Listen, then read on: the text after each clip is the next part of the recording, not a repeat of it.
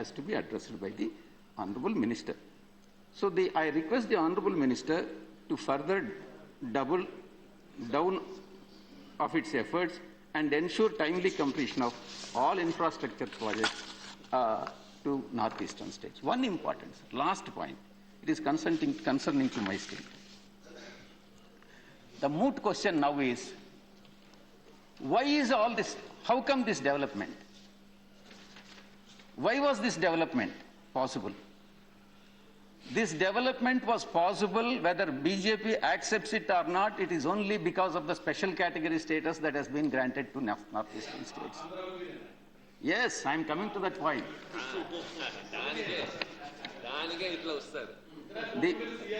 Please. The Congress party has assured it, but it has not enacted. Thanks to my colleague Ramesh ji. The AP Reorganization Act, author of AP Reorganization Act, he claims himself, because he only told me that he is the author of AP Reorganization Act, has loosely drafted, and the present BJP...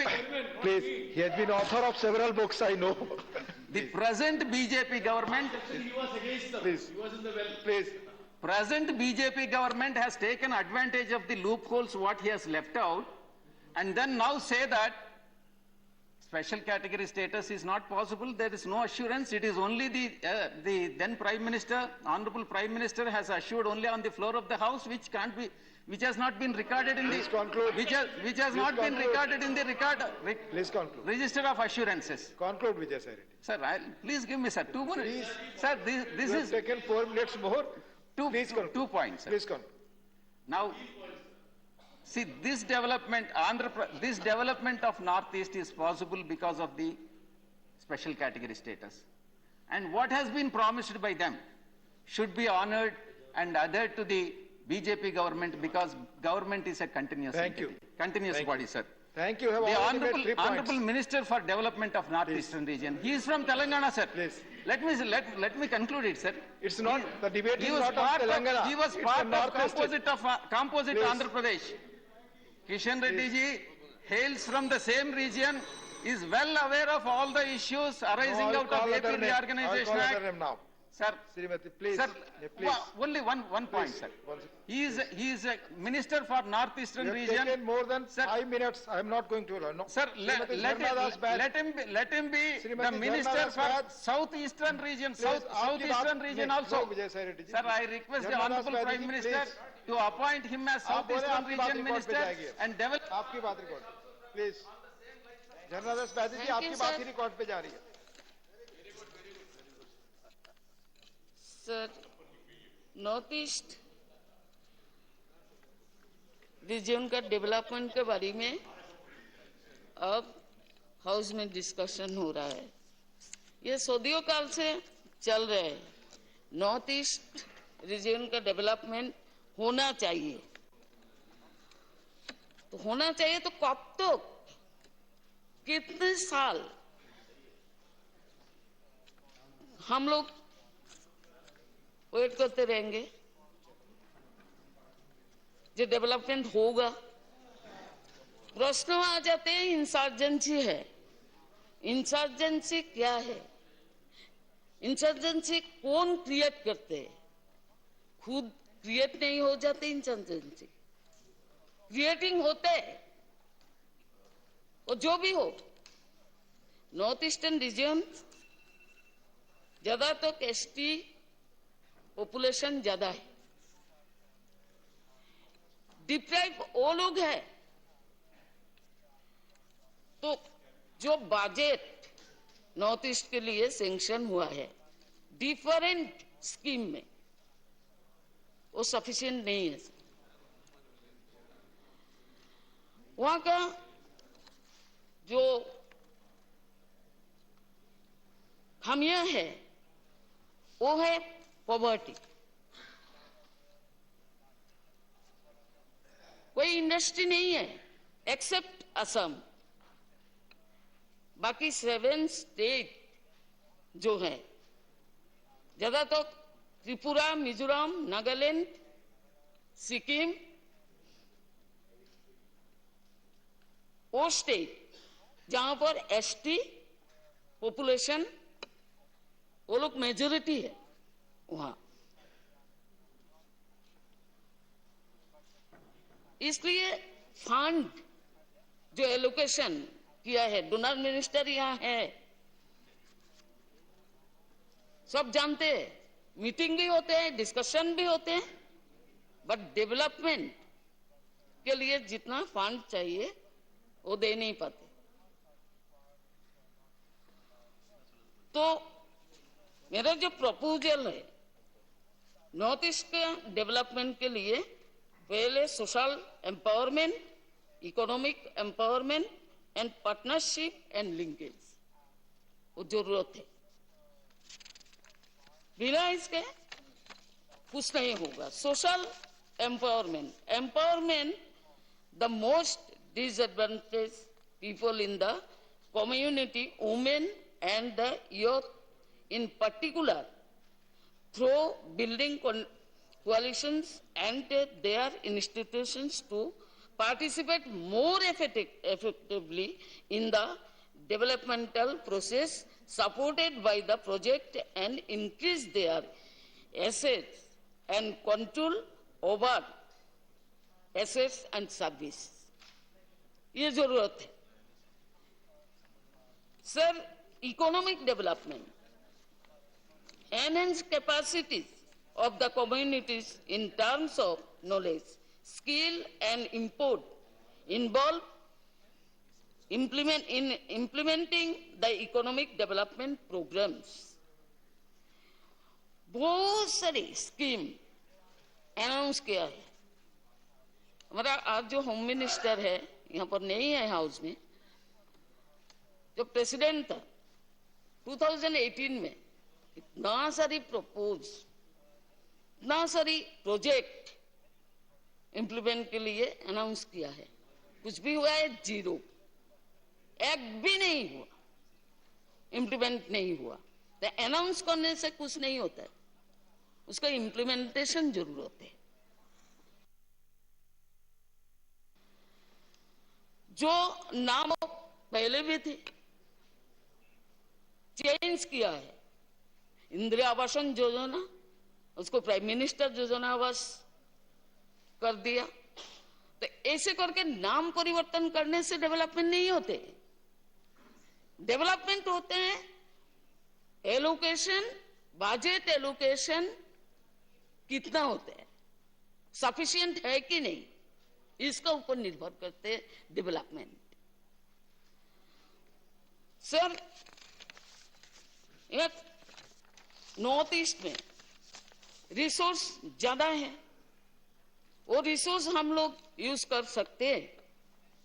मैं गौरव अनुभव करती हूँ north east में, मेरा जन्म हुआ, अभी भी नॉर्थ ईस्ट से मैं रिप्रेजेंटेटिव हूँ। नॉर्थ ईस्ट में इतना रिसोर्सेस है, वो जो सेल्फ हेल्प ग्रुप है, वो सेल्फ हेल्प ग्रुप को सफिशिएंट फंड्स देना चाहिए। सेल्फ हेल्प ग्रुप के द्वारा स्कॉटिश इंडस्ट्रीज चल रहा है, लेकिन लैक ऑफ फंड वो लोग कुछ नहीं कर पा रहे हैं। अनएम्प्लॉयमेंट इतना है, वहां तो इंडस्ट्री में काम करे और कोई इतना कंपनी नहीं है, बड़ा बड़ा कंपनी तो है ही नहीं महाराष्ट्र जैसा व अदर स्टेट, तो वहां क्या करेंगे। कम्युनिटी डेवलपमेंट, जो ग्रुप कम्युनिटी डेवलपमेंट है, उसका भी डेवलपमेंट का जरूरत है। सर मेरा बहुत दुख होता है, बहुत से पहले 1988 से पहले एक पेपर मिल सैंक्शन किया गया त्रिपुरा में। वो पेपर मिल के लिए पूरा बिल्डिंग कंस्ट्रक्शन करोड़ों रुपया खर्चा करके हुआ, लेकिन बीच में वो पेपर मिल शिफ्ट कर दिया गया। क्यों सर? त्रिपुरा में पेपर मिल बेम्बू का कोई कमियां तो नहीं है, पेपर मिल हो सकते हैं, अनएम्प्लॉयमेंट भी वो कम हो जाएगा, लेकिन वहां से शिफ्ट करके लेके आए। तो मेरा प्रपोजल ये है सर, एक आपका माध्यम से इस हाउस में मैं अपील रखती हूँ, जो कॉन्स्टिट्यूशनल अमेंडमेंट बिल जो 6 शेड्यूल का 125 बिल है वो पास कराना जरूरत है, पावर भी जरूरत है। तो इसलिए एडीसी का जो 6 शेड्यूल में आते हैं उसके लिए वो बिल पास कराना जरूरत है। एसटी एसटी का सप्लाइन बंद कर दिया गया, उसमें ग्रोथ सेंटर से लेकर सब कुछ उसमें होते थे, लेकिन वो बंद कर दिया गया, वो चालू करना चाहिए। और रबर प्लांटेशन, आप जानते हैं रबर प्लांट, मेरा 2 पॉइंट है। रबर प्लांटेशन सर, आप जानते हैं ट्राइबल लोगों के लिए जो आइन पास हुआ है पार्लियामेंट में, उसमें बहुत सारे लैंड है, लेकिन उसके पास फंड नहीं है, पैसा नहीं है, इसलिए खाली जमीन जितना पट्टा मिली है उसको 1,32,000 पट्टा मिले है, लेकिन जमीन खाली है। जमीन तो मिला है, पट्टा तो मिला है, लेकिन खाली है। रबर प्लांटेशन हो सकते हैं।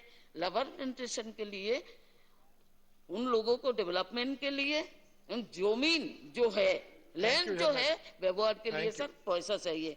और एक सर बोलूंगी, महिला का जो डेवलपमेंट चाहते हैं, बेटी बचाओ बेटी पढ़ाओ, बहुत सारे स्लोगन है। तो सर मैं बोलती हूँ, निर्भया जो फंड था उसका क्या हुआ, उसमें कितना पैसा रखा है वो मैं जानना चाहती हूँ। नहीं रखा तो पैसा रखना चाहिए। Thank you Jharna ji, thank you. Doctor M Thambidurai. Thank you, Vice Chairman, for giving the opportunity to say எனக்கு இந்த வாய்ப்பளித்ததற்கு நன்றி தெரிவித்துக் கொள்கிறேன். the government measures taking development of the northeast region.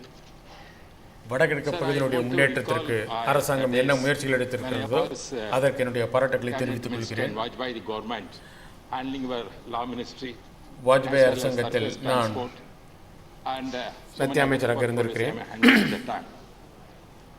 Many of the chief ministers from northern eastern used to come and meet me and ask வடகிழக்கு the funds பகுதியை for சேர்ந்த the roads. பல முதலமைச்சர்கள் அப்பொழுது என்னை They are so சந்தித்திருக்கிறார்கள். eager to see that they want some funds and assistance from the central government to develop that area. அவர்களுடைய பகுதியை வளப்படுத்துவதற்கு மத்திய அரசாங்கத்திலிருந்து எப்படிப்பட்ட உதவிகளை பெற முடியும் என்பதை பற்றி BJP government that did. கேட்டிருக்கிறார்கள். That is the thing. Therefore, who have done this thing is BJP government. Vajpayee government means BJP government. I was also minister at that time. At that time, they had taken the decision to develop the northeastern region, to develop this donor, that is.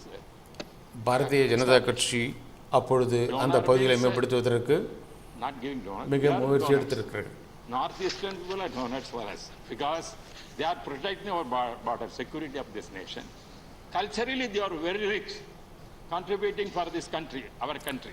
கலாச்சார ரீதியாக அவர்கள் மிகவும் மேம்பட்டவர்கள். And also tea estates. அவருடைய கலாச்சாரம் and oil மிகவும் rich and everything உயர்ந்த கலாச்சாரம். for the development country. They are contributing. They are the donors. நாட்டினுடைய முன்னேற்றத்திற்காக அவர்கள் பல பொருட்களை This time, தங்கள் பகுதியிலும் பல பொருட்களை நாடு முழுவதற்கும் வழங்கியிருக்கிறார்கள். established this வாஜ்பாய் அரசாங்கத்தில் and see அந்த that பகுதியை மேம்படுத்துவதற்கு பல முயற்சிகள் எடுக்கப்பட்டன. Now, Adithanar Reddy is and also given the power to do entrusted the work to develop that area. I am very glad. What are the அமைச்சர் steps Krishnakumar taken by ரெட்டிக்கு this, அந்த பகுதிகளை Modi மேம்படுத்துவதற்குண்டான government to develop that area? பொறுப்பு அளிக்கப்பட்டிருக்கிறது. Sir, you know very well, for this budget Modi now, அவர்களுடைய we are தலைமையில் speaking about அவர் அந்த திட்டங்களை a new செயல்படுத்திக் scheme, கொண்டிருக்கிறார். Prime Minister's Development Initiative for Northeast has been announced in the Union Budget 2022-23, which will fund infrastructure in the spirit of Prime Minister Gati and Sakti and social development projects based on the fed needs of பிரதம Northeast. மந்திரியுடைய Sir, I கதி remember, சக்தி sir, திட்டத்தின் மூலமாக whenever the set of infrastructure வடகிழக்கு like the பகுதிகளை roads, முன்னேற்றுவதற்கு as a பல minister at முயற்சிகள் the time, எடுக்கப்பட்டு when I கொண்டிருக்கின்றன. was handling 98-99, Ahmedabad Guwahati road is sanctioned by that government, Vajpayee government. I was surface transport minister at the time. When we golden quadrilateral envisaged at the time, Vajpayee அரசாங்கத்தில் other areas. At that time, how to connect சாலை northeast திட்டங்கள் area. மிகவும் At that time, that project is sanctioned. முக்கியத்துவம் Then பெற்றிருந்தன. after so many roads also developed in the Asam area. Therefore, this is the பல பகுதிகளை குறிப்பாக வடகிழக்கு பகுதிகளை இணைப்பதற்கான முயற்சிகள் எடுக்கப்பட்டன. Without development, that is the aim of the government. That is why people are voting for them. Not our Reddy said there is. மக்கள் அரசாங்கத்திற்கு எதை ஆதாரமாக வைத்து தங்களுடைய வாக்குகளை அளிக்கிறார்கள்? வளர்ச்சி பாதைக்கு நம்மை அழைத்துச் செல்லும் அரசாங்கத்திற்கு தான் அவர்கள் வாக்களித்துக் கொண்டிருக்கிறார்கள். Punishment cannot be done. The voters are the masters that decide who has வாக்காளர்கள் தான் எஜமானர்கள். எந்த கட்சி நம்மளுடைய முன்னேற்றத்திற்கு முக்கியத்துவம் கொடுக்கிறது என்பதை அவர்கள் புரிந்து அதற்கு தங்களுடைய வாக்குகளை அளித்துக் கொண்டிருக்கிறார்கள். அவர்கள் மோடியினுடைய இந்த திட்டங்களை மிகவும் விரும்பியிருக்கிறார்கள். Budget Kishan Reddy when he said answered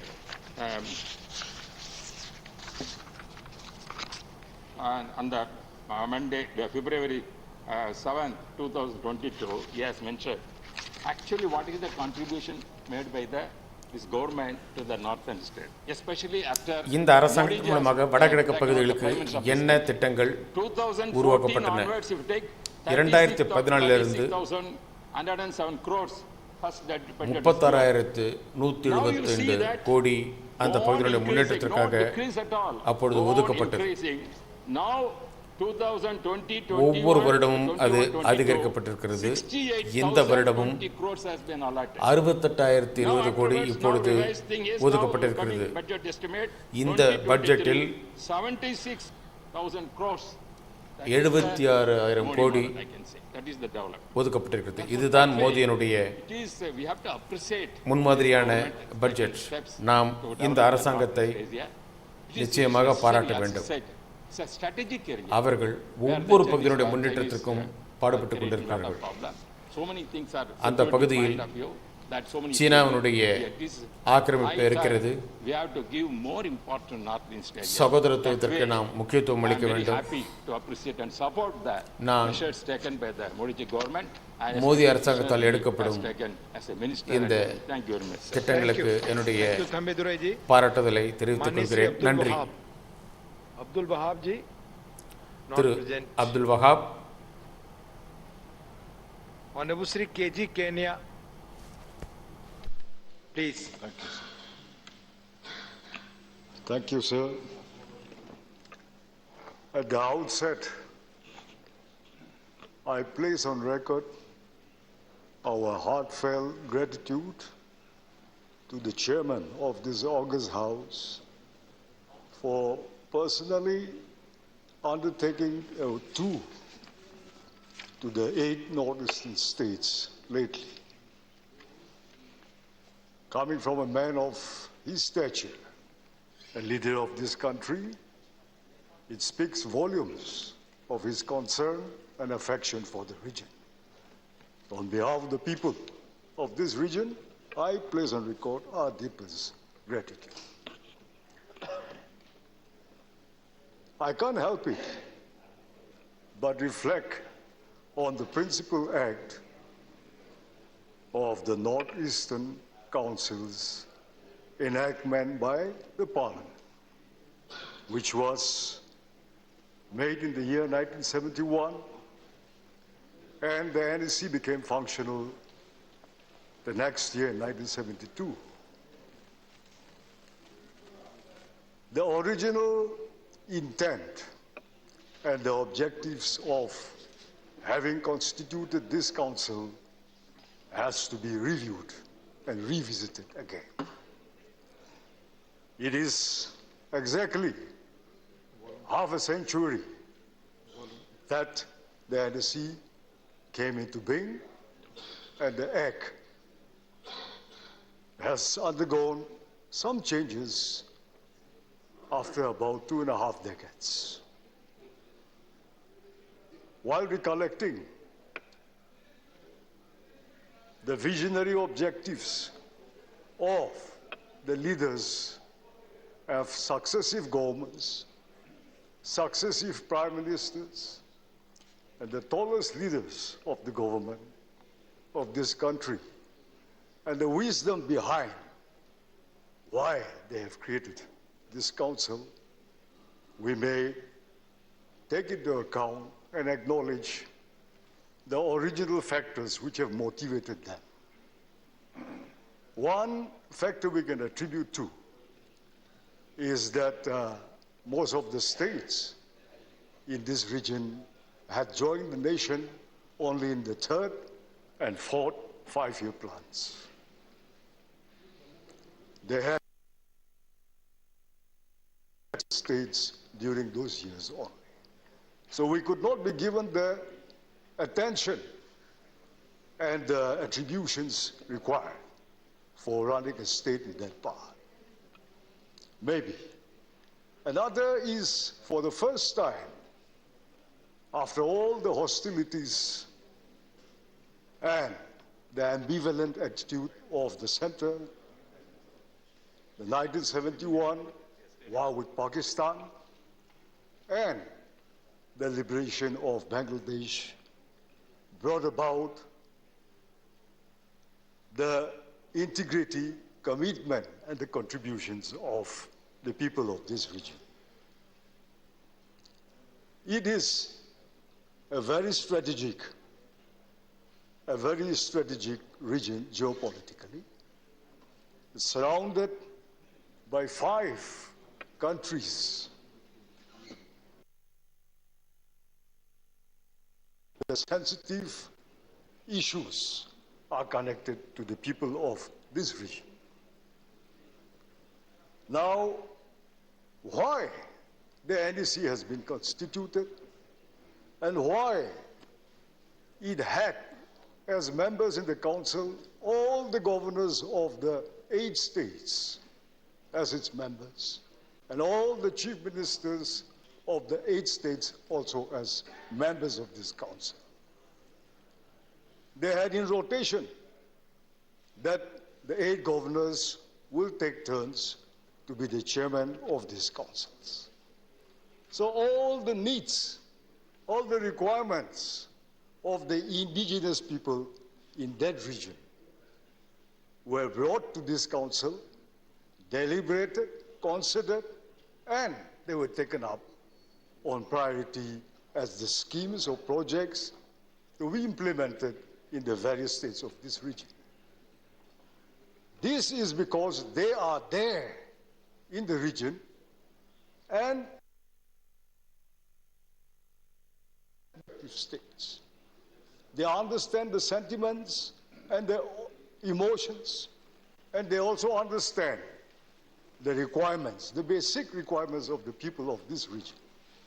So they were the best representatives to represent their states and act as the members in this regional planning council. That was the reason why the NEC, the Northeastern Council, came into being. After about 2.5 decades, an amendment took place where they have also branched out a Department of the Development of Northeastern Region under the Ministry of Home Affairs. And this became the administrative unit monitoring the affairs of the NEC. Soon, due to the shortfall of resources, the magnanimity of our prime ministers and the leaders of this country, they had mooted an idea to pull in 10% of the 49 ministries of this nation, of the center, wherein it would be fitted into the NLCPR, as we call it, non-lapsable resources. Now, this was at the disposal of the Northeastern Council for many years. But in 2004 again, the department this department was converted into a full-fledged ministry. And the ministry of the donor came into being. Underlying the working system of these two components, the Northeastern Council and the Ministry of Donor, there were too many areas where they were overlapping in the administrative as well as financial powers. Sir, I pray that you give me a little more time. Please. Yes. Today is my last day in Parliament. Just for information, there are some more speakers, 7 speakers, and they are having 27 minutes time now. Surely I will be as Your time brief. is already over, but you please speak. Thank you, sir. This is my last day in Parliament. Please. My time is over today. Please. Yeah, so grateful. So they have areas where they are overlapping financially as well as administratively. What I would like to say today, I would not like to charge or accuse the government, whether it be the government of the day or the previous governments. I would not like to. We are here as ambassadors of our people, and I wish to place this to the government, the center, that they must review the working system to make it more effective so that the benefits are accrued and targeted to the people for whom it is meant. I think there has to be a serious streamlining in the working system. The NDC should not be sidelined.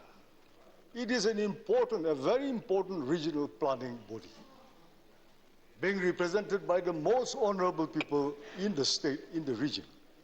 So, due acknowledgement should be given to them, and they have to be infused with the fund and resources that has been pulled from these ministries. If the planning, the execution, and the selection of are taken up and decided by this regional planning council, I tell you, it will cover 99% of the loopholes that these funds are facing today. It should not go to waste. We don't have big industries or small functioning viable industries also. Our economy is rural in nature. Our requirements are also minimal. It is very, very less.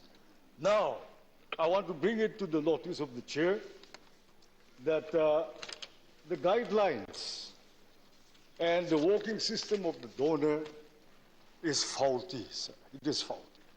Please don't misconstrue me as criticizing or trying to find faults in the government, in the ministry. But I'm saying this because I have the welfare of the people at heart. More the leaders who have conceived this idea must have had. If you see through this, sir, they have already, the donor... Please conclude. Now you have taken twice time what was allocated to you. Sir, Please. This is my last point. Please. Sir, हमने already they have... लिख कर दिया, हमने दिया. Please. Please, sir, just Please. 2 more minutes only. Yes, sir. They have constituted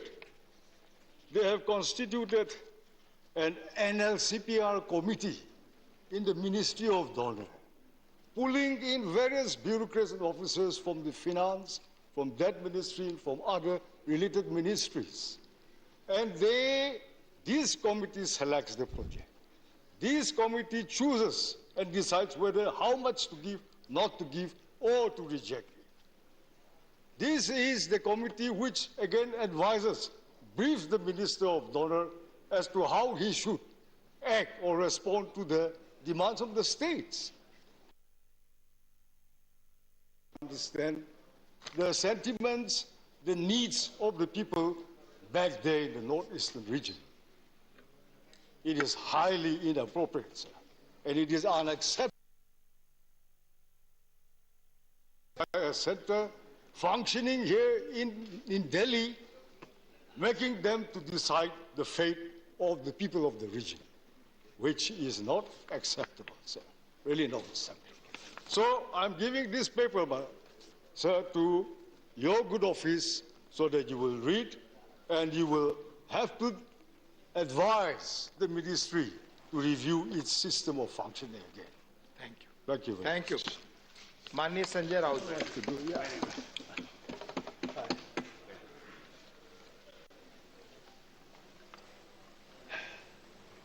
deputy chairman sir, ये खुशी की बात है आज कि नॉर्थ ईस्ट राज्यों के विकास, इस प्रदेश के बारे में, समस्याओं के बारे में इस सदन में चर्चा हो रही है। जैसे कि पहले के स्पीकर ने कहा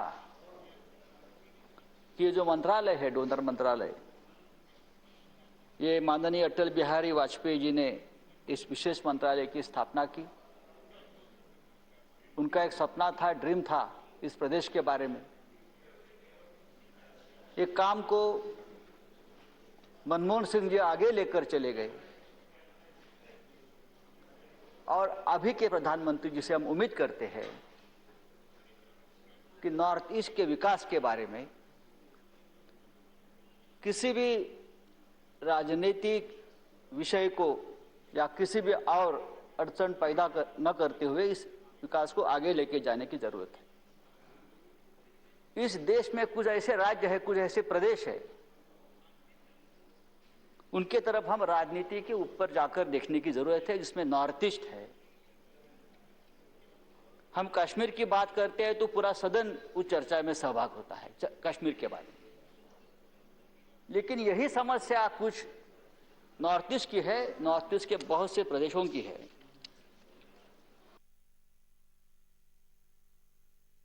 में आसाम है, नागालैंड है, मणिपुर है, मेघालय, मिजोरम, अरुणाचल, सिक्किम भी आता है, त्रिपुरा भी आता है।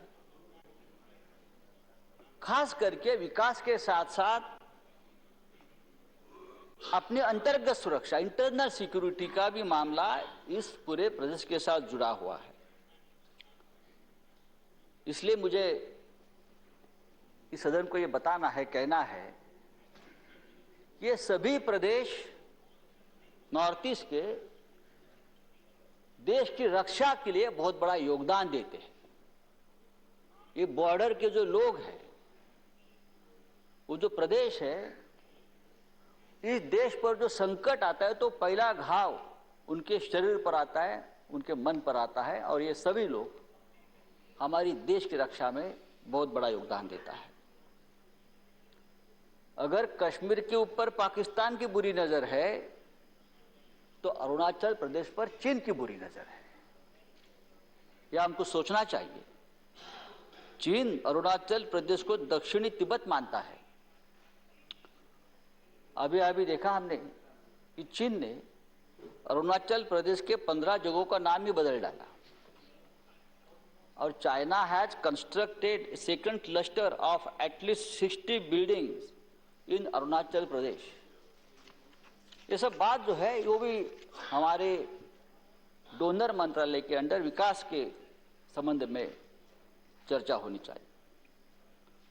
लेकिन यहाँ के जो लोग हैं वो अपने आप को उपेक्षित मानते हैं। जैसे सुष्मिता जी की बात हमने सुनी, रिपुन जी की बात हमने सुनी। उपेक्षा के छाया में, भ्रम के छाया में वो जीते हैं। इसलिए हमको उनकी तरफ ज्यादा ध्यान देना चाहिए। इंसर्जेंसी है, जैसे कश्मीर में है और प्रदेश में है, जैसे नॉर्थ ईस्ट में है, नागालैंड में है, मेघालय में है।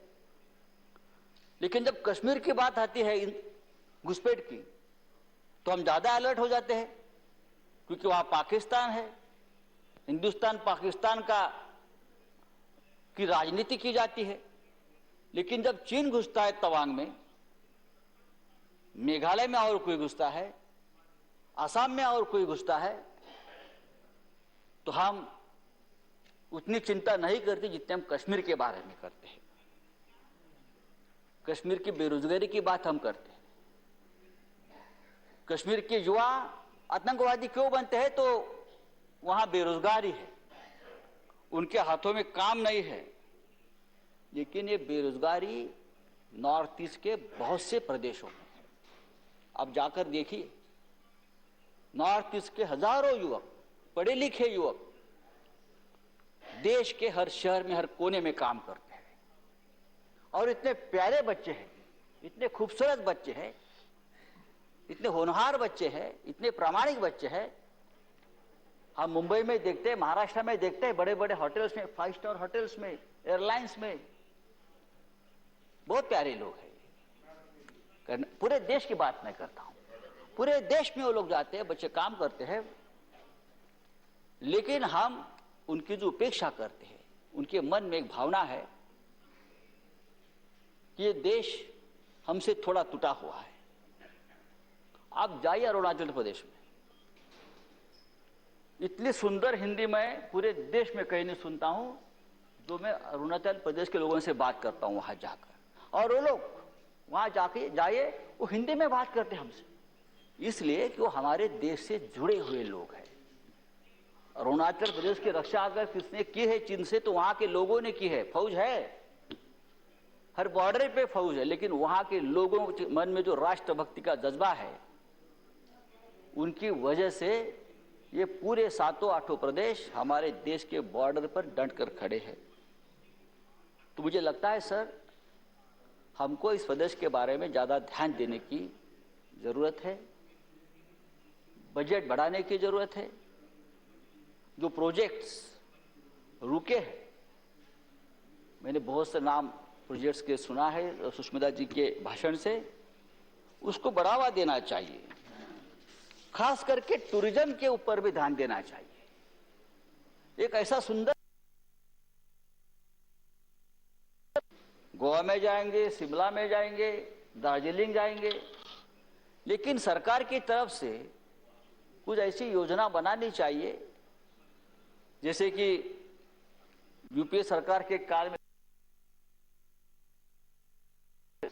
लुक ईस्ट, तो पूरे देश ने नॉर्थ ईस्ट के बारे में ध्यान देने की इसलिए जरूरत है कि देखिए हमारे देश क्या है, हमारे देश के लोग कैसे हैं, कितना सुंदर प्रदेश है।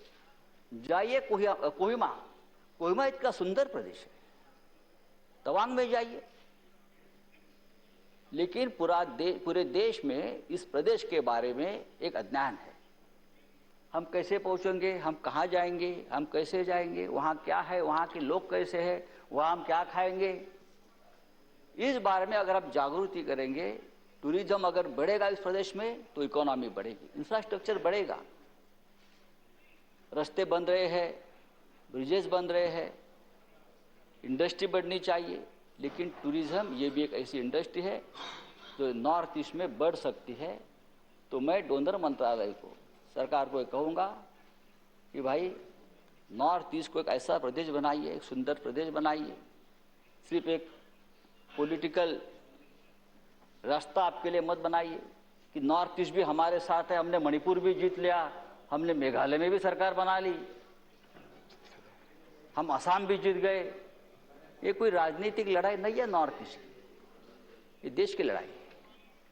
उनकी वेदना समझ लीजिए।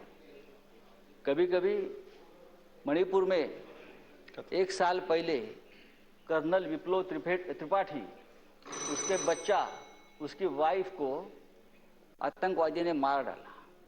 मणिपुर में इस प्रकार के हादसे हमेशा होते हैं, लेकिन हम उनके ऊपर चर्चा नहीं करते। होनी चाहिए, तभी ये नॉर्थ ईस्ट का विकास भी होगा और देश से जुड़ा रहेगा। मुझे विश्वास है कि सरकार इस बारे में सोचे। धन्यवाद संजय जी। माननीय श्री धन्यवाद सभापति महोदय। मेरे को एक डोनर पे बोलने के लिए परमिशन दिया, आपको धन्यवाद देता हूं और मेरा पार्टी को भी धन्यवाद देता हूं क्या ये महत्वपूर्ण विषय पे बोला। सभापति महोदय, पूरा देश का पॉलिटिकल पार्टी का भारी भारी लीडर यहाँ पर बोल चुके हैं डोनर पे। डोनर मिनिस्ट्री एक फुल फ्लेज मिनिस्ट्री 2004 में बना, लेकिन ये कम्युनिकेशन, ये जो नॉर्थ ईस्ट का कम्युनिकेशन सिस्टम है, कम्युनिकेटिव पॉलिटिक्स है, उसमें इसका महत्वपूर्ण स्थान रहा। कम्युनिटी पॉलिटिक्स मतलब ये मिनिस्ट्री को ऑनरेबल वाजपेयी जी ने उस टाइम में नॉर्थ ईस्ट को देश के साथ जोड़ने के लिए बनाया था। नॉर्थ ईस्ट का साथ जोड़े देश को, नॉर्थ ईस्ट का डेवलपमेंट ठीक हो और नॉर्थ ईस्ट का आदमी को, जैसे आदमी लोग सोचता था काट ऑफ लैंड का एक आदमी है, एक स्टेट है, इसका थोड़ा महसूस ना हो, इसीलिए डोनर बनाया था। इससे पहले 1971 में जो नॉर्थ ईस्ट काउंसिल बना, आप जानते हैं, आप लोग सभी, नॉर्थ ईस्ट काउंसिल पूरा वेल इक्विप्ड नहीं था बोल के डोनर बनाया था। जो वरिष्ठ सदस्य है वो बोल रहा था, तो बोलने से मेरे को एक फ्रेंड ने बोला ज्यादा इल्म मत करो, लेकिन क्यों हुआ इस नॉर्थ ईस्ट का बारे में इससे सोचने के लिए मौका क्यों मिला सब आदमी को? क्यों नॉर्थ ईस्ट बोलने के लिए ऐसा मन में क्यों आया? क्योंकि फिर आप लोग कांग्रेस वाला झगड़ा करेंगे या नहीं पता नहीं। 1962 में जब चाइना वार हुआ, जब चाइना बोमदिला तक पहुंच गया, तब out of the Assam, people of Assam, ये अभी तक गूंजता रहा वहां पर, अभी तक गूंज रहा है ये बात। तब ऐसा बोला कि असम इंडिया से उसको छोड़ दिया, चाइना का हाथ में छोड़ दिया था, ऐसे एक बात महसूस हुआ था और वो पूरा संप्रसारित हुआ था, इसीलिए आज तक ये बात है। क्यों ऐसा हुआ नॉर्थ ईस्ट के बारे में? जब कांग्रेस का शासन में बांग्लादेशी आदमी वहां पर इलीगल माइग्रेंट्स पूरा आसाम घुसा, नॉर्थ ईस्ट घुसा, तब आसाम में एक एजिटेशन हुआ 1979 में। शुरुआत की आसाम का आदमी ने आंसू को लेके, अजय को लेके, बाद में जब आदमी 800 लोग को मार दिया, आज तक भी कांग्रेस वहां पर वो क्षमा कभी मांगा नहीं स्टेट से, वो आसाम शहीद हुआ। बिग साथ आसाम एजिटेशन था। एक स्टेट का डेवलपमेंट के लिए एक एजिटेशन करना पड़े, एक जगह का डेवलपमेंट के लिए एक्सट्रीमिस्ट होना पड़े, ऐसा कैसा देश है जो देश बनाया था? अभी बोल रहा था, केनिया जी बोल रहा था, उसका लास्ट भाषण है, he was a very learned man. उनका स्टेट का आदमी कभी भी कांग्रेस को नहीं रखा, वहां पर हमेशा कोई ना कोई पार्टी रखता रहा। क्यों हुआ वहां पर? क्यों आदमी लोग इतना दुखी है? अभी बोल रहा था, मैं सुन रहा था डोनर का मीटिंग, इसमें इंटरस्टेट प्रॉब्लम क्यों है सर? इंटरस्टेट में आसाम का साथ मेघालय का झगड़ा, मेघालय का साथ आसाम का साथ अरुणाचल प्रदेश का झगड़ा, आसाम का साथ इसका झगड़ा क्यों हुआ? क्यों समाप्त नहीं हुआ था? ये अगर नॉर्थ ईस्ट मानते हैं, दिल्ली वहां से देखते हैं, दिल्ली का आदमी वहां दिल्ली में बैठ के ये कभी क्यों नहीं सोचा? ये कौन सोचा? ये सोचा नरेंद्र मोदी जी का गवर्नमेंट में और माननीय अमित शाह जी। नरेंद्र मोदी जी का फिर बोलना, ये बात बोलना पड़ेगा, बार बार हम लोग बोलते रहूंगा। एक गुजरात से जाके एक प्राइम मिनिस्टर दिल्ली में बना जो नॉर्थ ईस्ट को 50 बार गया। क्यों बाकी लोग नहीं सोचा ये बात? प्रधानमंत्री जी गामछा लेके घूमता है, ये क्यों हुआ? आसाम नॉर्थ ईस्ट में ज्यादा से ज्यादा 5 करोड़ आदमी होंगे, लेकिन इज्जत बना, वो देश का इज्जत बन के वहां रखा। सब आदमी लोग, आप जाते हैं माँ कामाख्या जी का वहां दर्शन करके आते हैं, उसको आप लोग को जानते हैं क्या महत्वपूर्ण है। क्यों ऐसा महसूस हुआ? हम लोग को क्यों महसूस हो रहा है?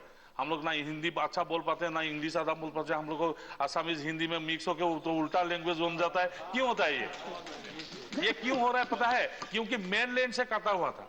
पॉलिटिकली हम लोग बोलते थे, पहले एक बहुत बड़ा कहावत है, जब कांग्रेस का टाइम में मूक था नॉर्थ ईस्ट में और दूध देने वाला वो था दिल्ली में, वहां मूक खिलाते हैं और दिल्ली में वो दूध लेते थे, ऐसा था। अभी हम लोग बदल दिया, हम लोग दूध देने वाला वो उधर कर दिया और मूक इधर कर दिया, ऐसे हो रहा है।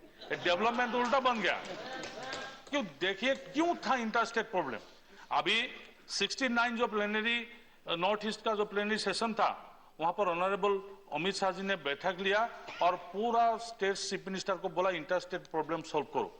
हम लोग का चीफ मिनिस्टर, असम का चीफ मिनिस्टर वो इनिशिएटिव लिया और इनिशिएटिव लेके पूरा इंटरस्टेट जो प्रॉब्लम है उसको सॉल्व कर रहे हैं। अभी नागालैंड का साथ ऑनरेबल एमपी साहब है और चीफ मिनिस्टर साहब बैठा, अरुणाचल का साथ बैठा, मिजोरम का साथ बैठा। आप लोग क्या चाहते हैं? क्या मिजोरम का पुलिस को हम लोग असम पुलिस गोली मार दे? ऐसे हो सकता? कोई इंसिडेंट हो गया उस टाइम में, कोई मिसअंडरस्टैंडिंग का इंसिडेंट हो गया, इसको इशू बनाना चाहते थे, अब इशू नहीं बना, क्योंकि हम लोग का समझदार जो चीफ मिनिस्टर है, दोनों चीफ मिनिस्टर समझदारी से उसको सब संभाला। इसके लिए डोनर जैसा मिनिस्ट्री का जरूरत उस टाइम में पड़ा था।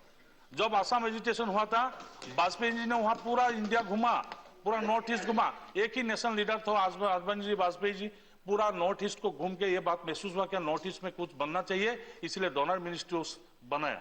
आप लोग तो प्राइम मिनिस्टर बना दिया, भेजता ही नहीं है, तो हम लोग का क्या दोष है? उसमें क्या बोलना है हमको? वहां पर कांग्रेस ने प्राइम मिनिस्टर तो वहां से बनाया, लेकिन भेजता नहीं था। अभी मोदी जी वहां जा रहे, हर दिन कोई ना कोई सेंट्रल मिनिस्टर वहां जा रहे। यहाँ पर जितना सेंट्रल मिनिस्टर बैठा हुआ है, हरदीप सिंह पुरी जी को लेके जितना हम लोग का आदमी है, राणे जी है और डोनर मिनिस्ट्री, जितना आदमी यहाँ पर बैठा हुआ है, एक्सेप्ट डोनर मिनिस्टर तो है ही, हर दिन कोई ना कोई नॉर्थ ईस्ट का वहां पर बैठते हैं, जाते हैं। ये क्यों हुआ? और देवेगौड़ा जी वहां बैठा हुआ है, ऑनरेबल प्राइम मिनिस्टर, उन्होंने बोगीबिल ब्रिज का शुरुआत किया, लेकिन ये तो कांग्रेस में समाप्त नहीं हुआ, समाप्त किया हम लोग का गवर्नमेंट का दिन में समाप्त हुआ। ये जो दौला सोदिया ब्रिज था, जो अरुणाचल असम को लिंक करता था, उसको कितना दिन लग गया उसको समाप्त करने के लिए। ऑनरेबल प्राइम मिनिस्टर को हम लोग का मोदी जी को इनिशिएटिव लेना पड़ा। एक्सट्रीमिस्ट प्रॉब्लम आप बोल रहे हैं, आप लोग संजय राउत जी बोल रहा था, हम लोग जीतने के लिए, पॉलिटिक्स करने के लिए बीजेपी वो पावर नहीं चाहिए, काम करने के लिए चाहिए। ये एक उदाहरण है, मणिपुर में जो इलेक्शन हुआ, ये शांतिपूर्ण इलेक्शन हुआ, आपको देखना चाहिए। हंसे मत, मणिपुर में आप गया, आप कभी सोचा है क्या मणिपुर में कितना एक्सट्रीमिस्ट था? आज दो शांतिपूर्ण, दो छोटा मोटा घटना होगा छोड़ के, लेकिन ये एक्सट्रीमिस्ट जो स्टेट था सर, मैं आसाम से ज्यादा लगा हुआ है, उसमें जाने के लिए डर लगता था, क्योंकि उतना एक्सट्रीमिस्ट था। आज तो शांतिपूर्ण अवस्था है, क्यों है? ये डोनर मिनिस्ट्री से जो फीडबैक मिला, वो फीडबैक लेके पूरा मिनिस्ट्री काम कर रहे हो। फंड कितना दे डोनर मिनिस्ट्री में मेरा उतना इशू नहीं है, क्योंकि मिनिस्ट्री इंडिपेंडेंटली वहां पर काम कर रहे हैं। कोई मिनिस्ट्री इंडिपेंडेंटली इसीलिए काम कर रहा है, मेरे को पता है। अभी national diary development board Assam में 10 लाख लीटर दूध उत्पादन, डेली उत्पादन करने का एक सुक्ति किया। रूपाला जी तो नहीं है, रूपाला जी जाके वहां पर आसाम का चीफ मिनिस्टर से वो एमओयू में साइन किया।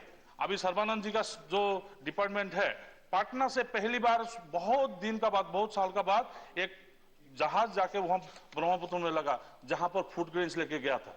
ये डेवलपमेंट का बात तो है ही, क्योंकि बांग्लादेश जो बांग्लादेश में घुस नहीं सकता, आप लोग बांग्लादेश से बांग्लादेशी लोग को आसाम में लाके वोट बैंक बनाया, लेकिन हम लोग का गवर्नमेंट वो रूट को व्यवहार करके इकोनॉमिक डेवलपमेंट करने का बात सोच रहा है। ये प्राइम मिनिस्टर का बात, ये सोच जो है, ये जो उनका विश्व गुरु का जो बात वो सोच रहे हैं, वो ही बात है, क्योंकि बांग्लादेश का साथ हम लोग बहुत दिन झगड़ा लगा।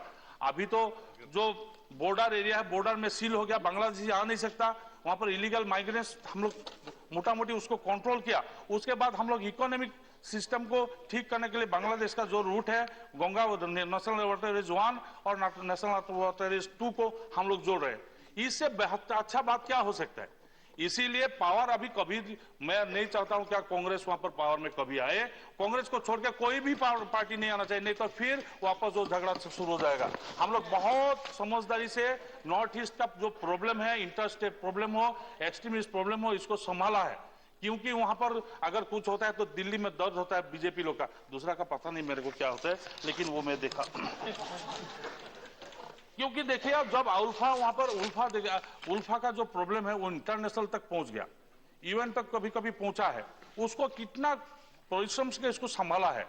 वो लॉ ऑर्डर, ठीक बात, वो लॉ एंड ऑर्डर प्रॉब्लम नहीं था, लॉ एंड प्रॉब्लम कभी भी नहीं था, लॉ एंड ऑर्डर। हाँ, जब ये तो होता है तो एक्सट्रीमिस्ट जब टेररिस्ट बनता तो लॉ एंड ऑर्डर प्रॉब्लम हो गई, लेकिन इसको ठीक करने के लिए जो दिमाग लगाना था वो हम लोग का प्राइम मिनिस्टर ने दिमाग लगाया, होम मिनिस्टर ने लगाया, पूरा पार्टी ने लगाया। अभी उल्फा फर्स्ट टाइम में, और दोबारा इस सदन में, पवित्र सदन में जो 26 जनवरी गया, उसमें कोई गलती, कोई बंद नहीं था। अभी शांतिपूर्ण व्यवस्था है। अभी नेशनल ऑयल मिशन का जो बात आया, नेशनल ऑयल मिशन का बात आया, उसको अभी सेंट्रल गवर्नमेंट में उसमें थोड़ा इंटरवेंशन किया, इसीलिए अच्छा है। ये पॉजिटिवली इसको देखना चाहिए। नॉर्थ ईस्ट का आदमी क्या है तो 5 करोड़ आदमी, लेकिन इतना सेंटिमेंटल है, इतना दुखी है, क्या मेन लाइन से जो काटा हुआ है इसको जोड़ने का एक ही प्रयास है। मैं मेंटेलिटी, जो इकोनॉमिक सिस्टम, जो पैसा कितना दे रहे, बजटरी प्रोविजन कितना है, वो बात छोड़िए, लेकिन जो मेंटली दिल्ली से जोड़ गया, यही सबसे ज्यादा, सबसे महत्वपूर्ण दान है हम लोग का गवर्नमेंट का, मोदी जी का। यही इसको ही सोचिए। वो गाली देता रहिए, कोई इसको क्रिटिसिज्म करते रहिए, वो बात अलग है, लेकिन एक बात तो सोचिए, कुछ हो रहा है। PM divine, prime minister development initiative for north east, कितना पैसा दिया छोड़िए, लेकिन एक तो प्रोग्राम तो आया जो नॉर्थ ईस्ट के लिए प्रोग्राम यहाँ पर लिखा गया है, इसको थोड़ा देखिए। Bodoland territorial council, Dima Hasao autonomous council, Karbi Anglong autonomous council, ये छोटा छोटा एक डिस्ट्रिक्ट में है, लेकिन वो इतना ट्रबल देता था, इतना डिस्टर्ब था। क्या डिस्टर्ब था? नहीं, सेंट्रल गवर्नमेंट को उसको लूट रहा है, सेंट्रल गवर्नमेंट ने डेवलपमेंट के लिए काम नहीं कर रहा है। अभी ऐसा है, अब हम लोग का ऑयल मंत्री बैठा हुआ है, पीछे नागालैंड का एमपी भी बैठा हुआ है। अभी नागालैंड में आप ऑयल नहीं निकाल सकता, क्योंकि आदमी का मन में है वो दिल्ली लेके चला गया, फिर जगह ही नहीं। आप chairman sir, national gas grid में स्टैंडिंग कमेटी का मेंबर था, तब बोर्ड दिखाता था नेशनल गैस ग्रिड आसाम से जोड़ा नहीं था, नॉर्थ ईस्ट में जोड़ा नहीं था। एक ही पाइपलाइन है, नुमलीगढ़ और दुलियाजन पाइपलाइन, हम लोग हंसता है, एक ही पाइपलाइन है समय, एक पाइपलाइन ने इधर से उधर चलता है। छोड़ के हल्दिया से पूरा एक बड़ा पाइपलाइन गैस लाइन अभी जोड़ रहे हैं, प्रधानमंत्री जी इसको जोड़ा है, और गैस लाइन अगर अवेलेबल होगा तो गैस हम लोग का घर घर का गैस जो गैस अवेलेबल होगा। आप नागालैंड का बात जानते हैं, कितना ऊंचाई चढ़ा है, वहां पर कितना रोड्स अभी बन रहे हैं। अभी जोरहाट से जोने बुटू जो आप जा नहीं सकता, जोरहाट से चांकी जा नहीं सकता, ज्यादा किलोमीटर नहीं है, लेकिन आगे लगता था 7 घंटा, अभी तो कम से कम रोड ठीक हो रहा है और रोड से जा सकता है। आप बोल रहे हैं तवांग आप जाइए, तवांग के लिए अभी अच्छा रोड्स भी बन रहे हैं, रेलवे को जोड़ रहे हैं। रेलवे जोड़ने से क्या होगा, मैं फिर भी दोहरा रहा हूं, रेलवे जोड़ने से पूरा इंडिया को जोड़ना जैसा लगता है। अभी नॉर्थ ईस्ट में बहुत डेवलपमेंट काम हो रहा है। जैसे पहले आप गुवाहाटी जाते थे, एक महसूस होता था कब बम फटेगा, मेरे को आदमी आके बोलता है अरे गुवाहाटी जाने से ऐसा लगता है कब बंद हो जाएगा, लेकिन ये तो कम से कम महसूस फ्री हो गया, अभी गुवाहाटी जाके आराम से आ सकते हैं। एयर कनेक्टिविटी भी बढ़ा है, आज ऑनरेबल मिनिस्टर ने बोला है।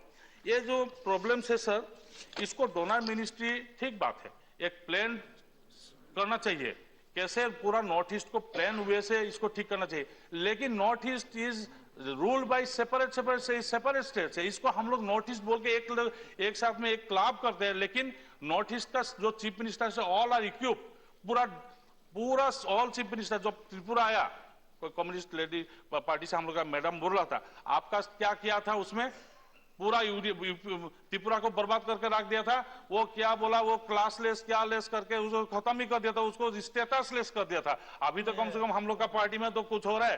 कम्युनिस्ट पार्टी वाला सुन लीजिए, आपका जो आप भी भूखा, आप लोग खाते रहे कि आदमी लोग भूखा रहता था, अभी तो सब खा रहे हैं वहां पर। कम से कम त्रिपुरा में तो डेवलपमेंट तो हो रहा है, हो तो रहा है। आप लोग क्या कम्युनिस्ट, हम लोग किया ठीक है, आप लोग ही किया, लेकिन भूखा था वो तो आप लोग का टाइम में भूखा था मैडम, आप लोग का टाइम में भूखा था। बजटरी प्रोविजन का बात नहीं बोल रहा हूँ, दुखी है आदमी, लोग दुखी था मैडम। आप माने या ना माने, आप लोग का चीफ मिनिस्टर रिक्शा में जाता, आपका कहां पर जाता था वो बात अलग है, लेकिन आदमी लोग तो अभी गाड़ी में चल रहा है। उसको देखिए त्रिपुरा का, त्रिपुरा इतना खराब था। मिजोरम में आप लोग चाहता कि आसाम पुलिस जाके वहां गोली मार दे। हम लोग का चीफ मिनिस्टर, हम लोग का होम मिनिस्टर बहुत ठीक है, तो गोली तो नहीं चला, लेकिन अभी डिस्कशन चल रहा है वहां पर, अच्छा से डिस्कशन चल रहा है, शांतिपूर्ण व्यवस्था होगा। आप वहां पर, मैं ये बात नहीं बोल रहा, आसाम एजिटेशन के लिए जो एक्सट्रीमिस्ट ऑर्गेनाइजेशन, इसको नॉर्मल सिचुएशन नॉर्मल होगा तो डेवलपमेंट आएगा। नॉर्मल सिचुएशन, अभी जनरल साहब बैठा हुआ है, हम लोग वहां पर क्या करना पड़ता था, तब आर्मी को लेके जाना पड़ता था। आज इंडियन आर्मी को मारने के लिए इंडियन आर्मी को व्यवहार क्यों करना चाहता था, कोई तो उसका रहा था।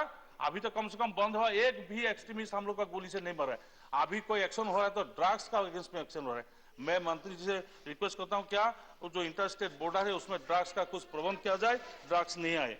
जो रीजनल सिस्टम है, आप आइए कभी देखिए वहां पर, आप त्रिपुरा से डायरेक्ट उड़ के यहाँ आ जाएगा, ऐसे नहीं होता है। आप कम से कम गाड़ी से आइए तो पता चलेगा, गाड़ी से आइए ना, आइए देखिए दूर में कितना है, अरुणाचल जाने में कितना दिक्कत है। उसमें अभी निर्मल भैया जी पहले बैठा हुआ, अभी लिख रहा है कि उसे बोलेगा शायद निर्मल भैया। ये भी रबिया जी का वहां जाने के लिए कितना प्रॉब्लम था, वो ब्रिज बनने में कितना टाइम लगता था।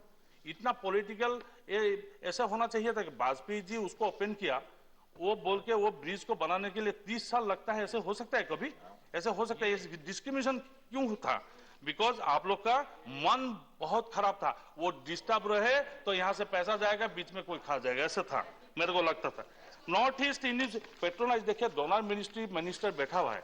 डोनर मिनिस्टर जो अच्छा बात है, एक plan develop north eastern states, इसके लिए सोच रहे हैं। ये जो गैप फंडिंग का डिपार्टमेंट है, ये ऐसा मिनिस्ट्री नहीं है क्या वो खुद का पैसा है वो खुद डेवलपमेंट कीजिए, वो चीफ मिनिस्टर लोग हैं वहां से प्रपोजल भेजेगा, ये काम करेगा।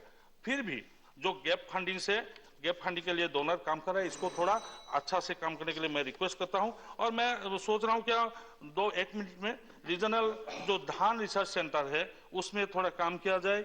जो राइस रिसर्च सेंटर है उसको थोड़ा अपग्रेड किया जाए, जो 1923 में किया था जोरहाट में है। नॉर्थ ईस्ट एग्रीकल्चर एक पॉलिसी बनाने के लिए रिक्वेस्ट कर रहा हूँ।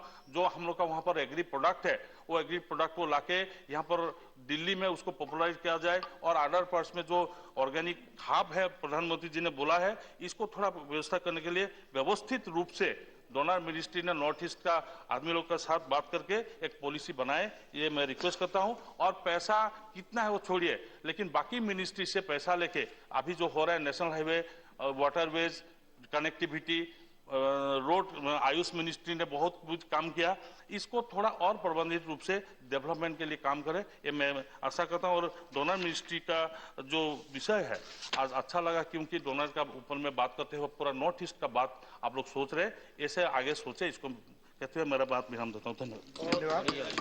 माननीय प्रोफेसर मनोज कुमार झा। बढ़िया ढंग से आपने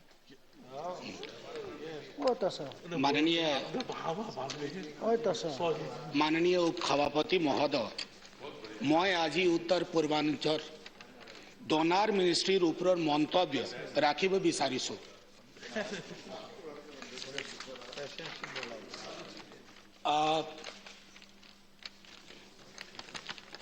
उच्चारण की गलती के लिए माफी मांगता हूं। कोशिश की थी कि उच्चारण सही होना चाहिए।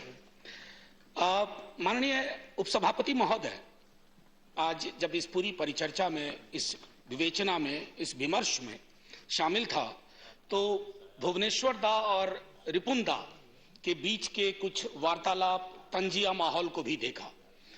रिपुन दा ने कहा कि लुक ईस्ट, भुवनेश्वर दा ने कहा एक्ट ईस्ट, और दोनों एक दूसरे को कह रहे थे। मेरा अपना एक सामान्य ज्ञान की तरह सोचा, if we look east and don't act, and if we act without looking at it, तो अब एक्ट करें बिना कहे तो अंधे कुएं में भी गिर सकते हैं। उसी तरह लुक ईस्ट करते रहे, सिर्फ लुक ही लुक रहे तो वो नहीं, तो एक समन्वय दोनों का होना चाहिए, जैसे रिपुंदा और भुवनेश्वर दा का समन्वय होना चाहिए। ये मैं दूसरी चीज, अपनी चिंता व्यक्त करने से पहले, आज जब इस पर चर्चा हो रही थी, अक्सर क्या होता है कि जब चुनाव के नतीजे आते हैं ना सर, सदन बदल जाता है थोड़ा। अचानक में सत्ता पक्ष को लगता है कि सलाह भी नहीं लेनी चाहिए, और सलाह को आलोचना के दृष्टिकोण से। मेरी भाषा विभाग को एमएचए में क्यों होना चाहिए और डोनर को एमएचए में क्यों होना चाहिए? अरे राजभाषा, एमएचए के बारे में धारणा हम लोगों की है लॉ एंड ऑर्डर का। अब हिंदी के प्रचार प्रसार के लिए लॉ एंड ऑर्डर के मैकेनिज्म की क्या जरूरत है? ये मतलब मेरी चिंता आज से नहीं है सर, कई वर्षों से मैं सोच रहा हूं कि आखिर ऐसा क्यों होता है कि जो नई चीजें क्रिएट होती है एमएचए में चली जाती हैं। So I am reminded, as a student हम पढ़ते थे कि एक बहुत डिबेट चला था नेहरू जी के टाइम में, और नेहरू जी ने, क्योंकि प्रिडोमिनेटली ट्राइबल पॉपुलेशन है सब, जिन राज्यों की हम बात कर रहे हैं, नेहरू जी ने ट्राइबल अप्रोच ऑफ पंचशील कहा था। सर उसमें एक बहुत बड़ी चीज थी ना कि इंट्रूजन और इंक्लूजन का फर्क। हम जिस नीति और नीयत के साथ चलते हैं वो इंट्रूजन में तब्दील हो रहा है क्या, या इंक्लूजन के मकाम को हासिल कर रहा है? ये सिर्फ इसी सरकार नहीं, तमाम सरकारों को नॉर्थ ईस्ट के जरिए के बारे में सोचने से पहले सर, क्योंकि देखिए मेरा मानना है कि पेरिफेरल स्टेट्स जो हैं, जो बॉर्डरिंग स्टेट है, चाहे कश्मीर हो या इधर अपना पूरा का पूरा उत्तर पूर्व का अंचल हो, इसको हमें सिर्फ लॉ एंड ऑर्डर के नजरिए से अद्भुत राज्य हैं सर, ये हिंदुस्तान की बहुलता को प्रदर्शित करते हैं और उस बहुलता का एक आयाम पेश करते हैं। अक्सर मैं एक छोटा उदाहरण देता हूं।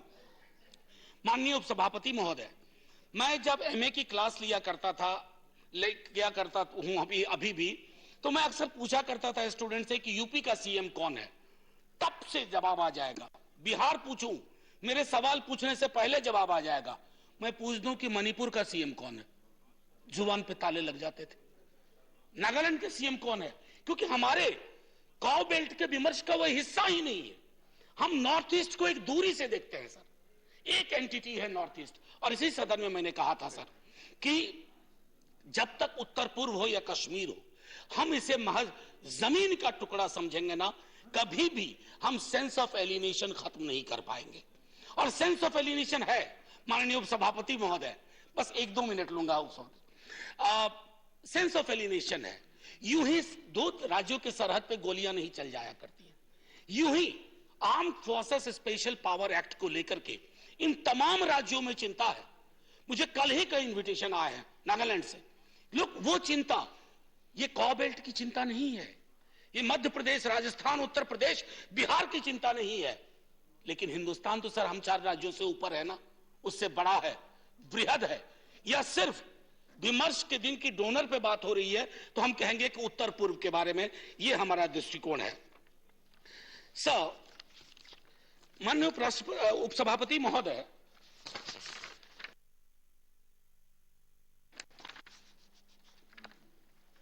अभी उत्तर पूर्व के विजिट से लौट के आए, उन्होंने कहा कि लोग और सरकार को उत्तर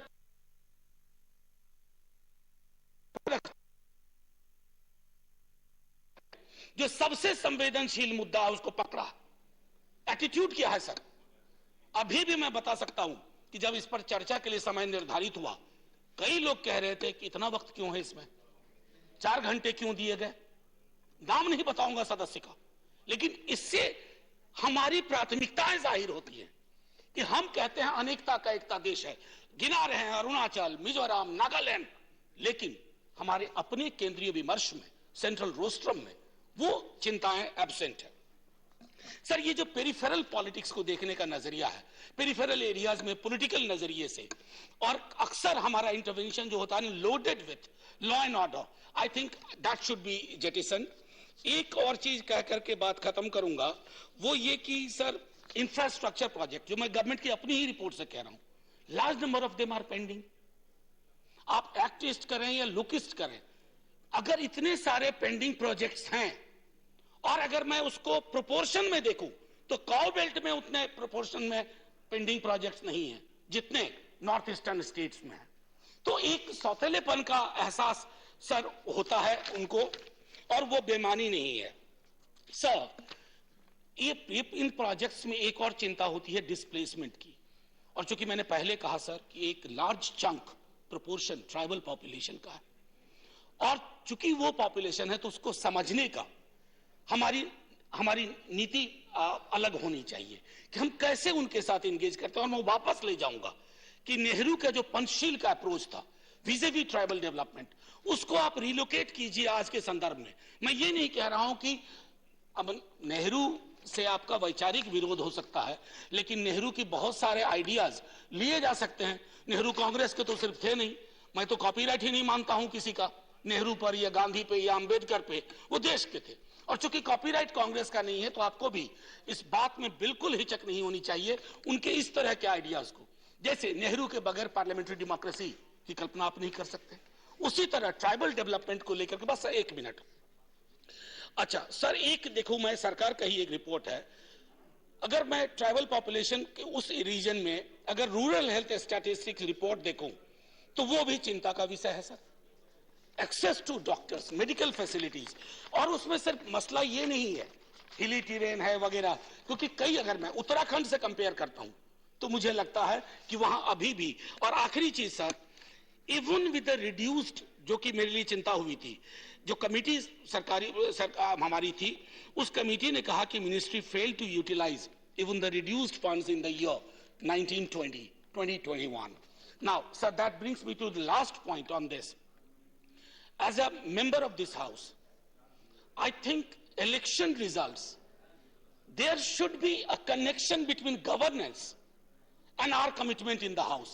अक्सर क्या होता है कि जब मुद्दों को ट्रैक्शन इलेक्शन में नहीं मिलता है तो यू टेक इलेक्शन का outcome as a guarantee that आप कुछ ना भी करें तो माहौल आपके पक्ष में है। सर, लोग जो है ना, खास करके उत्तर पूर्व के लोग, वो बहुत चिंता से देख रहे हैं। और मैं आखिरी में कहूंगा, चिंता को नहीं बनाए। जय हिंद। धन्यवाद। माननीय अजीत कुमार भुइया, please.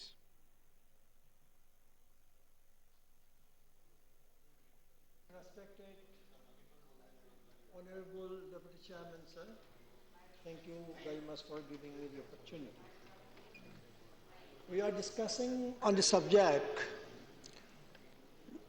on the working of the Ministry of Development of Northeastern Region. So, I would like to observe certain aspects of or activities of donor and particularly Northeastern Council. So, Northeast India continues to be an industrially underdeveloped and infrastructurally deficient region. Everybody must agree to this point, because if we want to achieve the goal, we must start from reality. Then what is the reality? If we are not clear about that, we cannot achieve the goal. So I am again want to tell that underdeveloped and infrastructurally deficient region, the Northeast. Sir, the poor condition of infrastructure in the region demands serious attention. Critical infrastructure is directly linked to economic development, national security, access and availability of educational and health infrastructure. Sir, if you go to the government reports, I am not talking about opposition reports or my reports, but if you go to the government reports, because of the time factor I cannot elaborate many things, then you will find that educational and health infrastructure is very poor in Assam, and particularly in Assam and the Northeastern region. The Ministry of Development of the Northeastern region, donor, is the only ministry with territorial jurisdiction and functions to coordinate the development efforts in the Northeastern region. The Department of Northeastern region set up in 2001, full-fledged ministry in 2004. So Ministry of Donor aims to give focused attention to addressing the special needs of the Northeastern region. It coordinates with various ministries, departments, primarily concerned with development activities in NER. However, respective ministries, departments remain responsible for the implementation in their respective fields. Sir, the ministry implements various schemes, including schemes of not lapsable central pool of resources, NLCPR, that have been restructured as Northeast Special Infrastructure Development Scheme and special packages through state governments of NER and some central ministries. If you look into the initiatives and other highlights of Ministry of Donor, the non-lapsable central pool resources, Northeast Special Infrastructure Development, namely Bodoland Territorial Council, Dima Hasa Autonomous Territorial Council, and Karbi Anglong Autonomous Territorial Council. Social and Infrastructure Development Fund is intended for Arunachal Pradesh and other remote hilly border areas, special problems that cannot be tackled through normal schemes. There are many schemes sanctioned by the Ministry of Donor from its beginning, and the schemes are to ensure integrated socio-economic development of the 8 states of the Northeastern region, including Sikkim. The objectives inter alia include balanced development of the Northeastern region. But sir, I'm very sorry to say that but almost 20 years later, the Ministry of Donor has not been able to come up with proper development projects, have not been completed and are behind schedule. My friend Tasa, he mentioned about Congress rule. मैंने उसको ये बोलना चाहता हूं कि उसका मिसरूल का लिए ही तो बीजेपी को लाया लोगों ने, लेकिन नॉर्थ ईस्ट एक ऐसी है रीजन जहां तो आप लोग वहां में अभी क्या करते हैं, डिवीजन करके सबको खत्म करने जा रहे हैं. The politics of division. आप लोग कल्चर के बारे में दिल्ली में बहुत दुख से बोलता हूं. He wanted to speak in Assamese. I appreciate him, Manoj Jha. लेकिन दिल्ली में बैठ के आप लोग को ये मालूम नहीं होता कि असम और नॉर्थ ईस्ट के लोग क्या चाहते हैं, उनका कल्चर क्या है, उनका दुख की बात है. तो आप एक बीजेपी होने के नाते आप जो बोल रहे हैं 1960s की चाइनीज वॉर के बारे में बोल रहे हैं, is no way connected with the northeastern development till now. It is no way connected. वो एक अलग सेक्टर था. Now you do not tell us that GDP से बांग्लादेश, नेपाल, इससे हम लोग का GDP कम है. ये नहीं बोलते आप लोग. So, my friend, he has said कि Prime Minister, the only Prime Minister who visited Assam for more than 40 times. Northeast, but whatever it is. Lekin what is the result? That is nothing about that. That Prime Minister visited, that became an election slogan. Lekin what is the result? Tell me. You tell me what is the development? You show us the report, the economic development. As he has rightly said, कि election result से आप economic development को जोड़ नहीं पाएंगे. और आप लोग बोल रहे हैं कि असम में शांति है. There is peace in the state, peace prevailing in the state. तभी भी आप लोगों ने एक draconian arm forces special power act is extended there in every year after year. What is this? On one hand, you are talking about peace. You are claiming that peace is prevailing there. And on the other hand, you are using the Armed Forces Special Power Act, which is a dangerous act. Everybody has accepted this, other parts of the country.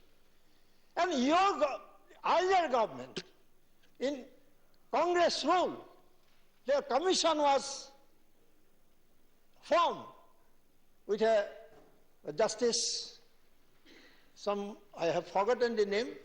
He was the chairman of the committee. उन लोगों ने बार बोला है कि this is a draconian law. Even UNO has spoke against that act, but you did nothing. वो कांग्रेस का था तो आप लोगों ने क्या किया, उसको क्यों हटाया नहीं? ये बोलना पड़ेगा हम लोग को. So, what is the result? 40-50 times, that is not very important. ये पहले प्राइम मिनिस्टर भी है जो देश में एक उनके वाराणसी में 3 दिन बैठा इलेक्शन जीतने को लिए. वेस्ट बंगाल में कितना गया और तृणमूल की वो लोग बोलेंगे कितना बार गया. तो कोई प्राइम मिनिस्टर पहले ऐसे इलेक्शन में ही जाता था, ये तो बोलना चाहिए ना. तो आप we will demand that Kamakya Tasa. Where? You should not address them. You address the chair. Yes, I am talking about the stand, but he has mentioned so many things which is not acceptable. Political speaking, political speech. So anyway, so almost 20 years later, the Ministry of Donor has not been able to come up with a proper development. I want to tell, sir, if you do not start from reality, if you do not accept the reality, then you cannot achieve the goal. There have been reports regarding funds not being released in time and delays in sending utilization certificates and other documents in a number of cases. Sir,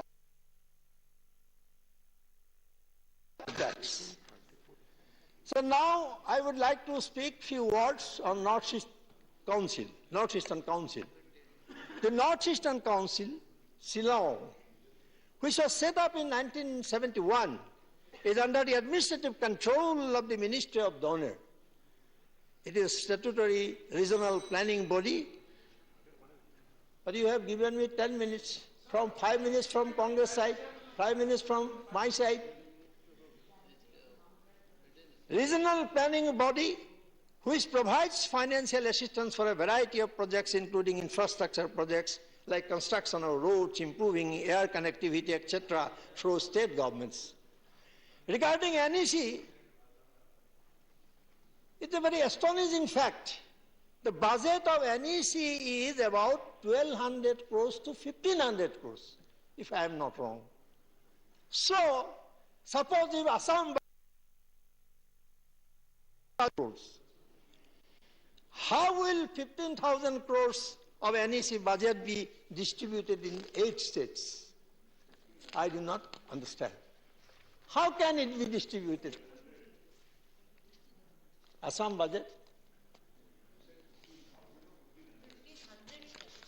1,500. 1,500 crores. 1,500 crores. Right. So what is the principle of distribution of these small budgetary allocation funds to 8 northeastern states? This is very important. This question should be asked from this side. So you try to increase this. That should be your role, not to blame earlier governments. Earlier governments have already, people have punished them. It is finished. It is a closed chapter. So most of the projects sanctioned under the Northeastern Council have been the subject of numerous complaints of irregularities. It's a very important point. Numerous complaints of irregularities and corruption. So there are many investigations going under the Central Bureau of Investigation for such irregularities. Now, will the minister say, has anyone even ever been convicted of any of the nefarious schemes of the CBI or the NEC? Very important point. Sir, time is over. 2 minutes. No, your time is over. Has the you have given everybody 2 minutes. Because of so only 2 minutes. Not that Has the public been informed? That's over. Please conclude, Mr. Bhuya. At the beginning, sir, Chairman sir has said us to be serious about Northeastern region, and he has appealed everybody to participate in this discussion. As I am from Northeast, sir, give me 2-3 minutes more. Not much. So has the public been informed that the CBI has investigated? You make your concluding point. It's a very important point. There are so many irregularities and corruption cases pending before the CBI, as I have got information. They convicted anyone in corruption cases. So as far as I know, a stadium is being built in Lakhimpur for 47 crores, and in tennis court in Swalkusi for 26 crores. Now no one knows what each status is.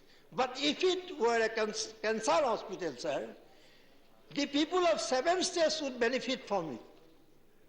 A tennis court, a stadium cannot help, cannot contribute anything to 7 states. But a cancer hospital will benefit 7 states, people of 7 states. Sir, let me conclude. Sometimes both NEC and the Honor Ministry are sanctioned projects separately with a single budget which is no meaning, and I suggest NEC should be given full financial power to implement projects. The Northeastern Council is not having sufficient budgetary allocation, then what is the need of NEC? That is the main point. Sir, furthermore, the Government of India announced, and the people are started its cultivation with a big hope. After the mission, there are 2 paper mills have been closed. Surprisingly, the paper has manufacturing through bamboo. Thank you. Thank then you, Mr. why Bhuya. the government Your come time up? Even Now, that is over. some members, they are talking Thank you about very much. economic development. about the benefit given by government of India. I'm calling the next speaker. Now tell us why so many industries, as Ripun has rightly mentioned, that last... I'm calling the next speaker. Just a minute, Mr. sir. Bhuya. Just a minute. In 7 years, not a mega project has been announced in Assam.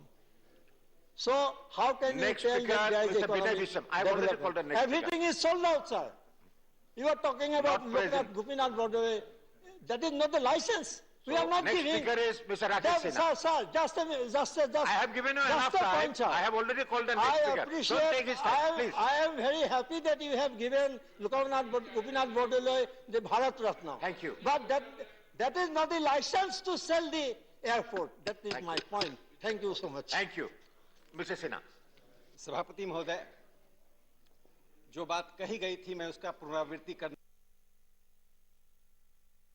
मुझे आश्चर्य हुआ और दुख भी हुआ कि एक सदस्य ने, माननीय सदस्य ने कहा कि प्रधानमंत्री जी का 40 बार से अधिक जाने का क्या मतलब है। मेघालय इस देश से बहुत पहले जा चुका है और हम मेघालयवादी संस्कृति का निषेध करने के लिए वैचारिक राजनीति कर रहे हैं। हम सत्ता की राजनीति नहीं करते हैं। इस देश में वैचारिक स्वतंत्रता की लड़ाई कर रहे हैं। उस वैचारिक स्वतंत्रता में मेघालयवादी जो भी संस्कृति है उसे समाप्त करने के लिए कटिबद्ध हैं, प्रतिबद्ध हैं। इसलिए मैं अंग्रेजी में नहीं बोलूंगा। मैं जो कहना चाहता हूं कि जिस बात की मैं पुनरावृत्ति नहीं करना चाहता था कि प्रधानमंत्री जी 40 बार से अधिक गए, तो उसका तात्पर्य क्या है। सभापति महोदय, मैंने 2019 में मेघालय के गांव को गोद लिया था जिसका नाम है कोंगथोंग, जिसकी चर्चा माननीय प्रधानमंत्री जी ने अभी मेघालय दिवस के दिन किया था। उस गांव के बारे में जो व्हिस्लिंग विलेज है, उस गांव के साथ मैंने 3 और गांव गोद लिए जो मोमांग, सदर और मौसूद। और चूंकि मैं उस नॉर्थ ईस्ट का साक्षी हूं, अभी मैं कोंगथोंग से पैदल पहाड़ी रास्ते से 45 मिनट का रास्ता था, मोमांग गया था, वहां के लोगों से मिला, उनके लोगों से बात किया, उनकी स्थिति जाना। लेकिन जो मैं बात रेखांकित करना चाहता हूं, 2019 में जब मैं उस गांव में गया, व्हिस्लिंग विलेज में जब एडॉप्ट करने के बाद गया, तो सादियापा खोंगसिट 60 वर्ष की तो खासी में बोल रही थी। मेरे मित्र खासी का अनुवाद बता रहे थे कि मैं माननीय प्रधानमंत्री नरेंद्र मोदी जी के लिए एक जिस विसल के आधार पर यानी आवाज निकालकर लोग एक दूसरे को बुलाते हैं, प्रधानमंत्री जी के लिए वह एक राग, एक धुन देना चाहती हूं। मैंने पूछा ऐसा क्यों? उस कॉन्सेप्ट में 60 वर्षीय उस महिला ने कहा कि हमारे गांव में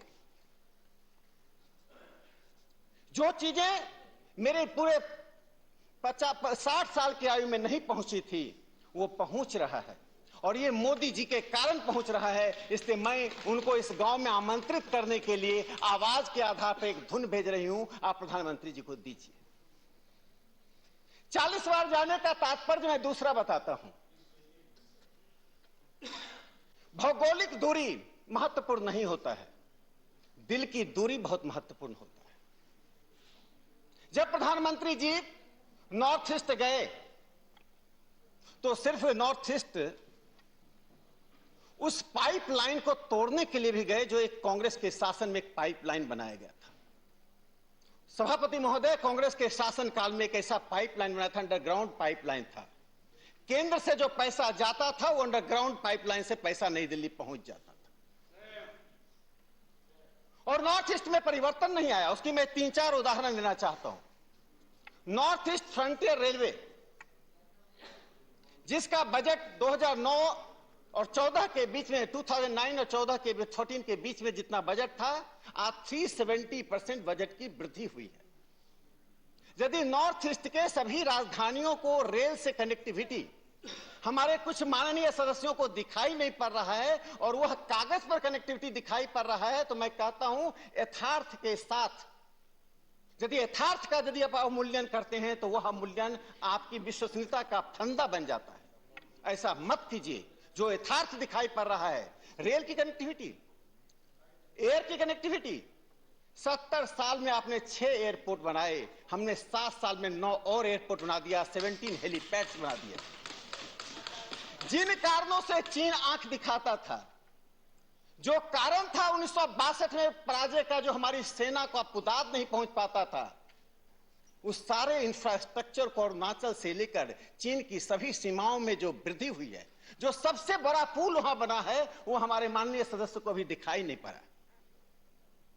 जो नेशनल हाईवे वहां बन रहा है, वो हमारे माननीय सदस्य को दिखाई नहीं पड़ रहा है। उनकी यात्रा खुद सुलभ हो गई है, लेकिन उस सुलभ यात्रा को भी सदन के भीतर दुर्लभ रूप में प्रस्तुत कर रहे हैं। मुझे लगता है कि ऐसा करना विपक्ष की अपनी विश्वसनीयता को कम कर रहा है। हम वोट नहीं ले रहे हैं, सिर्फ हमारे मतों में जो वृद्धि हो रही है, चाहे मेघालय हो या मणिपुर हो, हम चाहे मिजोरम में जाकर मत ले रहे हैं, हम नागालैंड में भारतीय जनता पार्टी आगे बढ़ रही है, उसके पीछे भारत के यशस्वी प्रधानमंत्री नरेंद्र मोदी जी की दृष्टि की विश्वसनीयता है। भावना और दृष्टि जब मिल जाती है, जब भावना और दृष्टि मिल जाती है, तो वो ताकत बन जाती है। हमने कम किया, लेकिन दिल की दूरी जो बड़ी थी, उसको हम 0 माइल कर दिए। आज नॉर्थ ईस्ट जनरल नॉलेज की चीज नहीं है। कांग्रेस के शासनकाल में एलटीसी, नॉर्थ ईस्ट का महत्व क्या था? सरकारी कर्मचारियों को एलटीसी पे जाना है तो नॉर्थ ईस्ट जाइए, जबरन भेजा जा रहा है। जाने वाला सोचता था कि नॉर्थ ईस्ट पहुंचकर मैं सुरक्षित लौटूंगा कि नहीं। आपने आतंकवाद और अपराध का वह प्रयोगशाला बनाकर रखा था। हमने क्या किया, उसका मैं 2 उदाहरण देता हूं।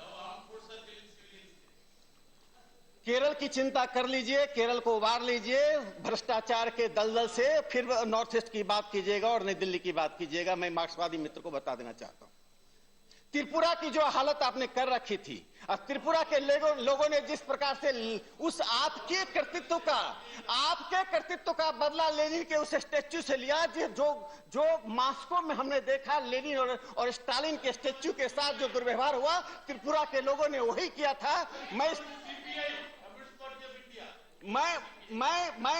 अपने मार्क्सवादी मित्र को, सभापति महोदय, बता देना चाहता हूं कि त्रिपुरा के लोगों का रोष मार्क्सवाद से इसलिए था कि डुबाकर, गरीबी की बड़ी प्रयोगशाला बनाकर, सर्वहारा के नाम पर सर्वहारा का शोषण करके शासन कर रही थी। आज त्रिपुरा में भगवा द्वेष के कारण हमारी सत्ता है। प्रधानमंत्री नरेंद्र मोदी जी की लोकप्रियता को जाकर आप त्रिपुरा हो, मेघालय हो, मणिपुर हो, नागालैंड है, जाकर देख लीजिए।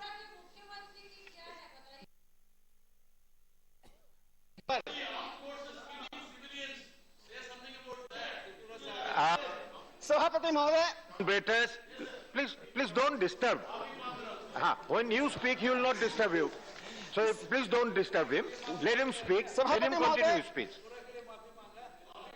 जिन लोगों को नॉर्थ ईस्ट की वास्तविकता नहीं पता है, वो नॉर्थ ईस्ट पर बहुत बड़ा प्रवचन दे रहे हैं। तो वास्तव में गांवों में बसता है। सिर्फ मेघालय में 6026 गांव हैं, अरुणाचल में 4065 गांव है, त्रिपुरा में 830 गांव है, मिजोरम में, नागालैंड में 1335 गांव हैं। इन गांवों में भारत की आत्मा बसती है। इन गांवों में नॉर्थ ईस्ट वास्तव में रहता है। नॉर्थ ईस्ट सिर्फ शिलोंग और गुवाहाटी में नहीं है। जो कांग्रेस और सीपीएम ने अपने सत्ता के दौरान अगरतला तक और कांग्रेस ने गुवाहाटी तक जो विकास को सीमित कर रखा था, प्रधानमंत्री नरेंद्र मोदी जी ने वाइब्रेंट विलेज का कंसेप्ट दिया है। आप जाकर नॉर्थ ईस्ट के गांवों को देखिए। सेल्फ हेल्प ग्रुप ने महिलाओं को 14,000 से 15,000 रुपए प्रत्येक महीने उनकी आमदनी को बढ़ाया है। एक उदाहरण देना चाहता हूं, छोटी छोटी बातों से।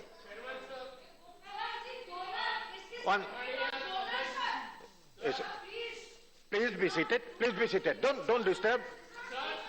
The minister has to say something. Yes. सम्मानीय चेयरमैन सर, सम्मानीय सदस्य भाषण दे रहे हैं, विचार पेश कर रहे हैं, और वहां से इतना डिस्टर्बन हो रहा है। वो जब खड़े होते हैं, हम लोग तो बोलते नहीं है, हम डिस्टर्बन नहीं लाते। आप डिसिप्लिन उनको कहिए, ये ऐसे ये नहीं चलेगा। He is speaking on a point of order. He is speaking on he is speaking on rule. Please be seated. Please be seated. Please be seated. Please be seated. Don't, please. कैसे भी चलती है हाँ Have you concluded? Mr. Sinha. Mr. Sinha. All right. That I will decide. Please be seated. Please. Please be seated.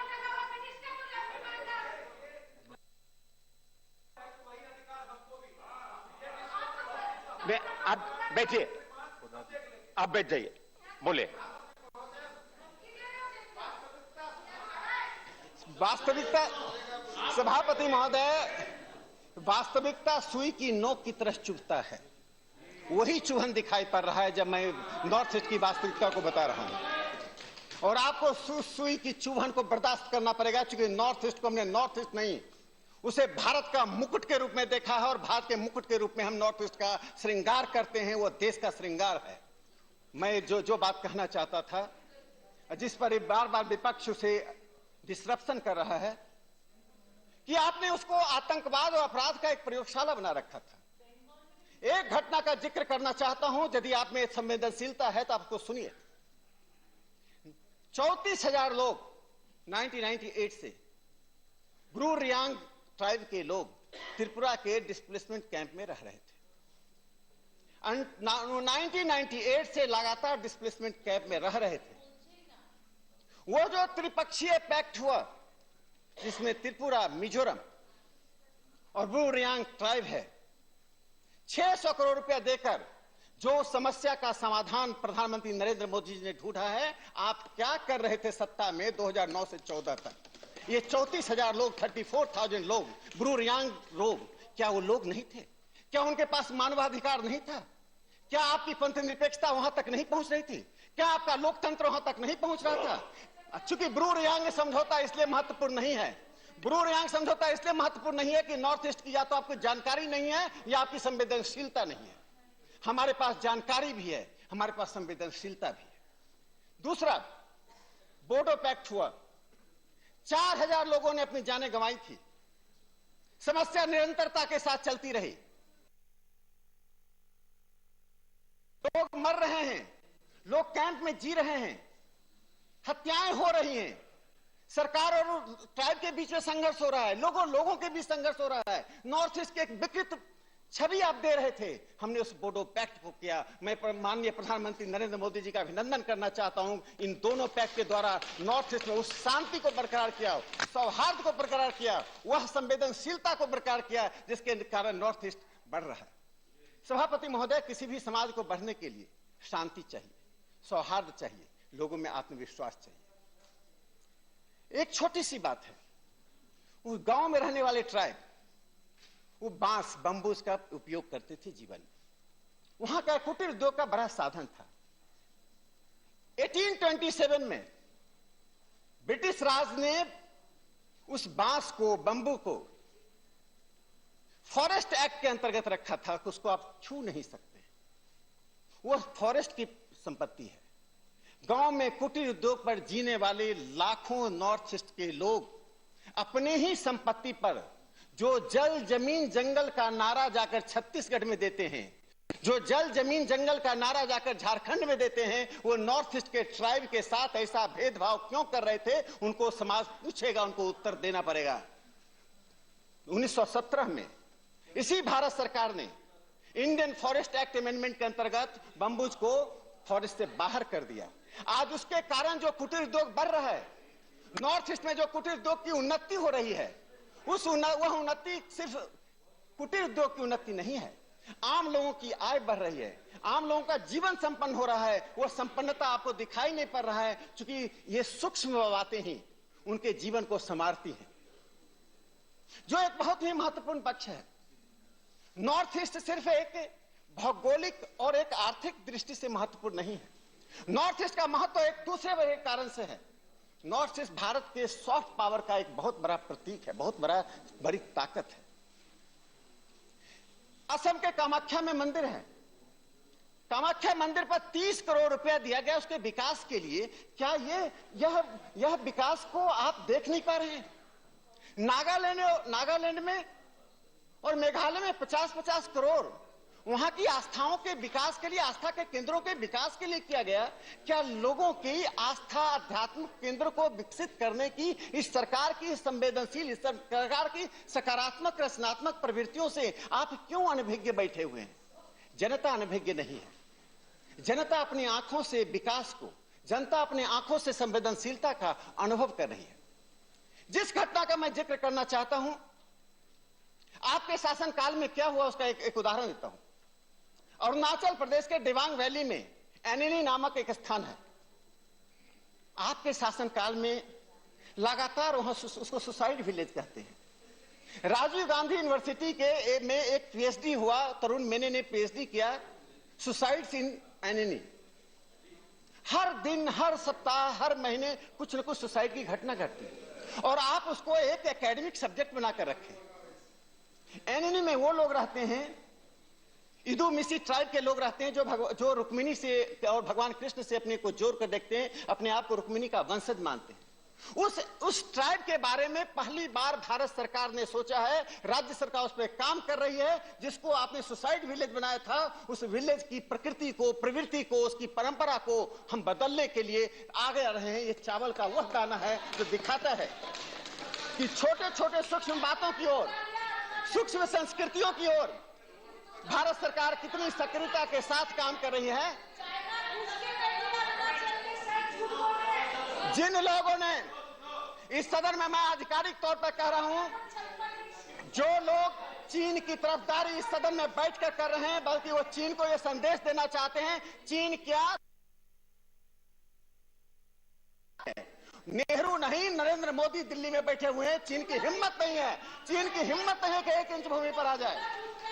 ये तृणमूल कांग्रेस के दफ्तर में चीन आ गया होगा, कांग्रेस पार्टी के दफ्तर में चीन आ गया होगा। भारत के 1 इंच भूमि पर चीन कब्जा नहीं कर सकता है, ना चीन ले सकता है। या सभापति महोदय, मैं बार बार मैं उनको चुप कीजिए या हमें इजाजत दीजिए।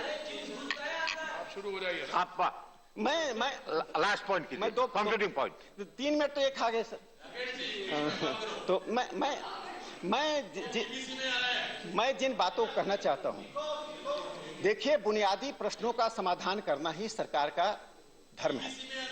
उसका मैं एक उदाहरण देकर इस बिंदु के बाद मैं अपनी बात समाप्त करूंगा।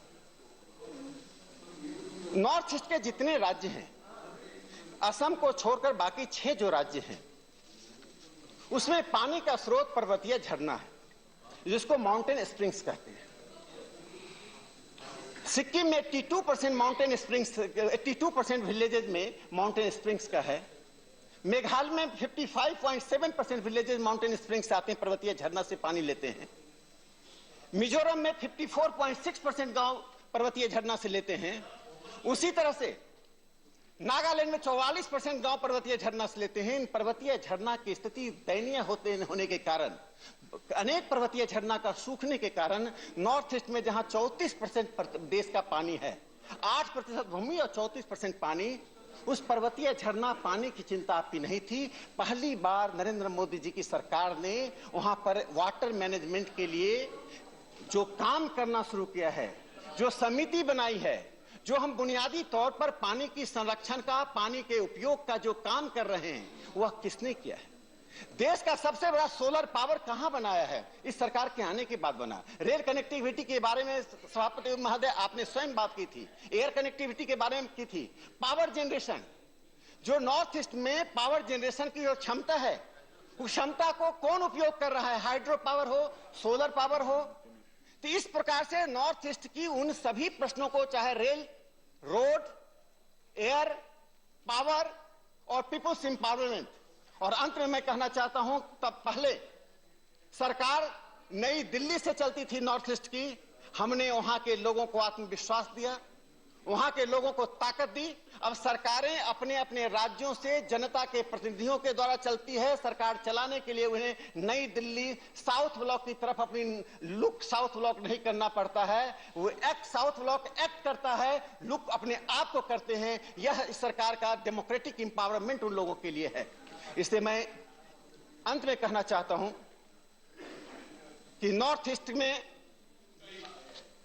जो परिस्थितियां हैं, उस परिस्थिति का एक अंत में उदाहरण यह है कि उसका एक गांव कोंगथोंग आज बेस्ट टूरिस्ट विलेज के रूप में भारत सरकार ने यूनाइटेड नेशन ट्रेड और टूरिस्ट ऑर्गेनाइजेशन के सामने प्रस्तुत किया है, जिस गांव में कांग्रेस का एक प्रतिनिधि कभी नहीं पहुंचा, सरकार के कर्मचारी नहीं पहुंचे, उस गांव में हमारे लोग पहुंच रहे हैं, केंद्र सरकार पहुंच रही है। यह आपको बाध्य कर रहा है कि उस गांव की ओर देखें। आज वहां का एक एक गांव संवर्धित हो रहा है, सुरक्षित हो रहा है। मैं इतना कहना चाहता हूं कि नॉर्थ ईस्ट और नई दिल्ली के बीच की दूरी समाप्त करने का बड़ा काम यशस्वी प्रधानमंत्री नरेंद्र मोदी जी ने किया है। इसके लिए उनका मैं अभिनंदन करता हूं और विपक्ष को कहता हूं नॉर्थ ईस्ट के विकास के मामले में कम से कम राजनीति ना करें। धन्यवाद।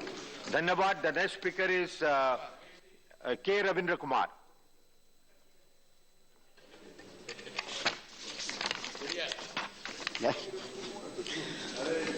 Sir, I am very thankful to you for giving me this opportunity to take part in the discussion on the working of the Ministry of Development of North Eastern region. Firstly, I must appreciate and congratulate the Honorable Minister, Cabinet Minister, Mr. Kishan Reddy ji. He is also from Telugu man and youngster and energetic man. I hope that under his guidance, the North Eastern leadership will be developed further. Sir, the North Eastern region comprises of 8 states, namely Arunachal Pradesh and so. The entire region of North East was uniquely located with inadequate means to access the mainland. So the primary task is to provide connectivity to the mainland. Unless and otherwise it is not brought into contact with the mainstream, problems in urgency will remain to haunt us.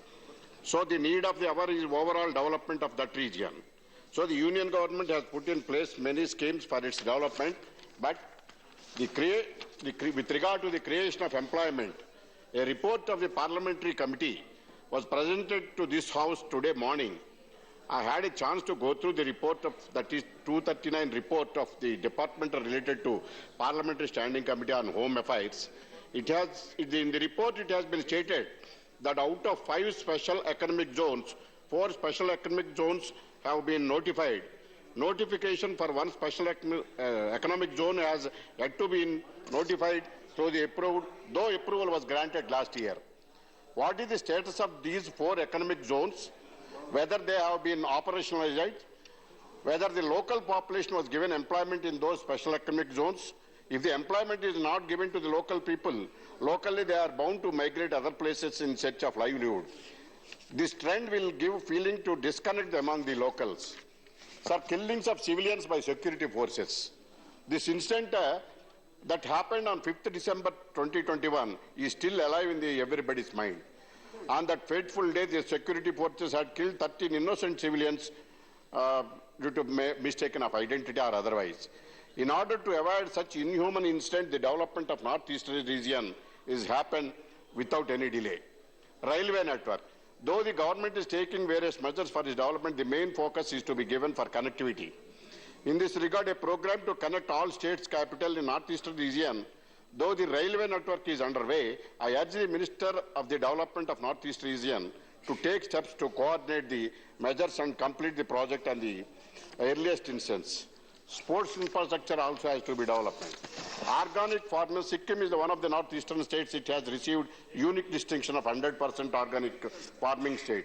It has become proud of our country. The trend has to be promoted in the entire northeastern region.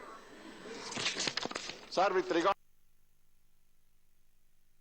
this is concerned, after the bifurcation by virtue of the AP Reorganization Act, the Andhra Pradesh also became a backward state in the country on par with the northeastern states. At the time of the bifurcation, the then Honorable Prime Minister has promised a special category status on the floor of this House under the AP Reorganization Act also drafted at that time. My Honorable Senior colleague Mr. Jairam Ramesh was one among them in the senior member. But in his presence, the special category status announced, though it was not mentioned in the enactment. The special category status has to be given to the state of Andhra Pradesh on par with the northeastern states. Though the present government, YSRCP government, came to the power on the false promises that they will get the special status by fighting with the BJP government. After assuming the power, they forgotten everything, they have abandoned everything, they have mortgaged the special status and for the reasons best known to them. Since our ruling government in the state of AP has forgotten everything, the central government has to undertake and implement the promise made by the then Prime Minister Sri Manmohan Singh ji and grant special status along with the northeastern states. I request the central government to consider the demand of the AP special status, since the AP government is ruined the entire state of AP and running the government with reverse mode. Thank you, sir. Thank you very much. The next speaker is Praful Patel. Mr. Vice Chairman, we are discussing a very important part of our country, the Northeast, also very beautiful, also very culturally diverse, and a place which is home to so many different tribes, different languages, different cultures. And I think as Indians, we are very proud that Northeast is our great nation.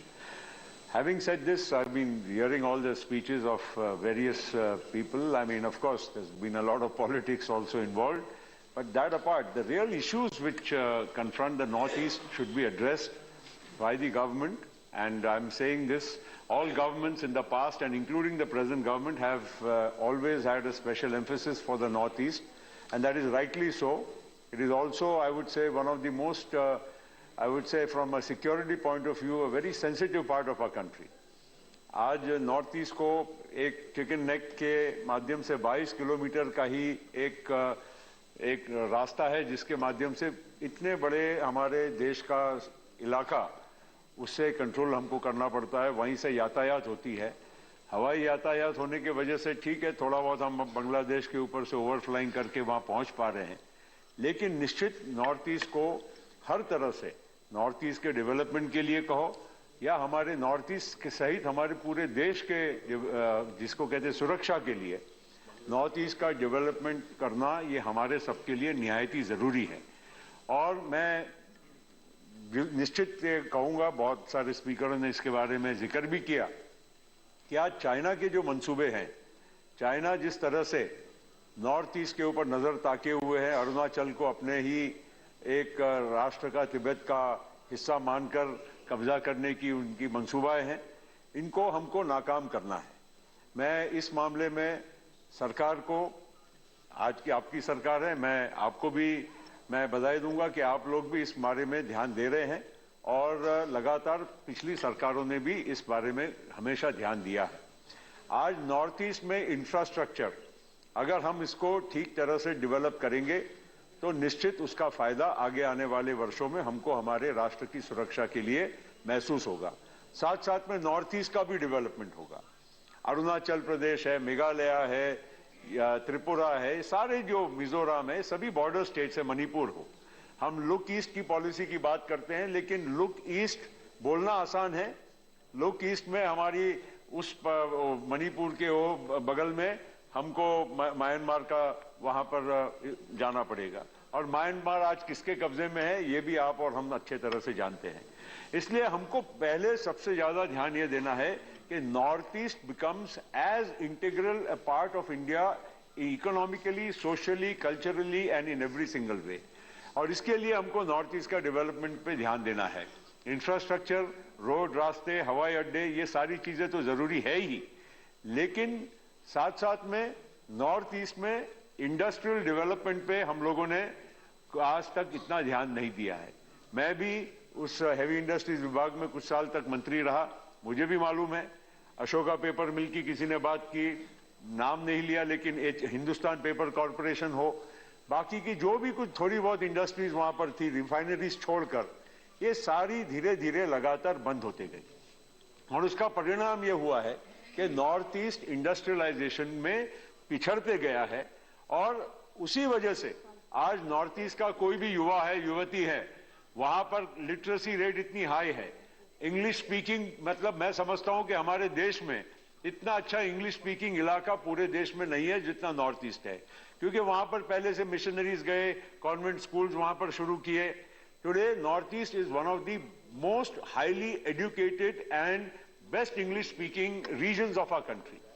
उसके बाद भी वहां पर industry नहीं होने की वजह से, जैसे हमारे संजय जी ने जिक्र किया, ऑल ओवर इंडिया आज हॉस्पिटैलिटी, टूरिज्म, ट्रैवल, ये रिलेटेड जो भी जितने काम है, इंडस्ट्रीज है, इसमें नॉर्थ ईस्ट के बच्चे, युवा युवती वहां पर बहुत बड़े पैमाने पर पूरे देश में काम करने के लिए जा रहे हैं. खुशी की बात है, उनको मौका मिलता है, वो काम अच्छा करते हैं, बहुत ही मैं समझता हूं कि हर तरह से ईमानदार और वफादार और काम करने में बहुत मतलब they are very efficient.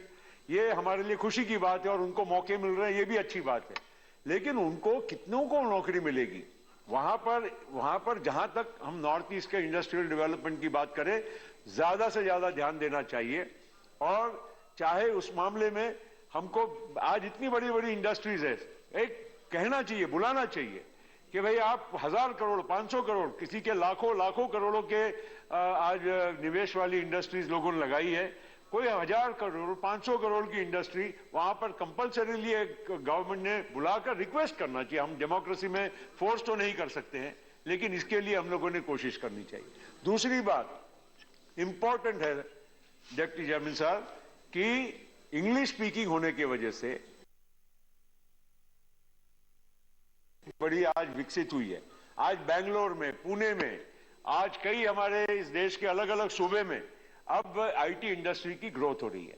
What does IT industry need? First, good English education, good English speaking boys and girls, and second is internet connectivity. Internet connectivity now is not a problem anywhere in the country including the north east.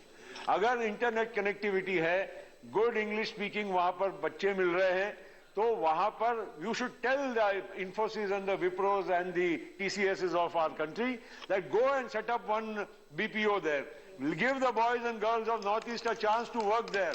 That, I think, will be the true development and integration of the Northeast with the rest of the country. These are the issues which I think we should be really concentrating on. मैं football का भी अध्यक्ष हूं, all India football. अगर आप देखेंगे mains boys team हो, maximum players will come from north east of India, all the states of north east of India. And therefore the government, I would say that, request the donor also, look at football in a different light. India is a cricket loving country, no issues about it. But the Northeast is specially loving football. We should have Sonowal ji is sitting here. Listen to me, Sonowal ji. I am talking about football. You are taking have football academies, football grounds, football stadiums across. There are only 7 required. One football stadium doesn't cost more than 50 crores. Why can't every state of Northeast have a world-class FIFA-approved football stadium? That will give a fillip to the boys and girls to play football, to be getting professionally engaged in football. I am telling them to make careers out of football. And they will do service to the nation. After all, we will do better in football, our country will do better in football, and these girls and boys will get a good opportunity. Therefore, I am concluding, sir, I am only saying that the development of Northeast lies not just in, mudslinging this side to the other. The development of Northeast depends on the industrial development, on the overall development, including tourism, which our friends were referring to. Tourism of the Northeast. Today, people are traveling so much within the country. After COVID especially, the desire to travel within the country has improved. And therefore, we must take advantage of the diversity.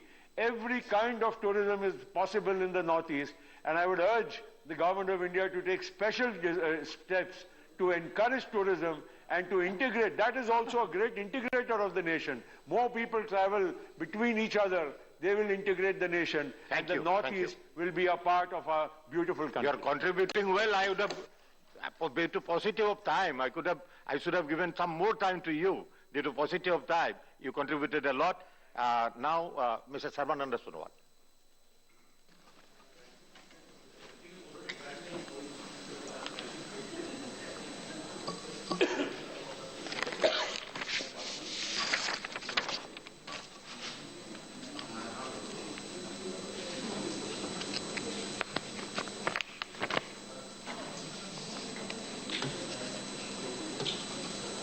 माननीय सभापति महोदय,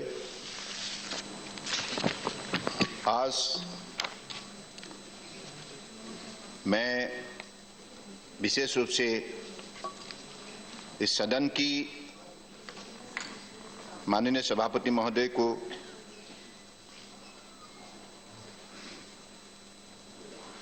धन्यवाद देता हूं, क्योंकि उन्होंने इस सदन में नॉर्थ ईस्टर्न रीजन की डेवलपमेंट के सिलसिले में चर्चा करने के लिए हमें समय दी है। और आज इस डिस्कशन में कई माननीय सांसद ने भाग लिया और उन लोगों ने अपनी बात रखी और नॉर्थ ईस्ट के बारे में उन लोगों ने अपने चिंता व्यक्त की। मैं सबको धन्यवाद देता हूं। आप सबको मालूम है, मैं कोई एग्जैजरेशन करने के लिए नहीं उठा हूं।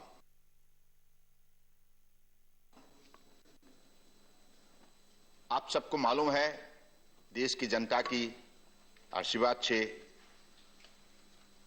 हमें 5 साल का असम के चीफ मिनिस्टर के पद में हमारे परम आदरणीय प्रधानमंत्री नरेंद्र मोदी जी की आशीर्वाद से, सहयोग से, पार्टी के सहयोग से और असम की जनता के सहयोग से मुझे 5 साल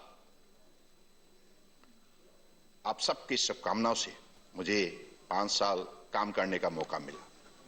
इन दिनों में मैंने देखा, सुनिए प्लीज प्लीज प्लीज, आप ऐसा है कि इसके पहले 2014 में 2014 में माननीय प्रधानमंत्री जी ने मुझे एक केंद्रीय मंत्री के रूप में दायित्व निभाने के लिए एक मौका दिया। उसी समय पे आप लोगों को मालूम है, जो स्किल डेवलपमेंट विभाग की मुझे दायित्व सौंपे गए थे, स्पोर्ट्स एंड यूथ अफेयर्स की, तो उसी समय से मैंने देखा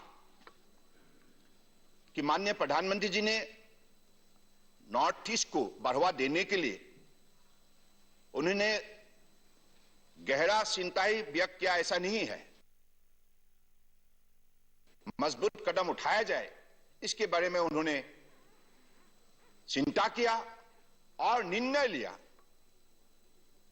आप सबको मालूम है, हमारे परम आदरणीय प्रधानमंत्री नरेंद्र मोदी जी देश का पहला प्रधानमंत्री है जिन्होंने नॉर्थ ईस्ट के सिलसिले में अपने केंद्रीय मंत्रिमंडल की हर मंत्री को नॉर्थ ईस्ट दौरा करने के लिए निर्देश जारी किया।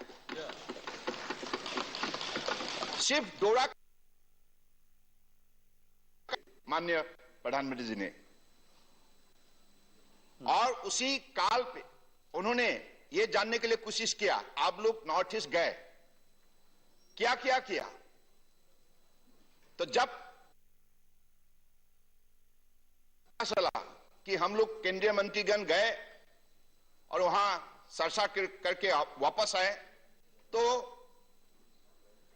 अपने चिंता व्यक्त की, ऐसे नहीं चलेगा, आप लोगों को वहीं रहना होगा और उसी हर प्रदेश के जनता का साथ बात करना होगा और अपने विभाग की अलग अलग कार्यक्रम कैसे रुका हुआ है, कितना कार्यक्रम को लागू करने के लिए कितना काम बाकी है, इन विषय पर आप लोगों को मजबूत कदम उठाना होगा। तो मुझे लगता है कि ऐसे इतना डिवोटेड, डेडिकेटेड चिंता और इनिशिएटिव एक व्यक्ति का हृदय में जब भक्ति भावना होता है, एक समाज के लिए जो उनकी हृदय में निष्ठा होती है, तब जाके ऐसा निर्णय ले सकते हैं। तो उसके साथ साथ केंद्रीय सरकार की हर विभाग की वरिष्ठ अधिकारी गणों को कहा गया है, आप भी जाइए, सारे विषय को समझिए और नॉर्थ ईस्ट के विकास का गति बढ़ाइए। तो इसलिए नॉर्थ ईस्ट ने पिछले 7 साल के अंदर जो परिवर्तन का सेहरा देखा, जो परिवर्तन का माहौल उन्होंने देखा, और हर प्रदेश को इस परिवर्तन की वजह से जो उनको नई रोशनी दिखाई दी, नई उमंग लोगों का मन में पैदा हुई, और पिछले दिनों में जो काम हुआ है, विशेष रूप से मोदी जी हमेशा मानते हैं कि transformation is possible through transportation, इसलिए पहला कंडीशन है कनेक्टिविटी एंड कम्युनिकेशन। इसलिए उन्होंने हर प्रदेश में कनेक्टिविटी बढ़ाने का, कम्युनिकेशन बढ़ाने का काम किया, और इसके वजह से आज नॉर्थ ईस्ट का किसी भी प्रांत पर आप आराम से जा सकते हैं। जैसे प्रफुल्ल पटेल जी ने आपने जिक्र किया, उल्लेख किया है, टूरिज्म, फुटबॉल इत्यादि इत्यादि। हाँ, मैं मानता हूं, लेकिन आज टूरिज्म सेक्टर जबरदस्त बढ़ रहा है। आप किसी को भी पूछिए, आप भी आइए, मैं मिजोरम होके आया, that hill state, beautifully developed hill state, उनकी कनेक्टिविटी, और किसी ने भी ये जीवन में सोचा नहीं था, one of the tallest capital in the country that is Aizawl, वहां तक रेलवे लाइन का व्यवस्था हो सकता है। ये मोदी जी ने संभव किया है। मैं तो देखकर, मैं भी खुद बहुत दिन का बाद गए तो मैं भी सोच रहा था, माय गॉड, इतना हाई एल्टीट्यूड में रेलवे लाइन बन रहा है, वहां टनल का खुदाई हो रहा है। तो ये कमिटमेंट है, देश के लिए कमिटमेंट, जनता के लिए कमिटमेंट, और हृदय में जो बसे हुए भक्ति भावना का नमूना। तो इसलिए मैं आज आप सबको बताना चाहता हूं, इंडस्ट्रियल सेक्टर के सिलसिले में आप लोगों ने बताया, जब मैं चीफ मिनिस्टर रहे 2018 में, हमारे देश के अलग अलग बड़े बड़े स्टेट में जो इन्वेस्टमेंट समिट होते हैं, तो नॉर्थ ईस्ट में इन्वेस्टमेंट समिट कभी नहीं हुई। और हम लोगों का यही मानना था, यहां लोगों की अलग अलग प्रांत में जो लोगों का सोच है, परसेप्शन है, यहां हमेशा खून खराबा होता है, किडनैपिंग होता है, बॉम्ब ब्लास्ट होता है, कोई इन्वेस्टमेंट के लिए तैयार नहीं है। तो इसलिए मन में वो साहस थे नहीं। जब एक दिन मैं आया तो माननीय प्रधानमंत्री जी को मैंने कहा, आपके गुजरात में, यूपी में, महाराष्ट्र में, अलग अलग, मध्य प्रदेश में अलग अलग समय पे इन्वेस्टर समिट हो रहा है, तो हम भी करना चाहते। मोदी जी ने कहा आगे बढ़ो। तो दिल में घबराहट थे, मैं बुलाऊं, अगर कोई बिजनेसमैन नहीं आएगा तो मोदी जी ने कहा नहीं, ऐसा नहीं है, you go forward, we are with you. 3rd and 4th February, advantage Assam global investor summit, 2 दिन का हम लोगों ने ये समिट आयोजन किया था। तो उसी समय पे देश का बड़े बड़े हस्ती उद्योग जगत के और अलग अलग देश के 22 देशों का प्रतिनिधि ने भाग लिया। स्वयं मोदी जी रहे और हमारे केंद्रीय मंत्रिमंडल के वरिष्ठ नेतागणों को उन्होंने निर्देश जारी किया, सबको रहना चाहिए। तो आप उसी काल में कुल मिला के 269 MOU प्राइवेट और पब्लिक प्लेयर्स का साथ हम लोगों को समझौता हुआ। उसका वैल्यू था 79,000 करोड़ इन्वेस्टमेंट का प्रॉमिस। तो हमारे काल में ही 60,000 crore have been landed on the ground. Numaligarh refinery, पहले उनका उत्पादन शक्ति थे 3 मिलियन टन पर एनम, और मोदी जी ने उसको बढ़ा के by investing more than 29,000 crore उन्होंने फ्रॉम 3 मिलियन टू 9 मिलियन तक करा दिया। ऐसे ही बंगाईगांव रिफाइनरी का पहले उत्पादन शक्ति थे 2.5 मिलियन टन, और इसी को बढ़ाकर 10,000 करोड़ इन्वेस्ट करके उसको 2.5 मिलियन टन से 5 मिलियन टन तक उन्होंने उसको एनहांस करने का कदम उठाया। तो इसी हिसाब से आप ब्रह्मपुत्र में आप देखिए, पहले पुल बनाने के सिलसिले में 20 साल 16 साल लगते थे, एक एक पुल। अधिकतर पुल पहले यूपीए गवर्नमेंट ने शुरू किया था, उसका पहले इतिहास बन गए, लोग तो भूल गए, ये पुल में कभी हम लोगों को आने जाने का मौका मिलेगा नहीं। लेकिन मोदी जी ने हर विषय को अधिक गंभीर रूप से लिया और उन्होंने अपने विभाग की अलग अलग अधिकारियों को और केंद्रीय मंत्रिमंडल की हमारे विभाग की मंत्रियों को उन्होंने आदेश जारी किया और बाद में हमारे देश की सबसे लंबे जो पुल, रेल, काम, रोड, बोगीबिल ब्रिज मोदी जी की मेहनत के वजह से, उनकी सहयोग और आशीर्वाद की वजह से कंप्लीट हुआ हमारे कार्यकाल में। और साथ साथ में ढाला सदिया, जिसका कनेक्टिविटी के वजह से अरुणाचल प्रदेश, असम, नागालैंड सभी प्रदेशों का बहुत लाभ होता है।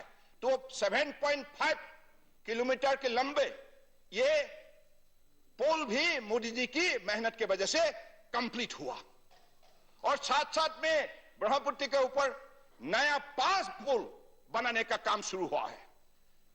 और साथ साथ में AIIMS, Indian institute of agriculture research, national institute of design, greenfield airport Arunachal Pradesh, सारे आप 8 प्रदेश में देखिए कनेक्टिविटी और कम्युनिकेशन के सिलसिले में क्या परिवर्तन लाया है पिछले 7 साल के अंदर। मैं इस विषय पर अगर आपको विवरण देने लगूं तो मुझे 3-4 घंटा लगेगी। एक दिन एक सभा की मैं अनुभव बता रहा हूं। गुवाहाटी में एक सभा हुआ था, मैं भी मंच पे बैठा हुआ था, परम आदरणीय प्रधानमंत्री का दाहिने में। तो एक हमारे सज्जन भाषण दे रहे थे, तो दूर में एक पेड़ देखा, पेड़ फूलों से भरा हुआ था। मोदी जी ने सवाल किया, ये पेड़ का नाम क्या है? मैंने देखा ये कृष्णचूड़ा है। अच्छा, ऐसे ही फूल होता है? हाँ, ऐसे होता है। तुम एक काम करो, सारा आसाम में ऐसा पेड़ लगाने का काम करो। अगर 2 महीना फूल होता है तो टूरिज्म का पोटेंशियलिटी बढ़ेगा। देश और दुनिया की टूरिस्ट इस नजरिए को देखने के लिए आएगा। तो मोदी जी की दिए हुए शक्ति और उनकी जगाए हुए अनुभव से मैं बोलने से ठीक नहीं होगा, हमने असम के जनता और देश की जनता की सहयोग की वजह से कुल मिलाकर फल फूल औषधि, क्योंकि मोदी जी हमेशा कहा करते हैं, पार्लियामेंट में उनके मेडियन भाषण में भी ये बोले थे कि नॉर्थ ईस्ट में जो जैविक शक्ति, प्रकृतियों में शक्ति, संपदा और शक्ति बसा हुआ है, इनको सुरक्षित करना होगा और देश की एक जैविक केंद्र बिंदु के हिसाब से प्रतिष्ठा करना होगा। तो उसी नीति के आधारित हम लोगों ने तय किया फल फूल औषधि, यानी कि फल ट्रेडिशनल जो फ्रूट होता है, फूल और औषधि, ऐसे ही कुल मिला के हमने लक्ष्य तय किया। इंटरनेशनल जो वर्ल्ड एनवायरनमेंट डे में हम लोगों ने प्रतिज्ञा ली कि कुल मिला के असम की जनता के सहयोग से हम 10 करोड़, 1 करोड़ 2 करोड़ नहीं, 1 लाख 2 लाख नहीं, 10 करोड़ पेड़ लगाने का हमने निर्णय किया। और हमारे कार्यकाल में 9 करोड़ 50 लाख हमने पेड़ लगाया। ये मोदी जी का अनुप्रेरणा है, उनकी दिए हुए शक्ति है। यही है हमारे प्रधानमंत्री नरेंद्र मोदी जी। उनकी असली पहचान यही है जो प्रकृतियों से जुड़ा हुआ है, जो भगवान का आशीर्वाद का फल है और हमारी जनता का तपस्या का फल है। तो इसलिए नॉर्थ ईस्ट को उन्होंने अपने 7 साल के अंदर जितना तक सहयोग किया है, इसके वजह से आज नॉर्थ ईस्ट जाग उठा है और सब देश की जनता नॉर्थ ईस्ट को देखने लगा है। नॉर्थ ईस्ट के बारे में मोदी जी ने देश और विदेश के धरती में जितना गुणगान किया है, जितना प्रमोट किया है, इसकी वजह से आज दुनिया नॉर्थ ईस्ट के बारे में उनके मन में जो उनकी सोच, उनकी सारे परसेप्शन बदला है, इसके पीछे मोदी जी है। तो इसलिए नॉर्थ ईस्ट के डेवलपमेंट के सिलसिले में अभी भी आप अनुमान नहीं कर सकते। मैं 2014 में लखीमपुर कॉन्स्टिट्यूएंसी की मैं सांसद थी। उसी काल में जुलाई तक रिमोट जब पासीघाट का पास में जो स्टेशन, आखिरी स्टेशन है रेलवे का, एक भी ट्रेन नहीं चलता था। मोदी जी को एक दिन मैंने जब उल्लेख किया कि इस विषय पर लोगों को काफी दिक्कत हुआ है, अधिकतर अरुणाचल असम के लोग इस ट्रेन लाइन को इस्तेमाल कर सकते हैं, उनके व्यापार हो, उनकी शिक्षा हो, उनका संस्कृति हो, उनका टूरिज्म हो, उनकी दूर वक्त का रूटी हो, इसी ट्रेन लाइन से अगर ट्रेन चला करे तो कल उनके लिए सुविधा होंगे। तो मोदी जी ने एक नहीं, 2 नहीं, 10 ट्रेन उन्होंने चलाने का काम किया। और नॉर्थ ईस्ट में पहली बार के लिए डबलिंग ऑफ रेलवे ट्रैक, पहले सिंगल ट्रैक हुआ करते थे। गुड्स ट्रेन, पैसेंजर ट्रेन, किसी स्टेशन में किसी पैसेंजर ट्रेन को इंतजार करना पड़ता था, गुड्स ट्रेन जा रहा है, उसके लिए जगह खाली करो। तो उसी हालत को बदल के डबलिंग ऑफ रेलवे ट्रैक बनाने का काम मोदी जी ने शुरू किया और कंप्लीट हुआ अधिकतर जगह में। और इलेक्ट्रिफिकेशन, हमारे नॉर्थ ईस्ट के लोग कभी भी इलेक्ट्रिफिकेशन का, उसका जो इलेक्ट्रिक ट्रेन का कभी भी उन्होंने दृश्य नहीं देखा था। जब बाहर आता था घूमने के लिए तब मुगल सराय से शुरू होता था। तो उनकी भी हमेशा मन में उम्मीद थे, और आपके सरकार के कार्यकाल में बोलते बोलते थक गए। क्या बोले, मैं कोई आलोचना करने के लिए नहीं खड़ा हुआ हूं, बोलते बोलते थक गए। तो क्या बोले, नॉर्थ ईस्ट के बारे में आप लोग जब भी बोलते हैं तो मुझे लगता है कि हाँ ठीक है, बोलना सही है, सबका अधिकार है कि नहीं, लेकिन जो हकीकत है उनको भी आप लोग उपलब्धि कीजिए। मोदी जी ने इलेक्ट्रिफिकेशन का, जो रेलवे ट्रैक का, इसका काम भी ऑलमोस्ट कंप्लीट कर दिया है। तो इसलिए अभी तो इलेक्ट्रिक ट्रेन चलने लगा है असम के अलग अलग प्रांतों पर। आप त्रिपुरा हो, आप मिजोरम हो, अलग अलग प्रांतों में आज रेलवे कंस्ट्रक्शन अभी जिस हिसाब से शुरू हो रहा है, जैसे अगरतला से सिलचर होके गुवाहाटी अलग अलग देश की डेस्टिनेशन के लिए आप रेलवे का आना जाना शुरू हो गया है। इसके वजह से हमारी जो इकोनॉमिक एक्टिविटी, हमारी जो टूरिस्ट का गतिविधियां, हमारे विद्यार्थियों का गतिविधियां, हमारे किसानों का उम्मीद, सबको पकड़ लिया है। अभी पीछे नहीं रहेगा नॉर्थ ईस्ट। मोदी जी के नेतृत्व में आप देखते रहिए। मोदी जी ने क्या दायित्व दिया है मालूम है आपको? नॉर्थ ईस्टर्नर को बोला है, एनी का मतलब नॉर्थ ईस्ट शिप नहीं, new engine for India's growth. देश की आत्मनिर्भर बनाने के सिलसिले में नॉर्थ ईस्ट को बड़े भूमिका निभानी होंगे, न्यू इंजन का भूमिका निभानी होंगे। तो इसलिए नॉर्थ ईस्टर्नर इस विषय के लिए प्रस्तुत है, तैयार है, क्योंकि मोदी जी जैसा काबिल, ईमानदार, निष्ठावान, कर्मठ अगर नेता जब देशवासी को मिल जाए तो देशवासी कभी पीछे देखेगा नहीं। हिंदुस्तान दुनिया का सर्वश्रेष्ठ राष्ट्र बनेगा, यह निश्चित है। तो इसलिए प्लीज माननीय सभापति महोदय, देखिए मुझे तो बोलने दीजिए। मैं आप लोगों को सबको प्रणाम देते हुए मैं अपने भाषण दे रहा हूं। ऐसा कोई मेरा दिल में भेदभावना नहीं है। आप लोग देखिए, जो हकीकत है उसको आप मानिए ना, स्वीकार कीजिए। फैक्ट और फिगर के जो fact of happening that should be accepted, that is the spirit of democracy, that is the spirit of sportsman spirit. आप तो खिलाड़ियों को बढ़ावा देने में काम करते हैं, वो स्पोर्ट्समैन स्पिरिट आप भी जिंदा रखिए, दिखाइए। तो मैं समय बहुत ले लिया क्या? चलो समय है आपको। हाँ तो ठीक है, आज समय है वो नहीं हो रहा है। प्लीज आदरणीय सभापति महोदय, कि हमारे आप जो विद्यार्थी है, ये विद्यार्थी को पहले मेडिकल इंस्टीट्यूशन के सिलसिले में कभी उनको चिंतित होते थे। तो पिछली यूपीए हो, अगली पिछले दिनों के बाद मैं बोल रहा हूं, 7 साल के अंदर असम के अंदर सिर्फ डिब्रूगढ़,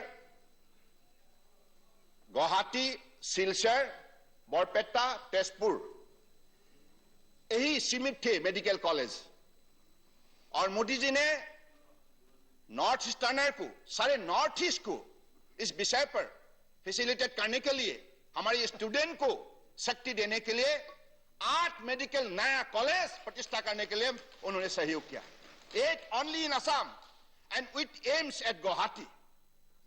और क्या सही है, और आयुर्वेदिक कॉलेज हो, हमारे अलग अलग प्रदेश पे सारे 1000 health and wellness centre, Ayurvedic colleges, 50 bedded hospital, 30 bedded hospital, 10 bedded hospital, herbal centre.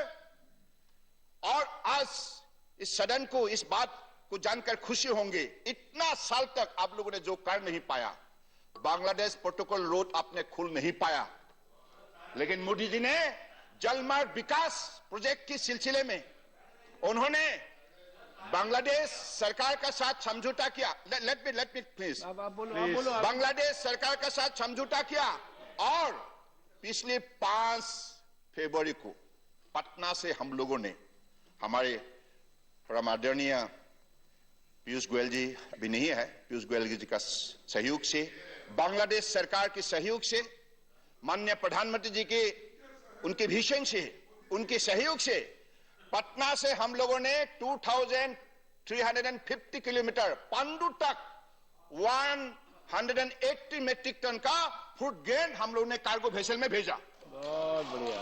और national waterways 1 Ganga, national waterways 2 Brahmaputra through Bangladesh होके आप गुवाहाटी में 6 तारीख को पहुंच गए। और साथ साथ में हल्दिया पोर्ट से टाटा स्टील पहली बार के लिए 2000 मेट्रिक टन की स्टील हल्दिया पोर्ट से बांग्लादेश होके गुवाहाटी में पहुंच गए हैं। वापस आने में और 2000 मेट्रिक टन का कोयला लाने का काम किया है। तो इसलिए ये पहली बार के लिए जलमार्ग विकास दिखाई दिया है। नेशनल वाटरवेज 1 मां गंगा, नेशनल वाटरवेज 2 पिता ब्रह्मपुत्र का अब जैसे सहयोग हुआ, संयोग हुआ, इससे अगले दिनों में हमारा अर्थव्यवस्था मजबूत होगा, यह निश्चित है। यह मोदी जी के लिए संभव हुआ है। सब लोगों ने इतना दिन तक हमेशा सड़क के बारे में, रेलवे के बारे में वो सीमित थे। अपने गुड्स को यहां से वहां तक ट्रांसपोर्ट करने के लिए विद इन द नेशन हमारे बिजनेस को अपने एक्सचेंज के सिलसिले में वो सीमित थे। लेकिन अब इनलैंड वाटरवेज डेवलप होने के नाते, उनको ऑपरेशनल होने के नाते, ये हमारा सारे नॉर्थ ईस्ट और पड़ोसी देश म्यांमार, भूटान, नेपाल, बांग्लादेश, सारे इलाका में जो अभी परिवर्तन लाएगा और इससे सब लोगों को विन विन सिचुएशन होगा और हमारे किसानों को विशेष रूप से मनोबल मिलेगा, हमारे युवा को इसमें रोजगार मिलेगा। So this is the unique, I think, achievement on the part of the Honorable Prime Minister Narendra Modi's government and this government. No doubt about it. इसलिए मैं सिर्फ इस विषय का, इस विभाग का मंत्री हूं ऐसे नहीं बोल रहा हूं, जो हकीकत बोल रहा हूं। उस दिन जब पटना से हमने शुरू किया, हमारे बिहार सरकार, बिहार के 2 डेप्यूटी चीफ मिनिस्टर्स, हमारे भूतपूर्व 2 केंद्रीय मंत्री और हमारे बिहार सरकार की हमारे कैबिनेट मंत्री और 2-3 हमारे परम आदरणीय विधायकगण सबके उपस्थिति में और पटना की मेयर सबके उपस्थिति में हम लोगों ने इसको फ्लैग अप किया था। तो हमने रिसीव जब किया गुवाहाटी में, हमारे असम प्रदेश के चीफ मिनिस्टर हिमंत बिश्व शर्मा और बाकी हमारे सारे अधिकारी के उपस्थिति, संसद के उपस्थिति में हमने उसको स्वागत किया। इसका मतलब साफ है, नॉर्थ ईस्ट में ब्रिटिश के जमाने में आप लोगों को मालूम है, हमारे उसी समय में सड़क व्यवस्था थे नहीं, रेलवे व्यवस्था थे नहीं, इसलिए जलमार्ग ही केवल हमारे मोड ऑफ ट्रांसपोर्टेशन हुआ करते थे। तो आज उसी को फिर इतिहास को हमने फिर से रिपीट किया, परम आदरणीय प्रधानमंत्री जी के आशीर्वाद और उनके सहयोग की वजह से। तो इसलिए इतना तक परिवर्तन हुआ है। इंडस्ट्री में देखिए आप, अभी एमएसएमई सेक्टर में भी हमारे छोटे छोटे और स्टार्टअप में भी हमारे यूथ जैसे आगे आया है और स्टार्टअप के जरिए उन्होंने अपने उत्पादित जो अलग अलग सामग्री जो है, कमोडिटी है, उसको वैल्यू एडेड करके देश और विदेश में मार्केट बनाने में सफलता प्राप्त किया है। तो नॉर्थ ईस्ट अभी पीछे नहीं रहा। नॉर्थ ईस्ट इसलिए नहीं रहा, मोदी जी ने बहुत बहुत ज्यादा उसको ध्यान दिया, आदर किया, स्नेह किया, प्रमोट किया। और एक बात कहना होगा, 1 साल में 16 विशिष्ट व्यक्ति को पद्म अवार्ड देके मोदी जी ने सारे नॉर्थ ईस्ट को कोटि कोटि प्रणाम दिया। और हमारे दिल के धड़कन, देश की आवाज सुधाकंठ डॉक्टर भूपेन हजारिका जी को देश की highest civilian award Bharat Ratna उन्होंने दिया है पोस्टमास्टरली। तो इतना तक नॉर्थ ईस्ट को इज्जत देने वाला हमारे देश की प्रधानमंत्री नरेंद्र मोदी जी है। तो कितना बोलूं, बोलते बोलते शायद आप लोगों को कान में कभी दर्द होगा सुनते सुनते। आप धीरज रखिए, बोलना होगा, बोलना होगा, सुनना भी होगा, सुनना भी होगा। सुनने के लिए सहन शक्ति बढ़ाइए और इसके लिए योगा कीजिए। योगा का बिना सहन शक्ति बढ़ता नहीं। तन मन आत्माओं को जोड़िए। तो मुझे लगता है कि हमारे चाहिए तो योगा टीचर भेज देंगे। हाँ, हम भेज देंगे। मान्य हमारे असम के अंदर, नॉर्थ ईस्ट के अंदर पिछले 7 साल में जो शांति वापस आया है, शांति, अभी शांति होने के नाते व्यवस्था को खड़ा करने के लिए, संभव करने के लिए माननीय प्रधानमंत्री नरेंद्र मोदी जी ने और हमारे देश के गृह मंत्री अमित शाह जी ने बहुत मजबूत कदम उठाए और नॉर्थ ईस्ट के लोगों को साथ लिया, विश्वास में लिया। इसके वजह से आज सारा नॉर्थ ईस्ट शांति बसा हुआ है, कोई खून खराबी नहीं। इसके वजह से आज इन्वेस्टर का साहस दुगुना हो गया है। सब नॉर्थ ईस्ट में जाके इन्वेस्ट करने के लिए आज मनोबल बढ़ाया है। तो ये शांति व्यवस्था, सुरक्षा और प्रगति, विकास, ये तीनों को जोड़ने का काम परम आदरणीय प्रधानमंत्री ने किया है। इसके लिए मैं इस सदन से माननीय प्रधानमंत्री जी को कोटि कोटि मेरा प्रणाम और दिल के गहराई से मैं आभार व्यक्त करना चाहता हूं कि जो हकीकत है इसी को बोल रहा हूं, मैं कोई एग्जेजरेशन नहीं कर रहा हूं।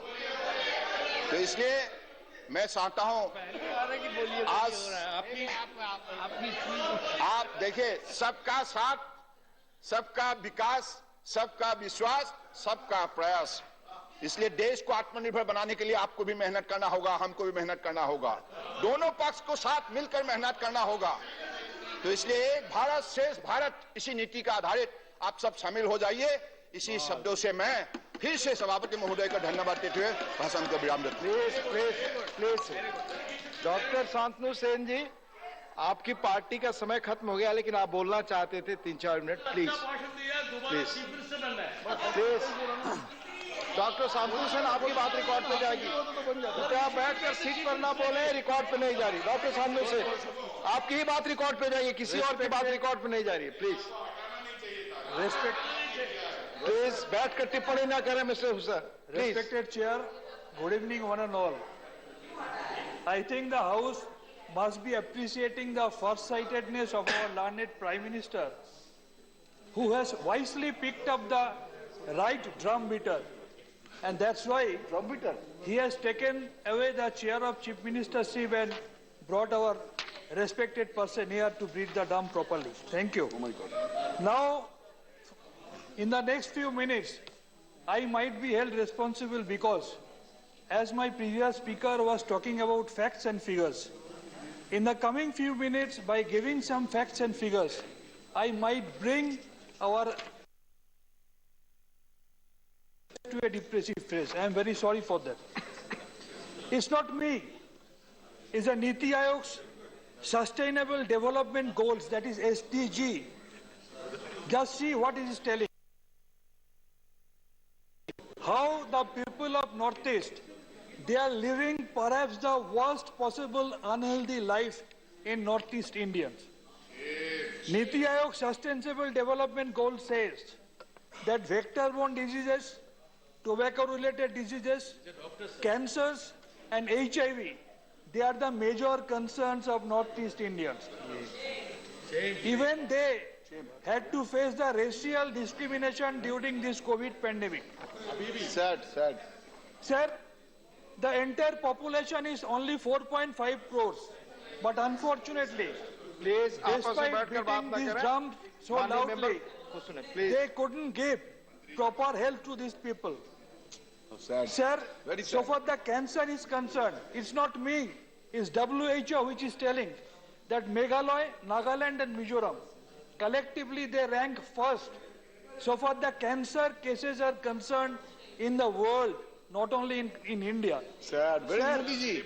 ICMR and National Center for Disease Informatics and Research, that is NCDIR, Bengaluru, it says that new cases of cancer in Northeast Indians is going to be 57,131 by 2025 which was 50,317 in 2020. Quite alarming. Highest incident rate in male cancer patients, 269 per lakh of population in Aizawl of Mizoram, and in female, 220 per lakh of population in Papumpere in Arunachal Pradesh. Tobacco-related cancer, male percentage 49.3%, female 22.8%, halfway in between manic and depressive phase. Tobacco usage in India, the माननीय percentage सांसदों is से जी just 1 minute. One minute, please, 1 minute. माननीय सदस्यगण 6 बज चुके हैं और जैसा माननीय चेयरमैन ने कहा था, जिन जिन के नाम आए, बल्कि जिनकी पार्टियों के समय नहीं थे उनके भी नाम आए, सबको एकोमोडेट किया, सबने अधिक बोला, तो हम देर तक बैठेंगे, इस डिबेट को पूरा करेंगे. Please. Thank you. So far the tobacco usage is concerned, in India the percentage of tobacco use is less than 20%, but in Northeast India it's more than 55%. Global Adult Tobacco Survey says it's very alarming in Northeast India, especially in Tripura, where the tobacco usage is more than 65%.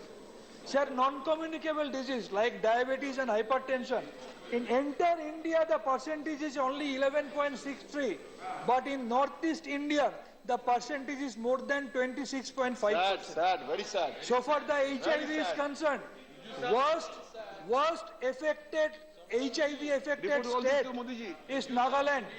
That is in our Northeast India, sir. Now,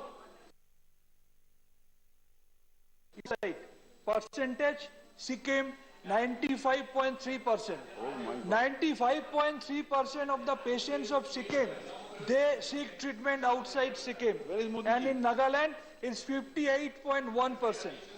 And I am glad to let you know that West Bengal is standing by the side of these affected states of Northeast India. And there is our mother, Mamata Banerjee, health free for all the people coming from all the states of Northeast India. Yes. My humble suggestions: number 1, more funds should be allocated. Number 2, more infrastructure needed. Number 3, more human resources needed. Number 4, not only in Guwahati, more number of aims need to be established. And number 5, keeping the ego apart, try to adopt the unique health model of West Bengal, free health for all. Keep your ego aside and follow the health model of West Bengal for the Northeast Indian countries. Thank you very much. Thank you. माननीय Shri Amar Patnaik ji.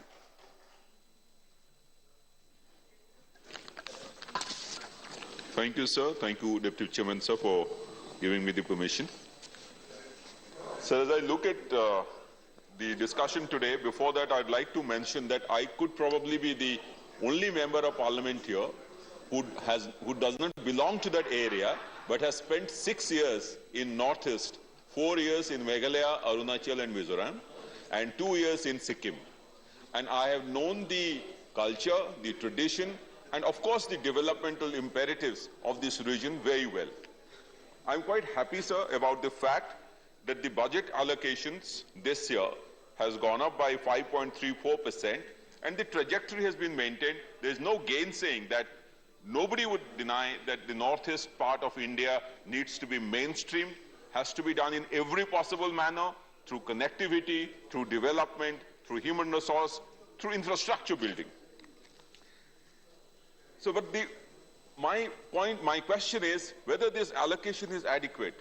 Let's see what's happening in the northeast. I refer to the National Multidimensional Poverty Index, which came out of Niti Aayog recently. The National Multidimensional Poverty Index, it covers almost all aspects for an inclusive development, for development of health, hygiene, for development of child and adolescent mortality, for maternal health, schooling, school attendance, almost all aspects. Now, if you look at all these aspects, at least 4 northeastern states, including Assam, figure amongst the top 10 poor states of India. 4 northeastern states, including Assam, figure in the top 10 poor states of India as per this multidimensional poverty index. Assam and Meghalaya Assam and Meghalaya are ranked as the 5th in the country in terms of poverty. So there is a lot which requires to be done. The amount of allocation that is being made currently needs to be increased even further. Now let me talk about education. So here I would like to make some suggestions because of the energy in terms of governance, because of the energy in terms of financial resources and the commitment that is being given to the northeastern region by everyone present here. So my suggestion is, like the aspirational districts model which was followed in case of areas which were covered by left-wing extremism, and we have seen that when development has taken place, the left-wing extremism has actually declined in those areas. So if internal security and security of the country is associated with this region, such focused approach in converging various kinds of schemes needs to be adopted in the northeastern region. Second, when I was in Sikkim, I have seen that by natural agricultural practice, they are organic. They don't use chemical fertilizers. They were the first state in the entire state. Now, in the craze for taking development at a very fast pace, let us remember that Northeast's basic contribution to the society is its diversity, biodiversity, biological diversity, cultural diversity, and all this should not be lost sight of. Therefore, this development has to be a green development. The entire approach towards development in Northeast has to be green development and green infrastructure building, roadways, highways, by using green technology. The next point is relating to the corridors. Unfortunately, despite its positional advantage, we have not been able to take advantage of its positional advantage as far as the Far East is concerned in terms of connectivity, whether it's through roadways, through people, in order to establish people-to-people contact. People-to-people contact is very important even in diplomacy. Concentration. Sir, we have सारे सदस्यों से request किया है, including you all, to keep सुनिए माननीय सदस्य, please माननीय सदस्यगण, please आप सुने इस डिस्कशन को सुने, please. I will talk about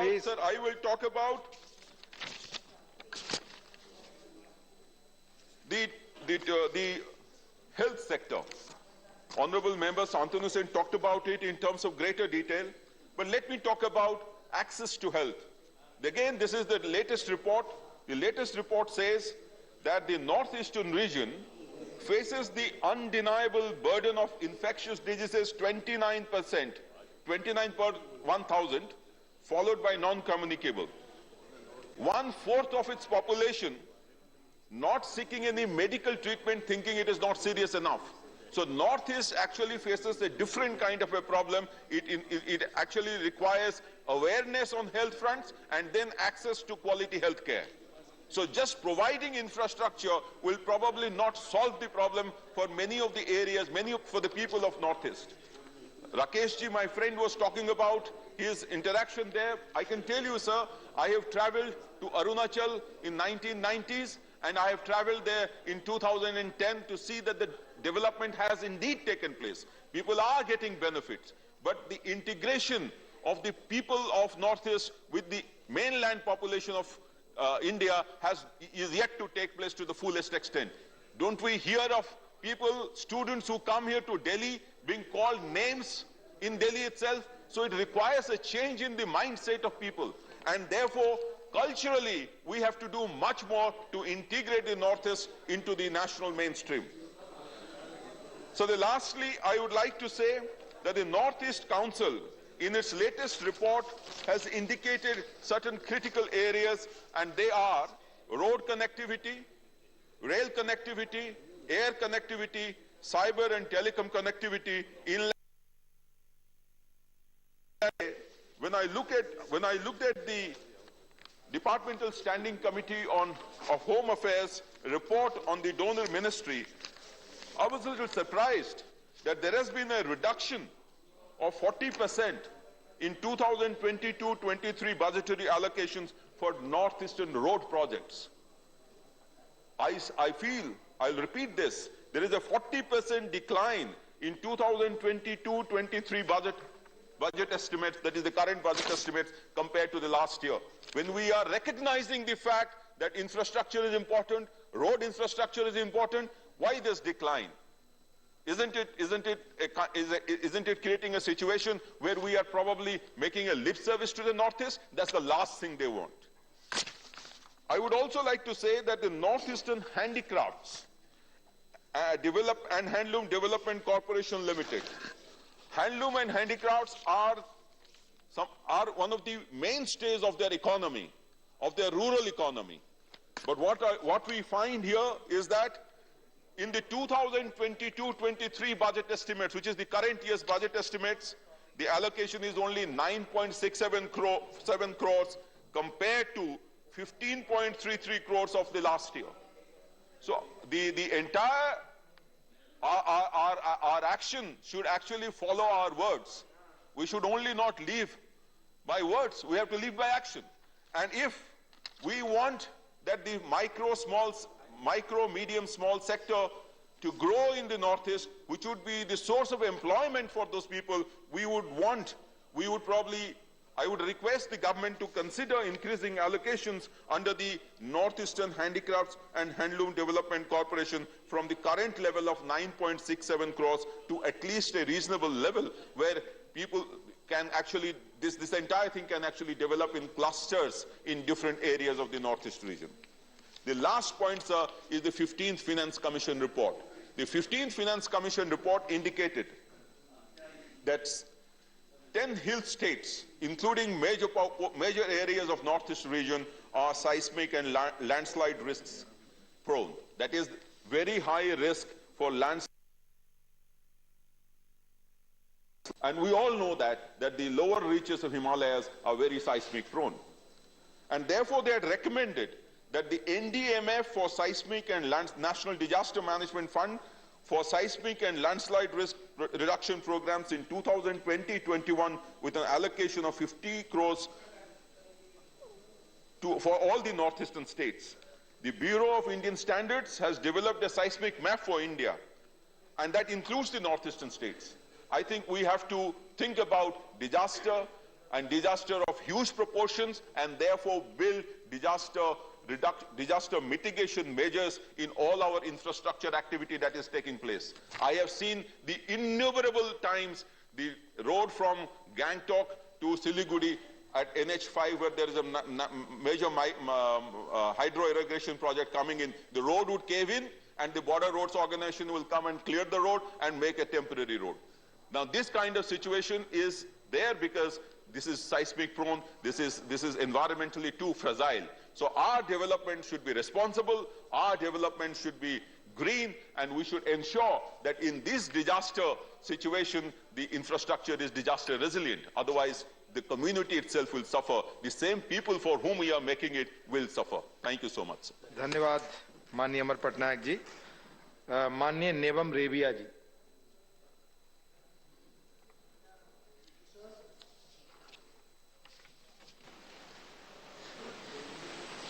Thank you for giving me the opportunity to participate in this important discussion initiated by my good friend Ripul Bora. I would wish him to be in the house because he made certain misleading information. Anyhow, Sonowal, he has said the thing right. Well, many things which many members have spoken on the floor of this House, I am not in a position to repeat. In fact, one thing I would like to say, that the very isolation syndrome among the youths of Northeast region. That has gone with the coming of this NDA government. Earlier, we always, especially the youths, used to think that we don't belong to the mainstream. We belong to some unknown parts of India. हम थोड़ा national main stream से दूर है, ये विचार हमेशा सोच विचार थे. That has gone now because of the constant care taken by the present government and the personal initiative of our Prime Minister Narendra Modi ji. I was saying that Ripun Bora should have been here in the house. He said that Holongi Airport was sanctioned by Congress government. I was also in that party, of course. But Holongi Green Airport was sanctioned and it's going to be commissioned on 15th of this year.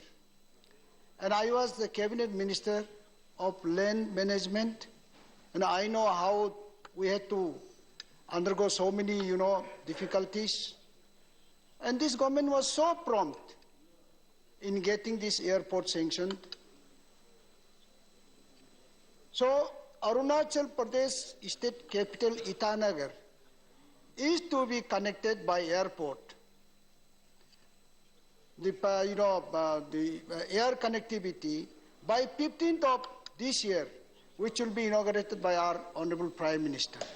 That is, and no sanction to kab sanction nahi hua. हर जगह में जहाँ तहाँ पत्थर please address chair शिलान्यास केवल रहने से तो नहीं होगा ना, जब पैसा आप नहीं देंगे. प्लीज चेयर को एड्रेस करें. I am addressing the chair only. So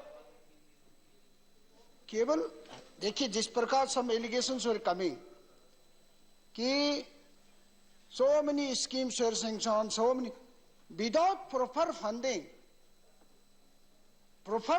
from NEC, so many schemes are sanctioned. That's why many schemes works are half done. For that the present government cannot be blamed.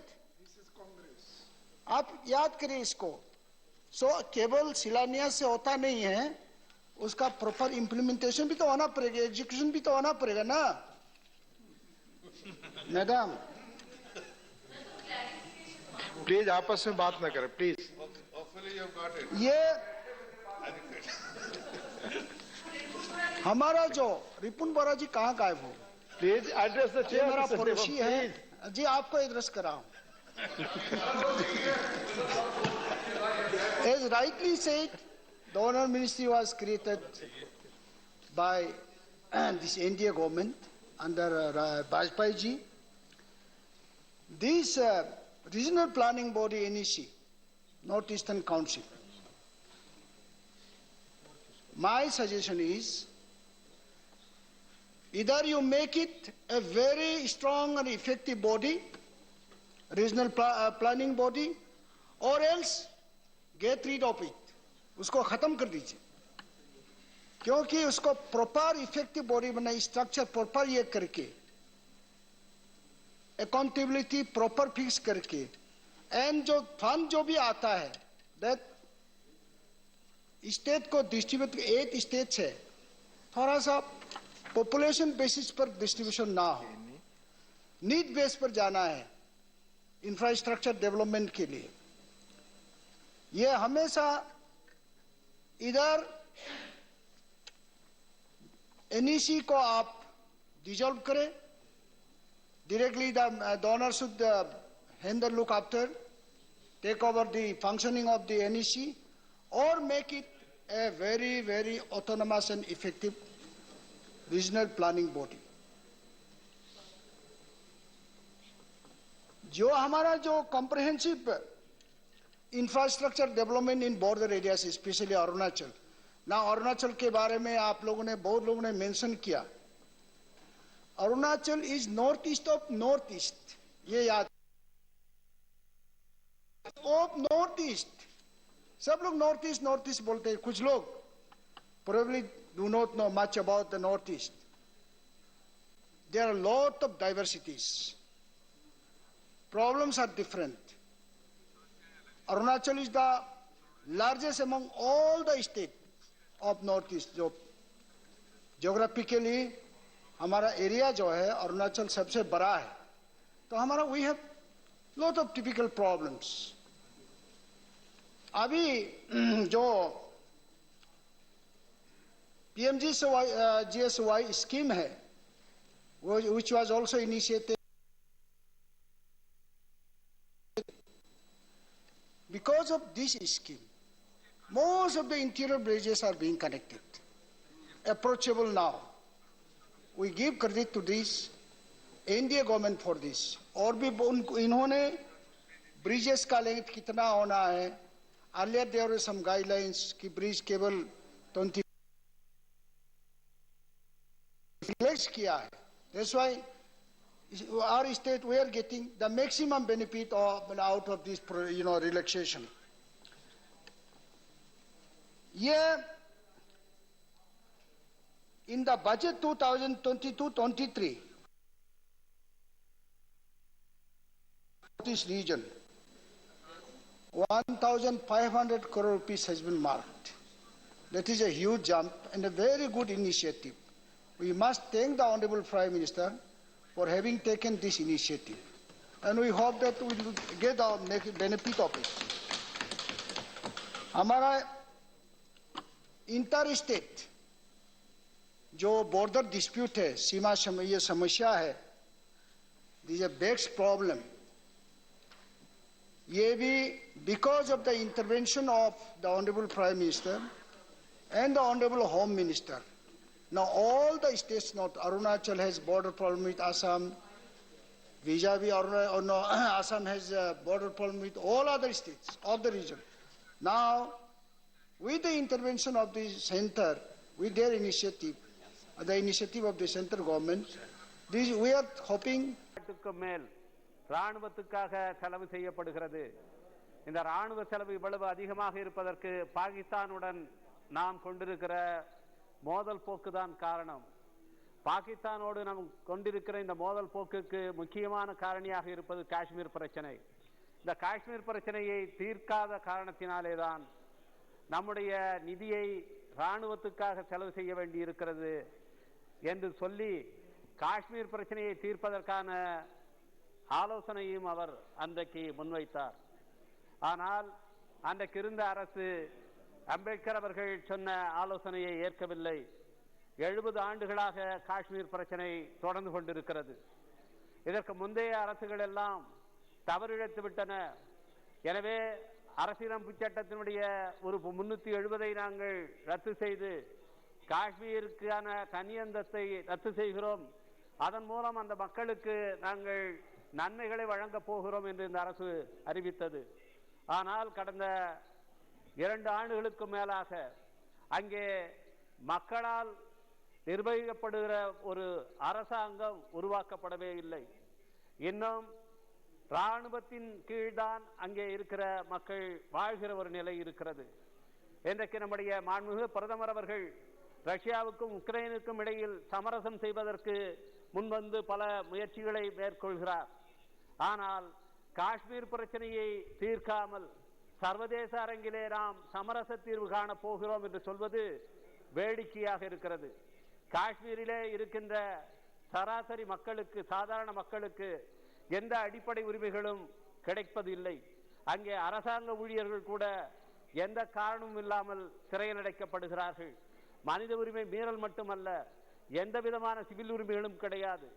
இந்த அரசாங்கம் அவர்களுக்காக நிதி ஒதுக்குகிறோம் என்று சொன்னாலும் அந்த நிதி எப்படி அங்கே செலவு செய்யப்பட முடியும்? இன்றைக்கு அதற்கான சிவில் கட்டமைப்பை அங்கே உருவாக்காமல் நாம் மீண்டும் அந்த தொகுதி மறுவரையறை செய்துவிட்டு, டீலிமிட்டேஷன் செய்துவிட்டு, அதற்கு பிறகு அங்கே தேர்தலை நடத்துவோம் என்கிறார்கள். அந்த டீலிமிட்டேஷன் செய்யும் போது அங்கே பாகுபாடு காட்டப்படுகிறது. தங்களுடைய அரசியல் நோக்கத்துக்காக அந்த டீலிமிட்டேஷன் முயற்சிகள் மேற்கொள்ளப்பட்டிருக்கின்றன என்ற குற்றச்சாட்டுகள் இருக்கின்றன.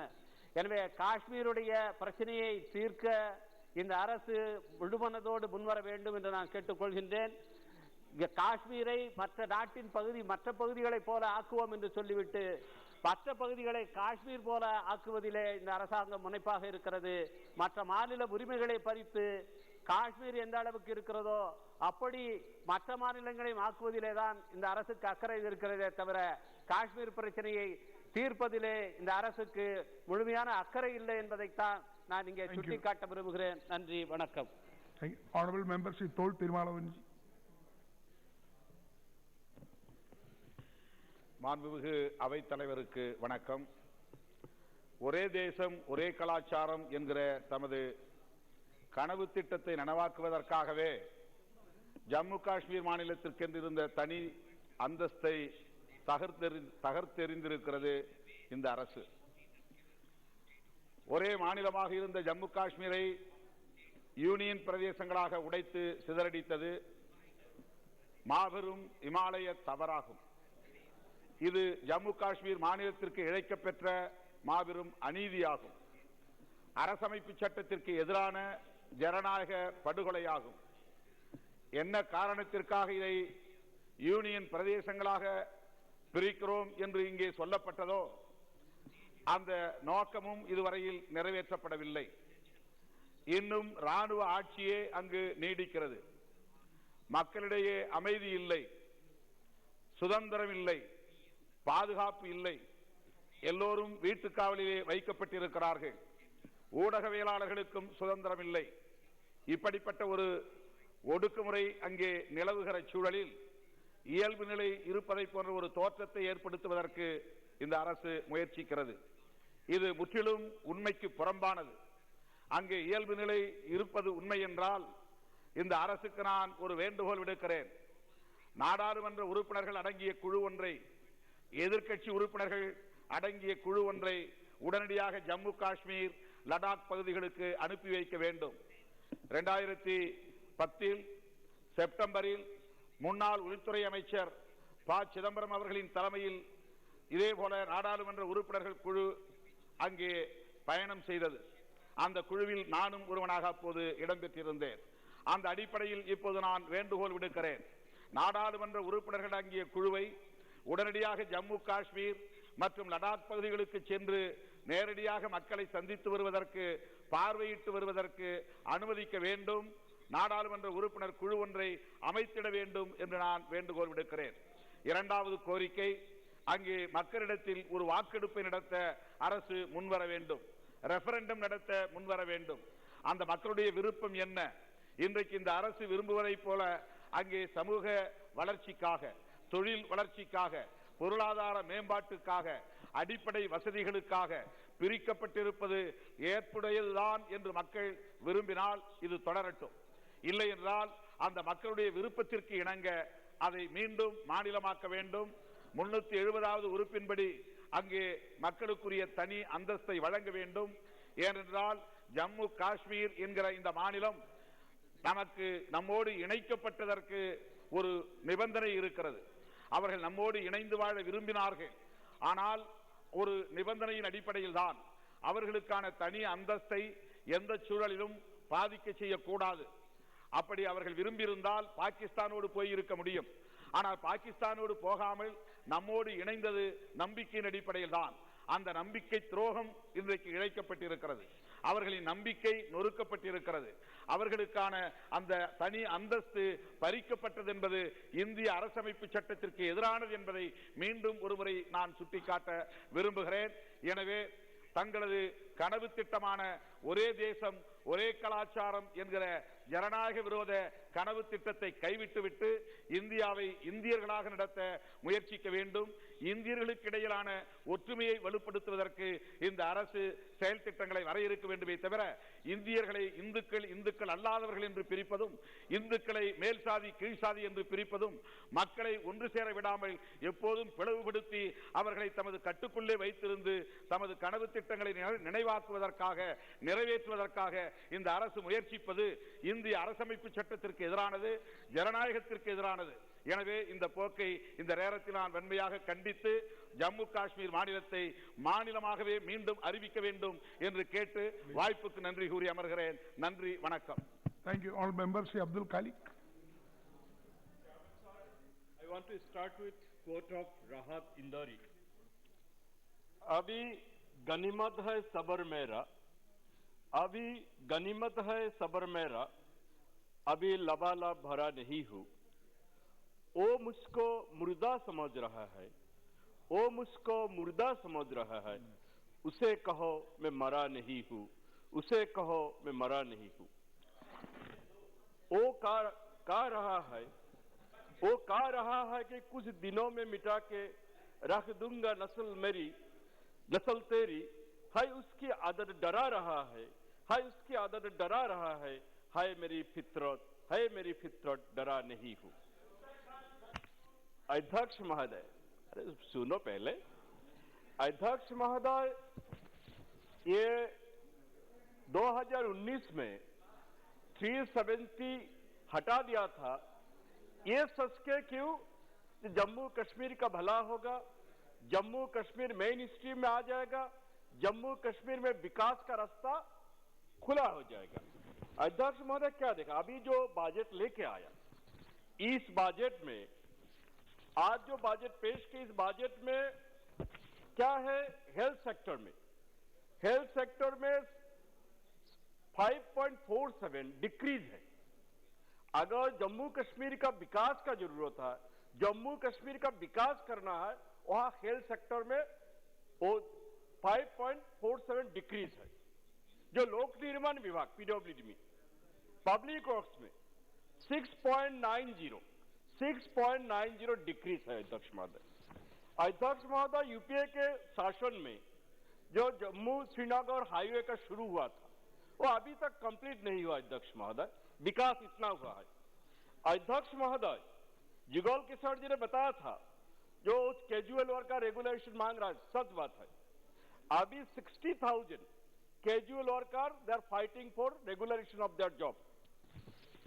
अध्यक्ष महोदय, जो पंचायत राज का यह जिक्र हुआ, पंचायत राज में जो पैसा दिया गया 2021-22 में 30% अभी तक उसका खर्चा नहीं हुआ।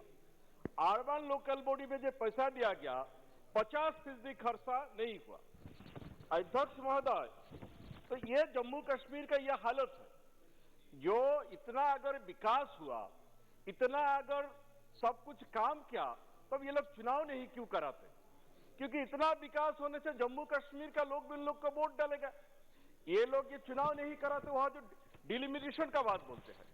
अभी जो डिलिमिटेशन कमीशन का जो नियम है, वहां संसद का भी रिप्रेजेंटेशन रहते हैं और विधानसभा के भी रिप्रेजेंटेशन रहते हैं। अभी जो डिलिमिटेशन हो रहा है वहां विधानसभा का कोई रिप्रेजेंटेशन नहीं है। अध्यक्ष महोदय, और वो स्टेट को यहाँ गृह मंत्री जी ने बोला था यूनियन टेरिटरी को स्टेटहुड दिलाएगा। कब दिलाएगा? ये बोला 70 साल नहीं लगेगा। लेकिन अभी तक 2 साल हो गया, अभी तो उसका जिक्र नहीं हुआ। अध्यक्ष महोदय, ये लोग का जब सुविधा होता है, कभी अब्दुल्ला जी के साथ सरकार करता है तब अब्दुल्ला अच्छा है, कभी मुफ्ती साहब के साथ सरकार करता है तो भी ये अच्छा है। और सिर्फ आदत बीजेपी का नहीं है, उनका जो फाउंडर श्यामा प्रसाद मुखर्जी अनडिवाइडेड बंगाल में फजलुल हक की मिनिस्ट्री में मंत्री रहे। क्यों था? तो वो नेशनलिस्ट कांग्रेस को सपोर्ट नहीं किया था। श्यामा प्रसाद मुखर्जी जी फजलुल हक का मिनिस्ट्री में मिनिस्टर था। अध्यक्ष महोदय, ये सुविधावाद है। अध्यक्ष महोदय, कंक्लूड कर रहा हूं। तो इसीलिए अध्यक्ष महोदय, ये जम्मू कश्मीर का विकास के लिए ये जो ट्राइबल अफेयर्स डिपार्टमेंट में अगर हम बजट देखें ये डिक्रीज भी नहीं, इंक्रीज भी नहीं। ये यूपीए के जमाने में, ये मैं बीच में social justice and empowerment committee का विजिट में गया था, वहां क्या देखे, जो यूपीए के जमाने में एकलव्य मॉडल स्कूल शुरू हुआ उसका अभी तक काम फिनिश नहीं हुआ, कंप्लीट है, कब तक होगा ये? इसलिए वहां विकास का रास्ता। और यहाँ ये 2 साल में ये 370 हटने के बाद अभी तक 70 केंद्रीय मंत्री, 70 यूनियन मिनिस्टर वहां विजिट किया, उसमें लगभग जितना वहां जो हिसाब आया वहां 200 करोड़ से कम खर्चा नहीं हुआ। सिर्फ मंत्री विजिट करने से नहीं होगा, विकास को रास्ता मिलाना होगा वहां। और जो समाप्त कर रहा है अध्यक्ष महोदय, जो वो कश्मीर फाइल का बात बोल रहा है, देखिए ये अच्छा नहीं हुआ। पंडित को, कश्मीरी पंडित को इंसाफ मिलना चाहिए, लेकिन ये नफरत वाले बात दिखा के क्या फायदा होगा? कल अगर कोई नेली जो असम में जो कत्ले आम हुआ था 1983 में, उसका ऊपर अगर कोई मूवी बनाएगा या गोधरा के ऊपर कोई मूवी बनाएगा, ज्यादा नफरत अगर सोसाइटी में स्प्रेड होगा, उससे किसी को फायदा नहीं होगा देश का। अगर असली राष्ट्रवाद तो होगा। ये हम लोग ने ये बांग्लादेश का त्योहार का जो गोल्डन सेलिब्रेशन किया, ये सरकार, ये इंदिरा जी को धन्यवाद देना चाहिए था। इंदिरा जी को बैठे ठीक है, प्लीज।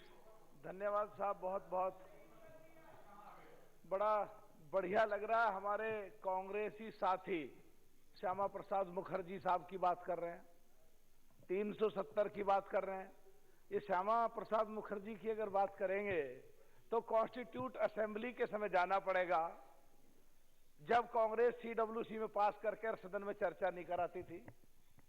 अगर बात जम्मू कश्मीर की हो रही है, असलियत में बीजेपी वालों को ज्यादा मजबूत करने की पूरी जिम्मेदारी आपको जाती है। लोग कहते हमें है, क्योंकि आपको विरोध करना है। कितना ही बढ़िया काम कर दो, खड़े होकर हम विपक्षी विरोध करना है। लोगों में मैसेज ये जाता है, यार ये कांग्रेसियों का तो दिवाला निकल गया दिमाग का, ये तो बगैर मतलब की बकवास करते हैं, खड़े होकर विरोध ही करते हैं।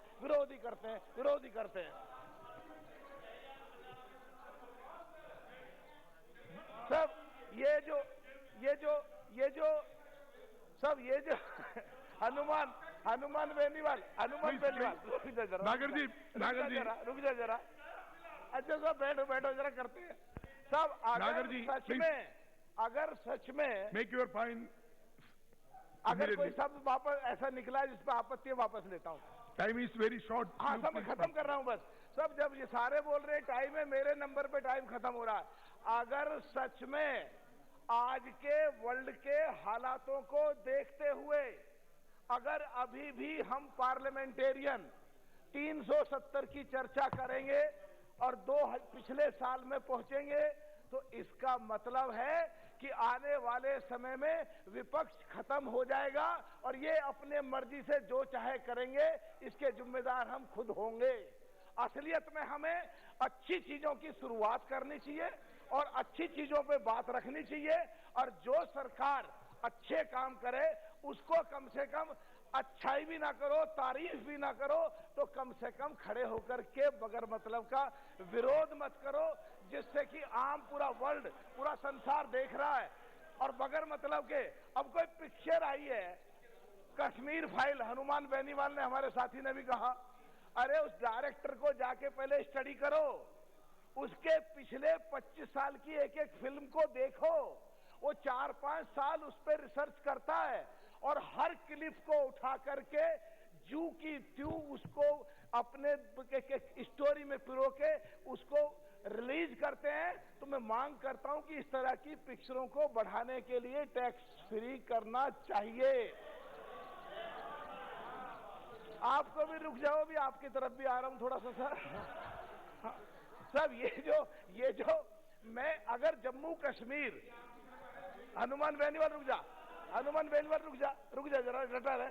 अगर जम्मू कश्मीर को खुशहाल देखना चाहते हैं और जम्मू कश्मीर को ऐसी स्थिति में लाना चाहते हैं जो अगर कोई 370 की बात करे तो लोग उस पर टूट करके पड़े, तो जम्मू कश्मीर के अंदर जाके पूरी उसकी स्टडी करनी पड़ेगी और पूरे जम्मू कश्मीर के पाकिस्तान की बाउंड्री से लेकर के और जो इंटीरियर का इलाका है उस पे अगर जाएंगे, सब खत्म कर रहा हूं, वाइंड अप कर रहा हूं बस। जो हमारे साथी अभी हनुमान बेनीवाल ने बोला है, जो गुजर बकरवाल हैं वहां, जो देश के लिए लड़ते हैं, जो देश के लिए अपने प्राण न्यौछावर कर देते हैं, उनकी सुविधा देखनी पड़ेगी, उनके लिए ऐसी जेड बनाना पड़ेगा। उनके गाय बकरी भैंसों का काम है, इसीलिए उन्हें बकरवाल कहते हैं। उनके जो टीचर हैं, जो मौसमी टीचर हैं, 6 महीने का उनको 1 साल का करना चाहिए। सब वाइंड अप कर रहा हूं बस। और जो उनकी पिछले दिनों बगैर मतलब तोड़ फोड़ हो गई थी, उनकी तोड़ फोड़ को कानूनी प्रक्रिया को अपनाकर, अधिनियम 2006 की प्रक्रिया को अपना करके उनको राजस्व डिक्लेयर करके और उनको सुविधा दी जाती, सब खत्म कर रहा हूं बस। और जो एक आधी बात रह जाता आप भुलवा देते हो, घंटी ब घंटी सब मैं वाइंड अप कर रहा हूं बस। और जो जम्मू कश्मीर के जो लोग हैं, ये गुजर बकरवाल, उनकी गुजरी भाषा को भी मान्यता दी जाए, जिससे अगर वो एक हो गए, उनका खान पीन रहन सहन बिल्कुल अलग है, जो करीब 30% है, 29.4%। अगर उनको ठीक कर लिया, जम्मू कश्मीर के सारी चीजें ऑटोमेटिक ठीक हो जाएंगी और 370 पे जो भी कुछ चर्चा करेगा, लोग उठा के उसका वहीं इलाज कर देंगे। बहुत बहुत धन्यवाद साहब। Honourable member Shri Navneet Singh Bittu. Thank you Navneet Singh ji Bittu. Chairman साहब, पहले तो वेरी ब्रीफ, कई बार मेरी ख्याल से भाषा का समझ की प्रॉब्लम आ जाती है। आप चेयर पर हैं, बहुत सीनियर एमपी यहां पे बैठे हैं और रहे हैं। सर, अगर इस हाउस में भाषा की मर्यादा नहीं रहेगी तो ये हाउस और दुनिया देख रही है हमें, हम बकवास शब्द यूज कर रहे हैं। कहां तक गिरेगा ये पार्लियामेंट? इसकी भाषा कहां तक जाएगी? मैं खास तौर पे मंत्री जी को पार्लियामेंट अफेयर मिनिस्टर हैं, बाकी ये जरूर इन लोगों की खास तौर पे पहले ट्रेनिंग होनी चाहिए, क्या यहां यूज करना है। Any member use unparliamentary words, that will be removed. That will be removed immediately. That will be removed. ऐसी बातें क्या हमें क्या मैसेज जाता है?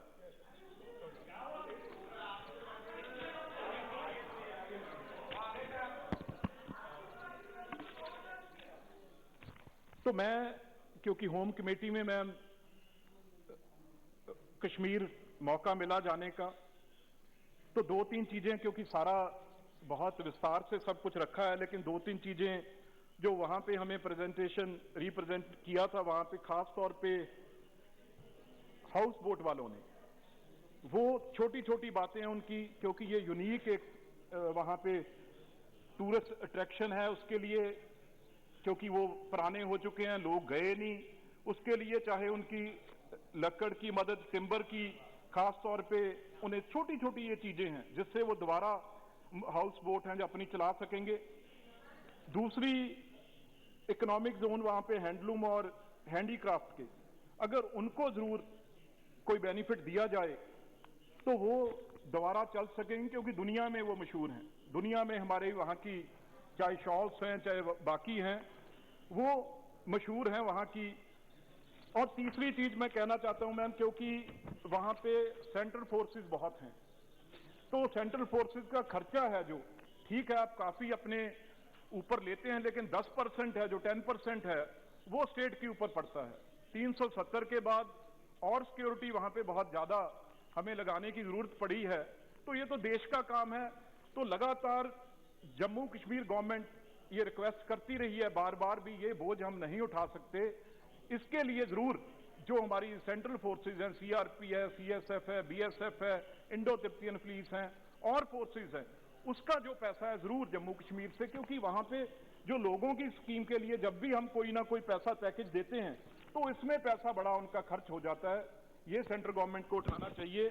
और आखिरी में जो भी हमारी सेंट्रल स्कीम्स है, चाहे मैम उनका यूटिलाइजेशन सर्टिफिकेट्स है वो नहीं आए, इसके लिए चाहे जल शक्ति की प्रोग्राम्स हो, जल जीवन मिशन है, डिजास्टर मैनेजमेंट रिलीफ है, rehabilitation and construction, power development, civil aviation, information technology, इसके मैम तकरीबन अक्टूबर 27 और 2021 का वहां पे पैसा सेंट्रल स्कीम्स का रुका हुआ है, क्योंकि वो इसका कोविड के दौरान या किसी कारण के दौरान वो इसकी आपको सर्टिफिकेट नहीं दे सके।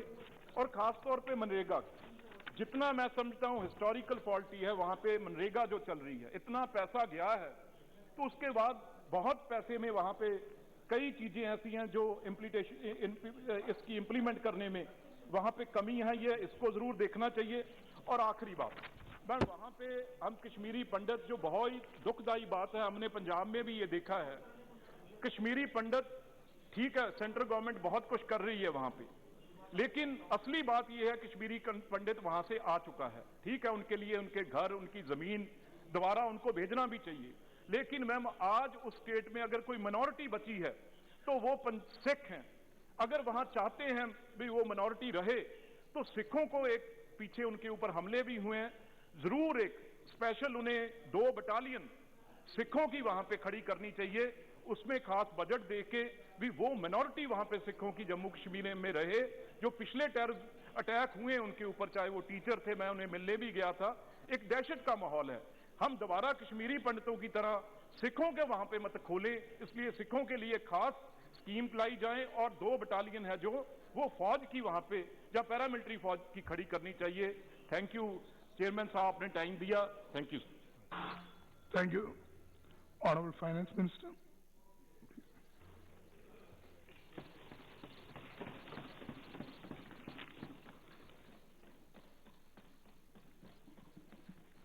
Thank you, sir. Since 2 o'clock, there has been a very interesting discussion. Several honorable members have gone into great detail in talking about the Jammu Kashmir budget. 22 MPs have participated in today's discussion, and I'm very grateful to all of them.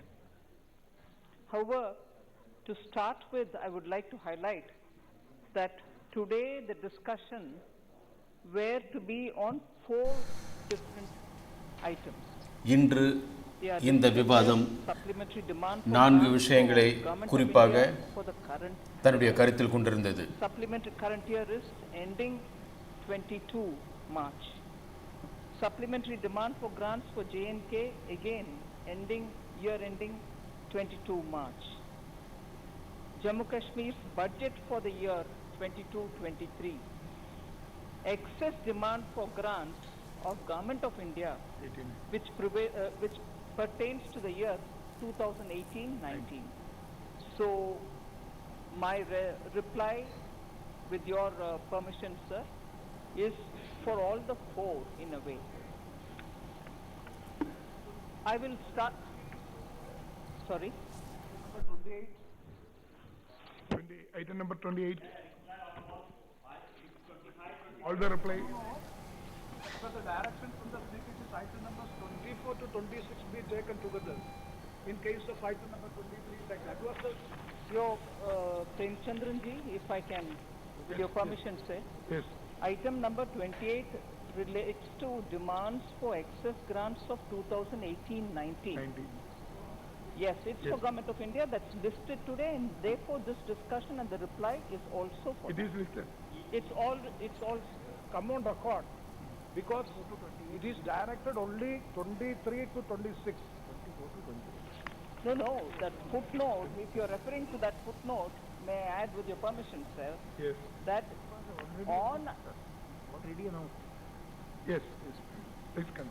If you're referring to that particular footnote, on 23 being adopted, we take 24 and 26, but 25 and 28, 27 and 28 are also here listed, and on which the reply is being given. So all the 4 are being taken, and that is why, for clarity's sake, I start my reply saying that there are 4 items for which today's discussion has happened, and all the 4 are being taken up in my reply, which is, I repeat, supplementary demand for grants of Government of India for the year ending March 22, supplementary demand for grants for J&K for the year ending March 22, Jammu Kashmir's budget for the year 22-23, which is coming year, and excess demand for grants for Government of India in the previous year, that is 18-19, because of some audit-related issues.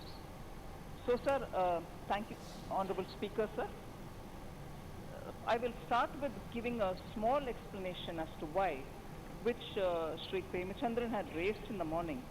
What is the hurry? Why do we have to do this? Why not? I understand his genuine concern. I also appreciate it as a genuine concern that if we give more time, there can be more meaningful participation.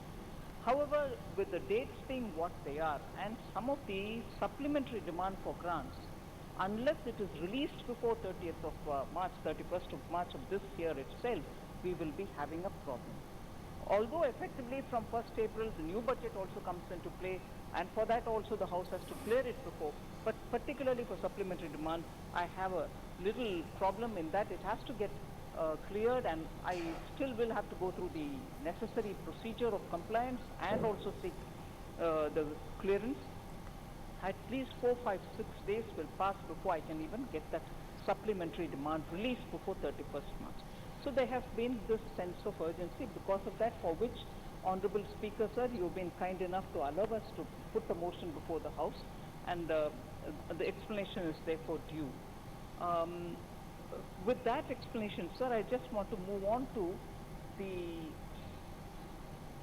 largely debated matter of today's. Although the 4 things were listed and 4 things are being discussed, maybe 1 or 2 honorable members spoke about the other items, but generally and naturally, understandably, the discussion has pertained to matters related to Jammu and Kashmir budget. So first of all, I want to say that after the removal of 370, Article 370, 890 central laws have now become applicable to J&K. There are very many honorable members who said, what is the difference? What happened? And I heard honorable member Masoodi feeling very... உறுப்பினர்களுடைய கேள்வி இதுவாக இருந்தது. ஏன் இப்படிப்பட்ட பாரபட்சம் என்ற கேள்வி அவர்கள் கேட்டிருந்தார்கள். எந்த விஷயம் நீதிமன்றத்தில் இருக்கிறதோ அதை பற்றி நாம் எதுவும் குறிப்பிடக்கூடாது என்பதை அவர்கள் புரிந்திருக்க வேண்டும். Even one of the last speakers, Nagarji, was referring to Bakarwals and SCs and people of that. Will we be giving them their rights? அந்த பகுதியில் உள்ள ஒவ்வொரு பிரிவினரை பற்றியும் சில உறுப்பினர்கள் குறிப்பாக கூறியிருந்தார்கள். I've heard stories of how after the accession, Valmikis were taken from Punjab and Haryana because they were needed, and I hate to say it, and I have a sense of shivering within me when I'm saying this. They were taken because they wanted to have them do all the public service. Yes, Professor. ஒரு சில விஷயங்களை கூறுவதற்கு எனக்கு சற்று கூச்சமாக இருக்கிறது. They were taken, sir. அவர்கள் எதற்காக அப்படி செய்தார்கள் என்பதை முதலில் நாம் புரிந்து கொள்ள வேண்டும். பொதுமக்களுக்கு சேவை செய்பவர்கள் மீது அவர்கள் தங்களுடைய வன்முறையை காண்பித்திருந்தார்கள். Given by Dr. Ambedkar, who gave the constitution with that sensitivity. எப்படி அரசியலமைப்பு சட்டத்தின் ஆதாரமாக கொண்டு நாம் ஆட்சியை நடத்த வேண்டும் என்பதை அம்பேத்கர் நமக்கு அரசியலமைப்பு சட்டம் மூலம் மிக விவரமாகவும் விளக்கமாகவும் கூறியிருக்கிறார். 370 விளக்கப்பட்ட பிறகு அவர்களுக்கு அம்பேத்கர் கூறியபடி அனைத்து அதிகாரங்களும் வழங்கப்பட்டிருக்கிறது.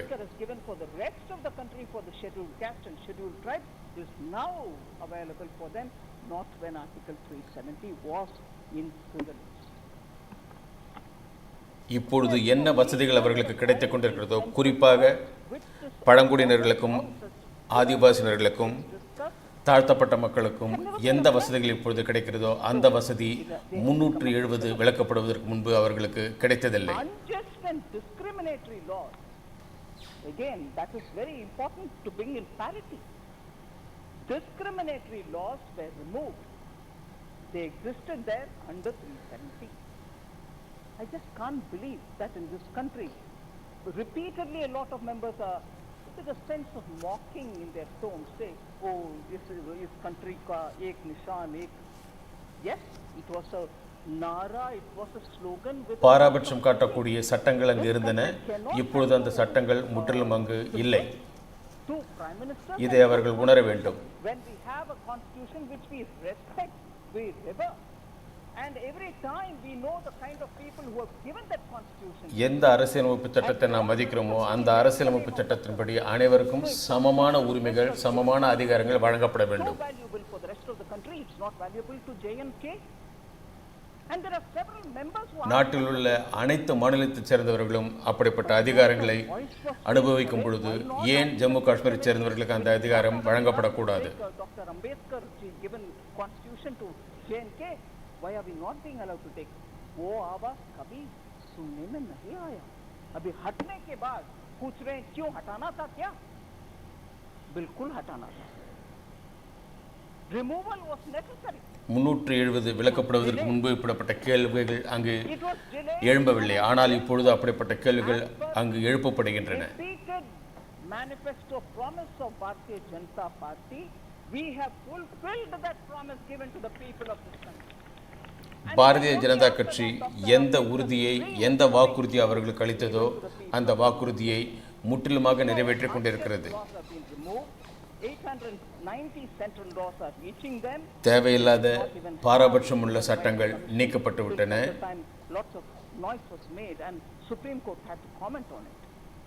Women's Commission were not there. SC/ST Commission was not there. So, is this justice or not now?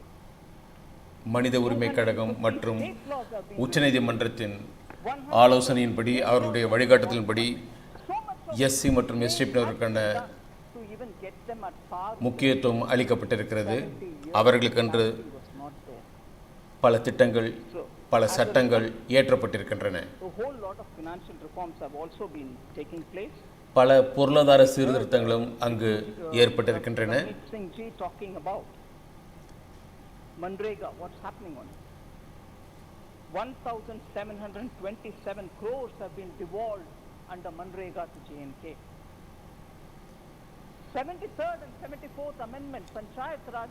MNREGA திட்டம் அங்கு எந்த அளவிற்கு செயல்படுத்தப்படுகிறது என்று உறுப்பினர்கள் கேள்வி கேட்டார்கள். அதற்காக ஏறக்குறைய 17,000 கோடிக்கு அதிகமான தொகை அங்கு மன்ரேகா திட்டத்தின் மூலமாக அவர்களுக்கு வழங்கப்பட்டிருக்கிறது.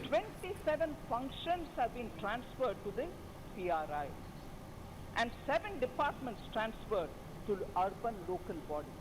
Not there. Whereas the rest of the country was enjoying it. புதியதாக 7 துறைகள் அங்கு உருவாக்கப்பட்டிருக்கின்றன. மற்ற மாநிலங்களில் எந்த துறைகள் இருந்தனவோ அந்த துறைகள் அங்கு உருவாக்கப்பட்டிருக்கின்றன. இதுவரை அப்படிப்பட்ட துறைகள் அங்கு உருவாக்கப்படவே இல்லை. But I just wanted to put the context before us.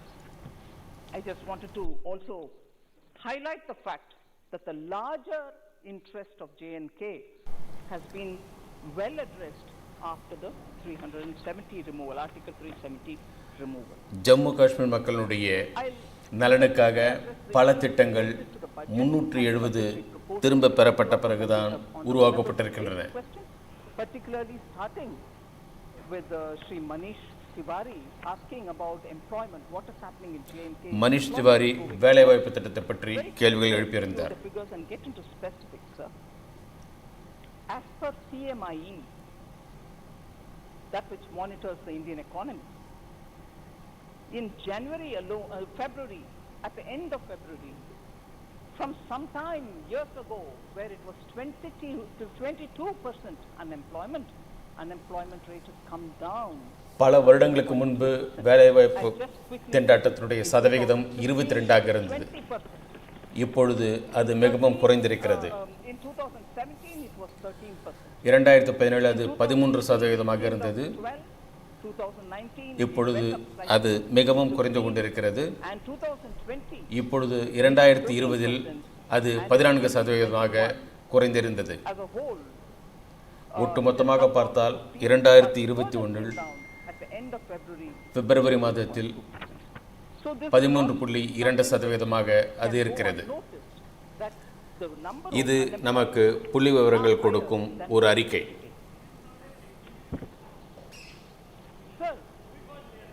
Sir, I'll give you some of the figures which will be important to understand the levels of newer employments which have been created. புதிய வேலைவாய்ப்புகளை பற்றி நான் உங்களுக்கு ஒரு விவரம் கூற விரும்புகிறேன். Appointments have been made in various government departments. ஏறக்குறைய 11,000 புதிய நியமனங்கள் அரசாங்கத்தில் உருவாக்கப்பட்டிருக்கின்றன. இதற்குண்டான தேர்வுகள் மிகவும் வெளிப்படையாக நடந்தது.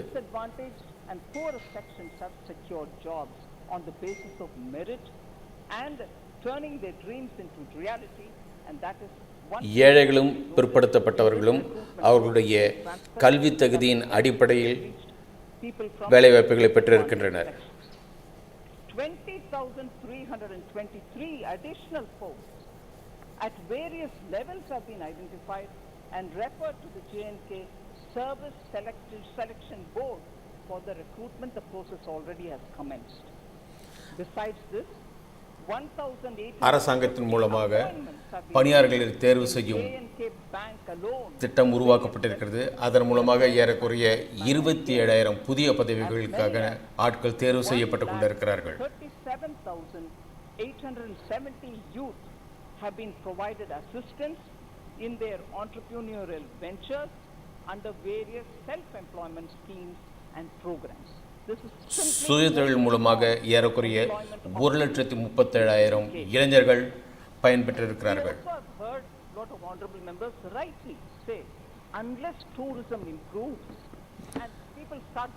பல உறுப்பினர்கள் சுற்றுலாத்துறையை மேம்படுத்த வேண்டும் என்று கூறியிருந்தார்கள். இது வரவேற்கப்பட வேண்டிய விஷயம். அது மட்டுமல்ல, ஜம்மு காஷ்மீர் சுற்றுலாத்துறைக்கு மிகவும் உன்னதமான ஒரு இடம். Prevailing there on their own. I would like to say, sir, the highest ever tourist footfall of 50 lakhs, 33,966 is recorded. That many number of tourists visited J&K in October 2021 to January 2020. October 2021 ஜனவரி 2022 வரை ஏறக்குறைய 50,30,000 சுற்றுலா பயணிகள் ஜம்மு காஷ்மீரை வந்து சுற்றி பார்த்திருக்கிறார்கள் என்பது புள்ளி விவரம் நமக்கு கூறும் ஒரு அறிக்கை. During December 2021 alone, and I'm talking of Valley specifically, not Jammu, there could be pilgrim tourists. No, just the valley. 1.43 lakh tourists visited the valley alone. December 2021 அங்குள்ள பள்ளத்தாக்குகளை பார்ப்பதற்காக மட்டும் ஏறக்குறைய 1,27,000 சுற்றுலா பயணிகள் வந்திருக்கிறார்கள். இது டிசம்பர் 2021 நடந்த ஒரு விஷயம்.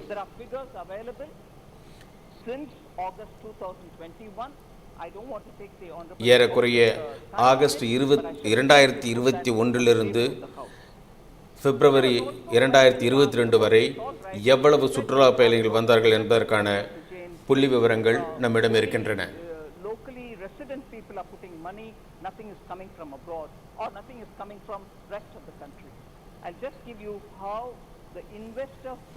வெளிநாட்டு முதலீடுகள் இங்கு அதிகமாக வரவில்லை என்று கூறிக்கொண்டிருக்கிறார்கள்.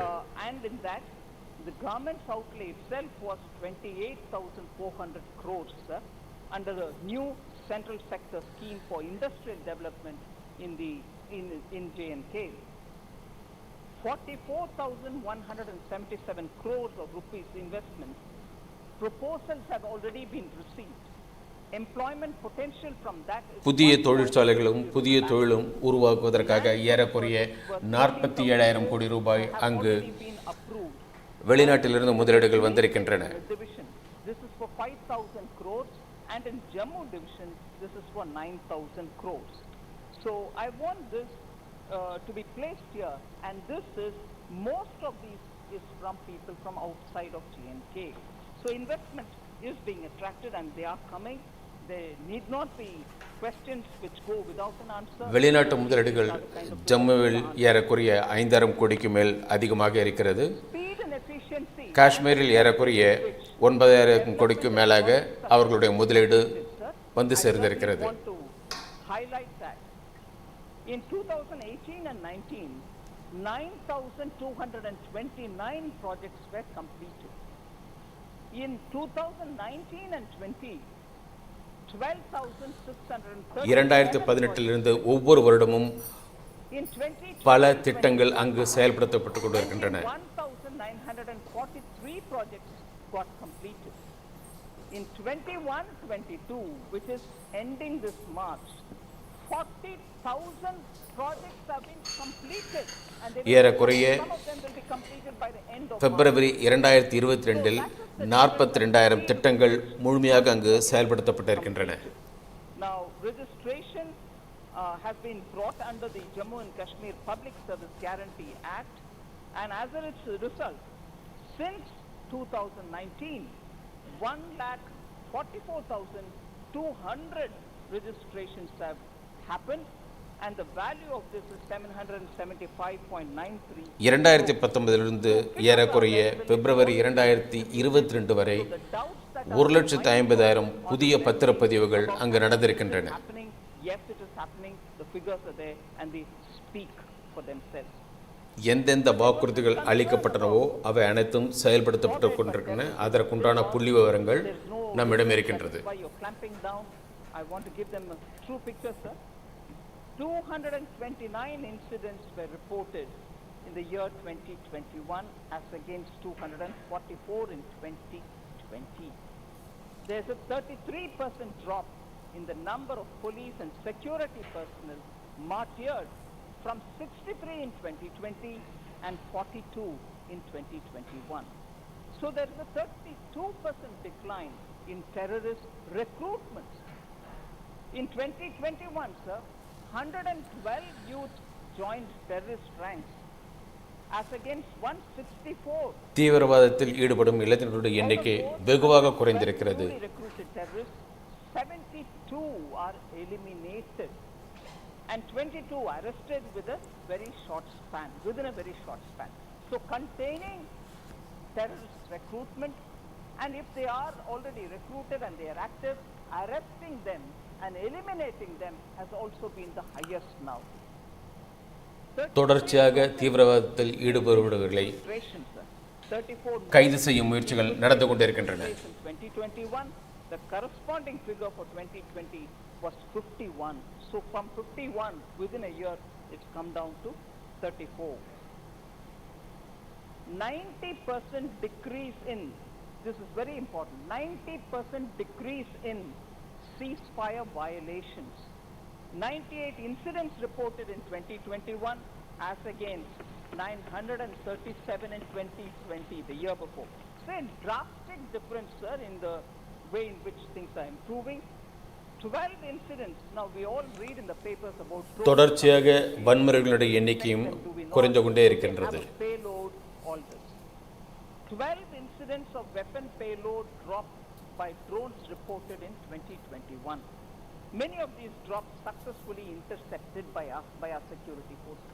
They were not allowed to drop and do the damage, they were intercepted.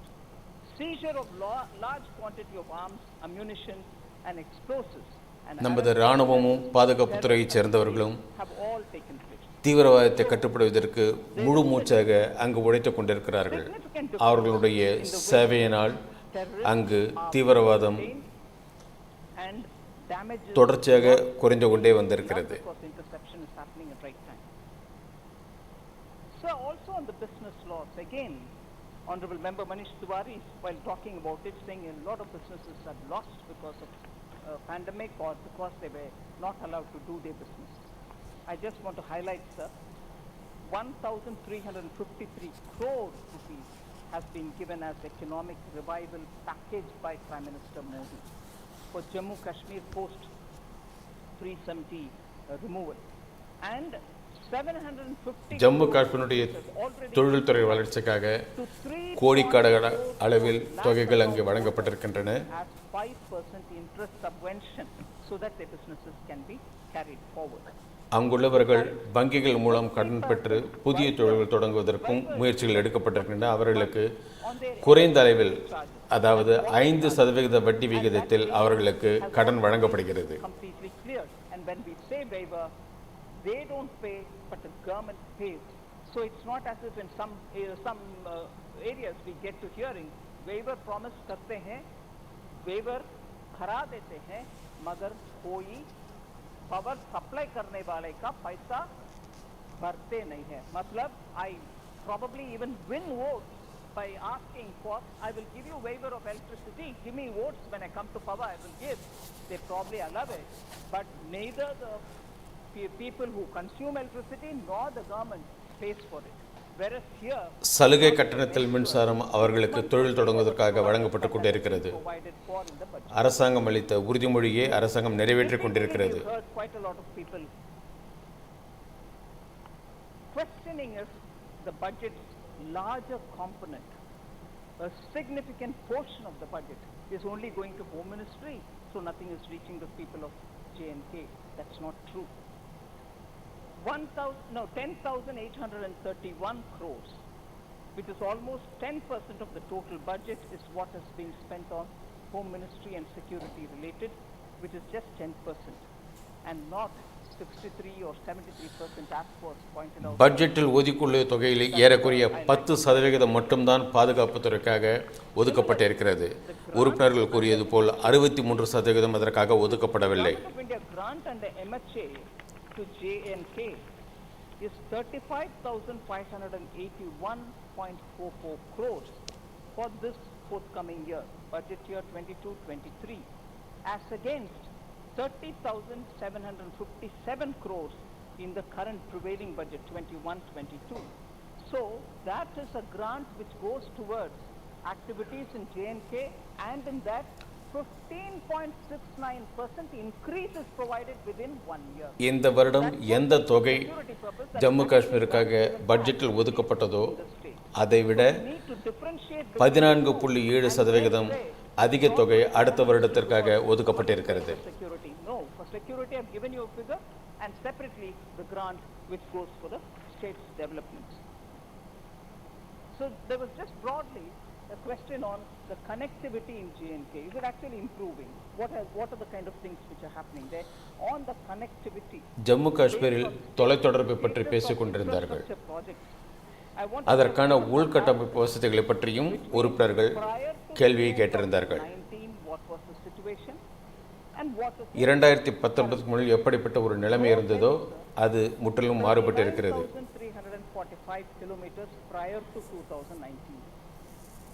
2019 முன்பு இருந்ததை விட இப்பொழுது 39,000 கிலோமீட்டர் சாலை வசதி அங்கு உருவாக்கப்பட்டிருக்கிறது. Prior to 2019, 66%. Now it is 74%. Average of macadamization of roads, 6.54 kilometers per day. That is the average number. Now it's 20.68 kilometers per day. தற்சமயம் ஒரு நாள் ஏறக்குறைய 22 கிலோமீட்டருக்குண்டான சாலை வசதிகள் உருவாக்கப்பட்டிருக்கின்றன.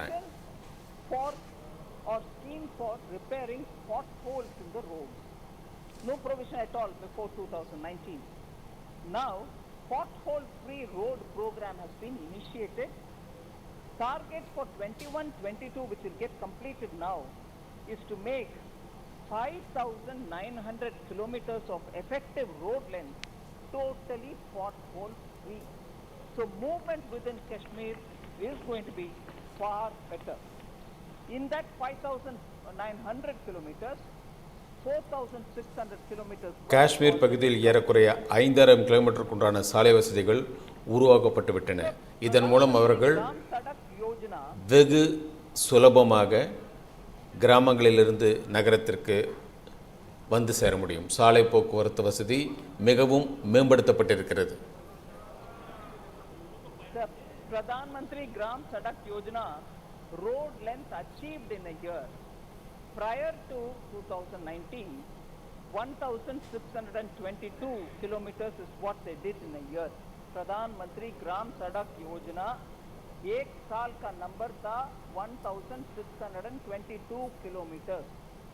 Now 2,127 kilometers in a year. பிரதம மந்திரியுடைய கிராம சாலை மேம்பாட்டு திட்டத்தின் மூலமாக ஒரு வருடத்திற்கு 1,620 கிலோமீட்டர் என்று நிர்ணயிக்கப்பட்டிருந்தது. அது ஜம்மு காஷ்மீரில் இப்பொழுது 2018 கிலோமீட்டராக அதிகரித்திருக்கிறது. இந்த அளவிற்கு அங்கு விரைவாக சாலை இணைப்பு வசதிகள் ஏற்படுத்தப்பட்டுக் கொண்டிருக்கின்றன. ट्रैवलिंग टाइम था 2019 से पहले 5.5 घंटा, अभी 3.5 घंटा, 2 घंटा का बचाव. 2019க்கு முன்பு ट्रैवलिंग टाइम எந்த இடத்திற்கு அவர்கள் 6 மணி நேரம் செலவு செய்து சென்று சேர நேர்ந்ததோ இப்பொழுது ஏறக்குறைய 4 மணி நேரத்தில் அவர்கள் அந்த இடத்திற்கு சென்று சேர முடியும். இதன் மூலமாக 2 மணி நேர பிரயாணம் குறைக்கப்பட்டிருக்கிறது. ரயில்வே திட்டங்களும் அங்கு மிக தீவிரமாக செயல்படுத்தப்பட்டு கொண்டிருக்கின்றன.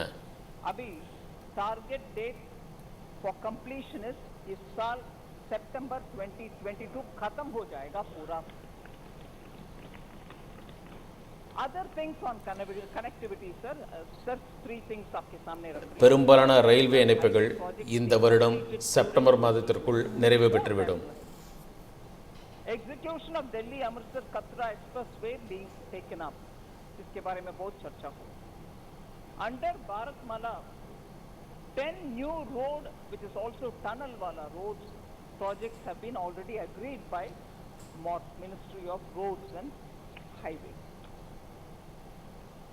तो सिर्फ डेटा मेरे सामने है, मैं जरूर रखना चाहती हूँ. ऑलरेडी उसका पिक्चर मैंने दिला दिया. फिर भी सीज फायर वायलेशन सबसे ज्यादा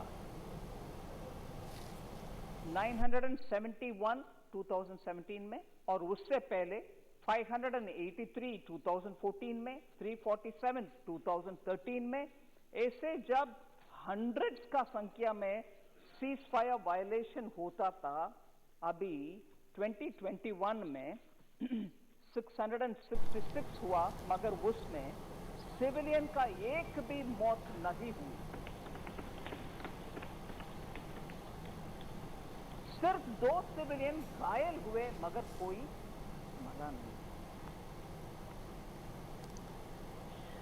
इन्फिल्ट्रेशन भी सर 200, 489, 277, 419 ऐसे जब नंबर्स थे, 2021 में सिर्फ 77 इन्फिल्ट्रेशन हुआ, उसमें 12 लोग को मरवाया, और कुल मिलाकर के नेट इन्फिल्ट्रेशन आखिर हुआ तो 34 ही हुआ. बाकी समय तो 90s में नंबर था. मैं पूरे हर एक साल का फिगर अभी नहीं था. लॉ एंड ऑर्डर मैटर एक विषय सामने रखना चाहती हूँ सर.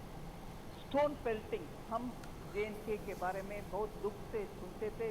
स्टोन पेल्टिंग हर समर में 2794 stone पेल्टिंग्स in 2010, 2888 in 2012, 1596 stone pelting in 2013. Sir, 2021 का आंकड़ा 173. ஜம்மு காஷ்மீரில் இப்பொழுது சட்டம் ஒழுங்கு மிகவும் முன்னேற்றமடைந்திருக்கிறது. एक भी सिविलियन मरा नहीं है. घायल हुए 48. அங்குள்ள பிரச்சனைகளால் எந்த குடிமகனும் தன்னுடைய உயிரை இழந்துவிடவில்லை. ஒரு சிலர் காயமடைந்திருக்கிறவர்கள், யாருடைய உயிரிழப்பு ஏற்படவில்லை. பாதுகாப்பு துறையில்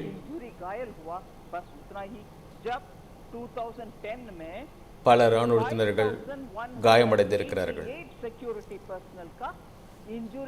இப்பொழுது காயமடைந்தவர்களின் எண்ணிக்கையும் மிகவும் குறைவாகவே இருக்கிறது. அந்த அளவிற்கு மிகவும் அங்கு முன்னேற்றம் நடந்து கொண்டிருக்கிறது என்பதை உறுப்பினர்கள் புரிந்து கொள்ள வேண்டும்.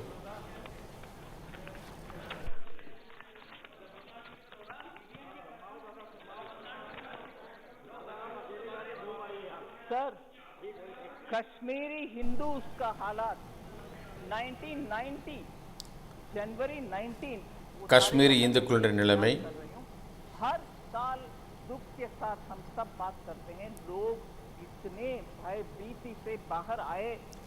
ஒவ்வொரு வருடமும் காஷ்மீரி இந்துக்கள் மிகவும் பயத்தோடு வெளியேறி கொண்டிருக்கிறார்கள் என்று நாம் ஒவ்வொரு வருடமும் கேள்விப்பட்டுக் கொண்டிருக்கிறோம். நான் அதை பற்றி ஒரு புள்ளி விவரத்தை உங்களுக்கு அளிக்கிறேன். 25 transit accommodations have already been completed for Kashmiri Hindus, Pandits in Kashmir itself, in the valley. 1,408 Kashmiri Hindu பண்டிட்களுக்கு அங்கேயே வசிப்பதற்கான வசதிகள் ஏறக்குறைய 125 குடும்பத்தினர் சேர்ந்தவர்களுக்கு செய்து கொடுக்கப்பட்டிருக்கிறது. have already been initiated. 4,678 posts of Kashmiri Pandits filled in Kashmir Valley itself. भर्ती किया गया. காஷ்மீர் பள்ளத்தாக்கில் ஏறக்குறைய 4,677 குடும்பங்களை cash assistance and food grains are also provided as relief. குடியேற்றுவதற்கு முயற்சிகள் எடுக்கப்பட்டிருக்கின்றன. அவர்கள் இப்பொழுது அந்த பகுதியில் வசித்துக் கொண்டிருக்கிறார்கள். Accommodations and in transit accommodation. So Kashmiri Hindus, Kashmiri Pandits के ऊपर प्रश्न पूछने वाले सबको हम वादा पूरा करते हैं. उस प्रोसेस को मैंने आपके सामने रखा हूँ. காஷ்மீர் ஹிந்துக்களும் காஷ்மீரி பண்டிதர்களையும் ஒருபொழுதும் அங்கிருந்து வெளியேறுவதற்கான வாய்ப்புகள் அளிக்கப்பட மாட்டது. அவர்களுக்கு அங்கேயே முழு சுதந்திரத்தோடு பயமில்லாமல் வாழ்வதற்கான வசதிகள் செய்து கொடுக்கப்பட்டிருக்கின்றன.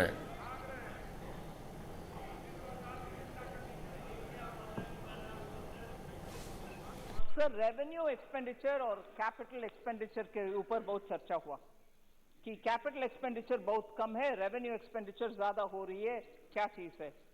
मसूदी साहब भी उसका प्रश्न उठाए.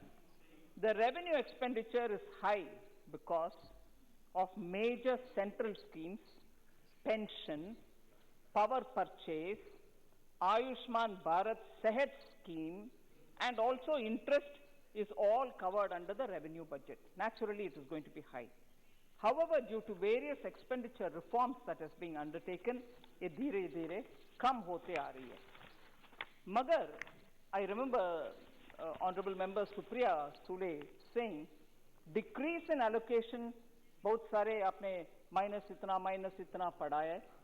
मैं आपके सामने फिगर रखना चाह रही हूँ सर. रेवेन्यू एक्सपेंडिचर में नेगेटिव बहुत सारा हम दिखा रहे हैं. पब्लिक वर्क्स में -8.76%, जल शक्ति में -1.42%, हॉस्पिटैलिटी में -4.72. मगर capital expenditure has increased in all sectors. वही जल शक्ति को +282% एलोकेशन कैपिटल एक्सपेंडिचर में हुआ है. डिजास्टर मैनेजमेंट में 390.88% प्लस हुआ है. इरिगेशन में +60.91% हुआ है. इंडस्ट्री में 33% प्लस हुआ है. टूरिज्म में 11% प्लस हुआ है. रूरल डेवलपमेंट में 8% प्लस हुआ है. ये सब कैपिटल एक्सपेंडिचर जिसके तहत संपत्ति आप क्रिएट करेंगे, असेट क्रिएट करेंगे. रेवेन्यू एक्सपेंडिचर का पैसा खर्च होता है मगर उससे मल्टीप्लायर कुछ नहीं मिलता. इसीलिए रेवेन्यू कट करके कैपिटल में ज्यादा खर्च उठा रहे हैं.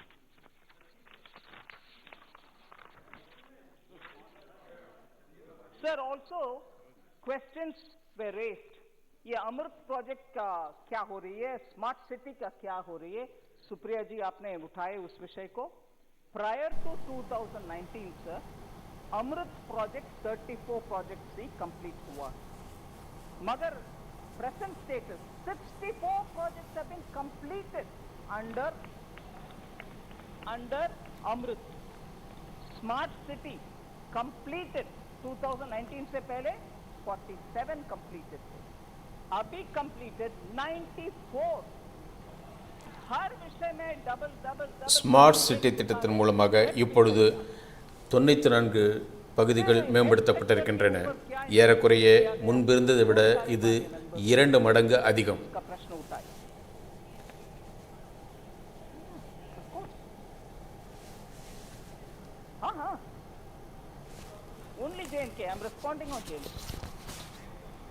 सर हेल्थ सेक्टर का इनिशिएटिव्स क्या है? सिर्फ JNK के लिए 2 एम्स, 7 न्यू मेडिकल कॉलेजेस. சுகாதார மற்றும் மருத்துவ வசதி பற்றி கேள்விகள் கேட்டிருந்தார்கள். ஏறக்குறைய 2 எய்ம்ஸ் மருத்துவக் கல்லூரிகள் இங்கு உருவாக்கப்பட இருக்கின்றன. 600 MBBS seats. 600 மருத்துவ படிப்பு இடங்கள் உருவாக்கப்பட இருக்கின்றன. DNB seats are added newly. ये सब हेल्थ का ही है. आयुष्मान भारत, मुझे हमारे लेह से मेंबर, लद्दाख से मेंबर उस विषय को बहुत ही अच्छा सा बोले, मैं उसको दोबारा याद दिलाना चाहता हूँ. जम्मू एंड कश्मीर में आयुष्मान भारत हर नागरिक को एक्सटेंड किया गया है. ஜம்மு காஷ்மீரில் ஆயுஷ்மான் பாரத் திட்டம் ஒவ்வொரு குடிமகனுக்கும் அளிக்கப்பட்டிருக்கிறது. 100% அவர்கள் இந்த திட்டத்தின் கீழ் வந்திருக்கிறார்கள். ஒருவரும் இந்த திட்டத்திலிருந்து விடுபடவில்லை. एम्बुलेंस सर्विस जो 102 और 108 नंबर में चलता एम्बुलेंस, उसमें 211 नया एम्बुलेंस जोड़ा गया. ஏறக்குறைய 211 புதிய ஆம்புலன்ஸ் அங்கு இணைக்கப்பட்டிருக்கிறது. 100% वैक्सीनेशन कवर हो चुका है. 100% தடுப்பூசி அங்கு முற்றிலும் நிறைவேற்றப்பட்டு விட்டது. 500 बेड्स का एक हॉस्पिटल में 500 बेड, दूसरा हॉस्पिटल में भी दूसरा 500 बेड वाला 2 हॉस्पिटल DRDO के द्वारा स्थापित हो गया है. 2 மருத்துவமனைகளில் 500 படுக்கை வசதிகள் கொண்ட வசதிகள் ஏற்படுத்தப்பட்டிருக்கின்றன.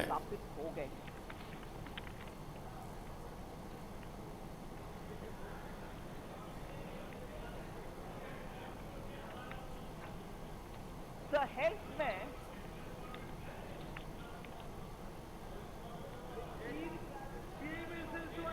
अभी तक नहीं हुआ सर.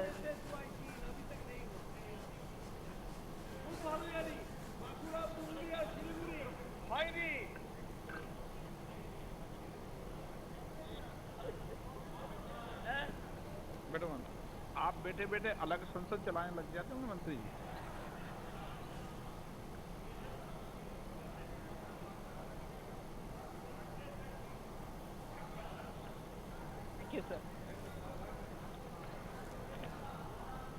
सर कई बार प्रश्न ये भी पूछा गया कि हेल्थ का एलोकेशन में थोड़ा कम है, इधर कम है, उधर कम है. मैं क्लियरली विषय பலமுறை சுகாதாரத்துறையை பற்றிய கேள்விகள் வரும்பொழுது அனைத்து உறுப்பினர்களும் கூறியிருந்தார்கள் சுகாதாரத்துறைக்கு ஒதுக்கப்பட்டிருக்கும் நிதி குறைவாக இருக்கிறது என்று. கடந்த வருடங்களை ஒப்பிட்டு பார்க்கும் பொழுது இந்த முறை ஒதுக்கப்பட்டிருக்கும் தொகை அதிகம்தான். More than 300 crores were raised from World Bank as well. Now this funding under the PMDP World Bank fund has been stopped. உலக வங்கியின் மூலமாக ஏறக்குறைய 300 கோடி ரூபாய் அதிகமாக ஒதுக்கப்பட்டிருந்தது. Similarly, Public Works Department में PMGSY 2 phase 2 the funding was completed, therefore the allocation is less in PWD sector. So if you raise that question as to why it is low here, there is clear reason. It's not allocation being reduced, but the project is completed. Sir, I can't see the member here, but member Srinivas Reddy from YSRCP had asked this question as to what is happening to the Dal Lake. Are you doing something about it? The western foreshore road along Dal Lake to be constructed. The work has started on it. More indigenous lakes. தல் ஏரிக்கு அருகில் உள்ள பகுதிகள் புனரமைக்கப்பட்டு கொண்டிருக்கின்றன. Square kilometer area to be cleared of all those weeds which have grown, and that will be done during 22-23. De-weeding and dredging will be conducted along the shoreline in 1.5 square kilometer area during 22-23. Dredging of acquired land near the western side of the lake for 60,000 square meters in 22-23, which is also to be converted as a part of the lake. वो भी झील बन जाएगा, उसका भी जमीन खरीद के. सर फिर हैंडीक्राफ्ट एंड ऑल्सो हैंडलूम को प्रोत्साहन दे रहे हैं कि नहीं दे रहे हैं? Artisan credit card facility has been extended with 7% interest. கைத்தறி தொழில்களுக்கும் கைவினைப் பொருட்களுக்கும் முக்கியத்துவம் அளிக்கப்படுமா என்று கேட்டிருந்தார்கள். 7% सरकार देगा, सिर्फ 1% हैंडीक्राफ्ट அவர்களுக்கு 8% வட்டி விகிதத்தில் அவர்களுக்கு கடன் வழங்கப்படும். அதில் 7% அரசாங்கம் செலுத்தும். ஒரே 1% வட்டி மட்டும் கைவினை பொருட்களை உருவாக்குபவர்கள் தங்களுடைய வருமானத்திலிருந்து வட்டியாக செலுத்த வேண்டியிருக்கும். Incentive of 10% of total volume of handloom export subsidy is being given. Then 7 crafts including pashmina shawl के ऊपर बहुत सारा चर्चा हुई. காஷ்மீர் சால்வைகளை பற்றி பல பேர் கேட்டிருந்தார்கள். And carpets have all been registered under the GI, which is a very good. கைத்தறி தொழில்கள் மூலமாக உருவாக்கப்படும் இந்த பொருட்களுக்கு ஏற்றுமதி வரியிலிருந்து வரி விலக்கு அளிக்கப்படும். அதற்கு தேவையான மானியம் அவர்களுக்கு அளிக்கப்படும். 6 और क्राफ्ट के साथ पश्मीना का भी GI उनको रजिस्ट्रेशन हो गया.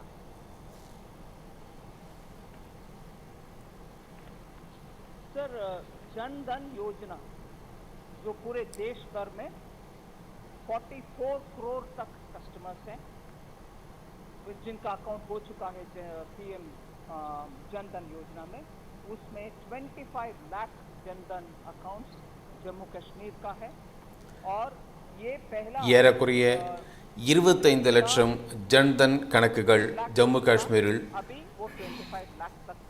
திறக்கப்பட்டிருக்கின்றன. उन जन धन अकाउंट्स में 1445 लाख रुपीस लाख करोड़ जमा हुआ है. ஏறக்குறைய 1475 லட்சம் கோடிகள் அதில் செலுத்தப்பட்டிருக்கின்றன. इधर 25 लाख का अकाउंट है. तो जम्मू कश्मीर में वो भी आगे बढ़ रही है. I remember member Bhartruhari Mahtab ji talking about DBT JNK में सफलतापूर्ण तरीके से आगे बढ़ रही है. टोटल अमाउंट सिर्फ जेएनके के लिए 9,487 करोड़ क्यूमुलेटिव फिगर है. ऑलरेडी डीबीटी के द्वारा अकाउंट्स में चला गया. 892 करोड़ अमाउंट करंट ईयर में गया. उससे पहले अमाउंट क्यूमुलेटिव 1.83 लाख फार्मर्स किसान सम्मान निधि के तहत 1.83 लाख फार्मर्स को 1000 से ज्यादा 1083 करोड़ मिला है जम्मू कश्मीर में पीएम किसान सम्मान निधि. सर, पूरे देश में स्टार्टअप्स का माहौल इतना उत्साह से बढ़ रही है, जेएनके में भी बढ़ रही है. கிசான் சம்மான் நிதி திட்டத்தின் மூலமாக அங்குள்ள விவசாயிகளுக்கு ஏறக்குறைய 1,83,000 கோடி ரூபாய்கள் அவருடைய கணக்குகளில் வரவு வைக்கப்பட்டிருக்கின்றன. பல புதிய ஸ்டார்ட் அப்கள் அங்கு உருவாக்கப்பட்டு கொண்டிருக்கின்றன. அதற்குண்டான நிதி வசதி அளிக்கப்பட்டு கொண்டிருக்கிறது. जम्मू कश्मीर में एमएसएमई यूनिट्स के लिए बैंक क्रेडिट कोविड के समय दिया गया है.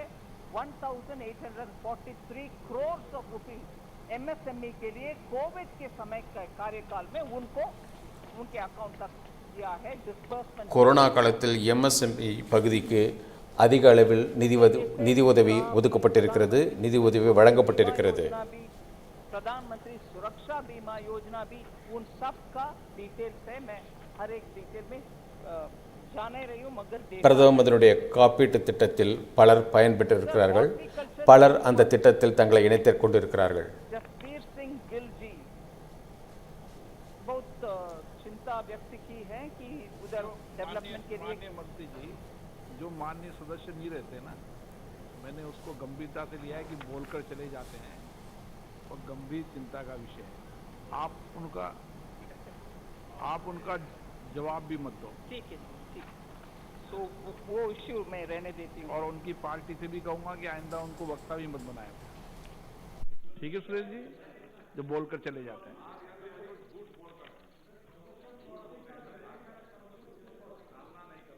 Sir, NK Premchandran ji had raised this issue of demand number 5 is missing. What are you doing about it? Sir, demand number 5 pertain to Ladakh. Presently, we do not have a reply to actually address that issue of why that has been left, but क्योंकि ये advice accountant general के द्वारा ही लेकर के हम करते हैं, हम उसके ऊपर ध्यान दिलाएंगे, मगर if that serial number is adjusted below 5, 6, 7 and 8 and so on, क्योंकि 5 नहीं है, 6 5 हो जाएगा, 7 6 हो जाएगा, ये normal logical understanding. But if that is done, there would be a bit of a correlation problem when you're comparing it with other earlier reports. So between the previous account and the future accounts, there should not arise any difficulty. So this is as it is presented, with 5 being left open. But we'll certainly talk to the accountant general and see how best we have to reconcile this. But you have highlighted this and I've taken note of it.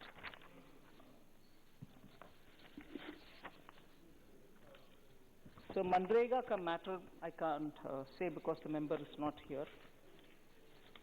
Sir, दुख के साथ एक आध विषय में सामने रखना चाह रही हूँ.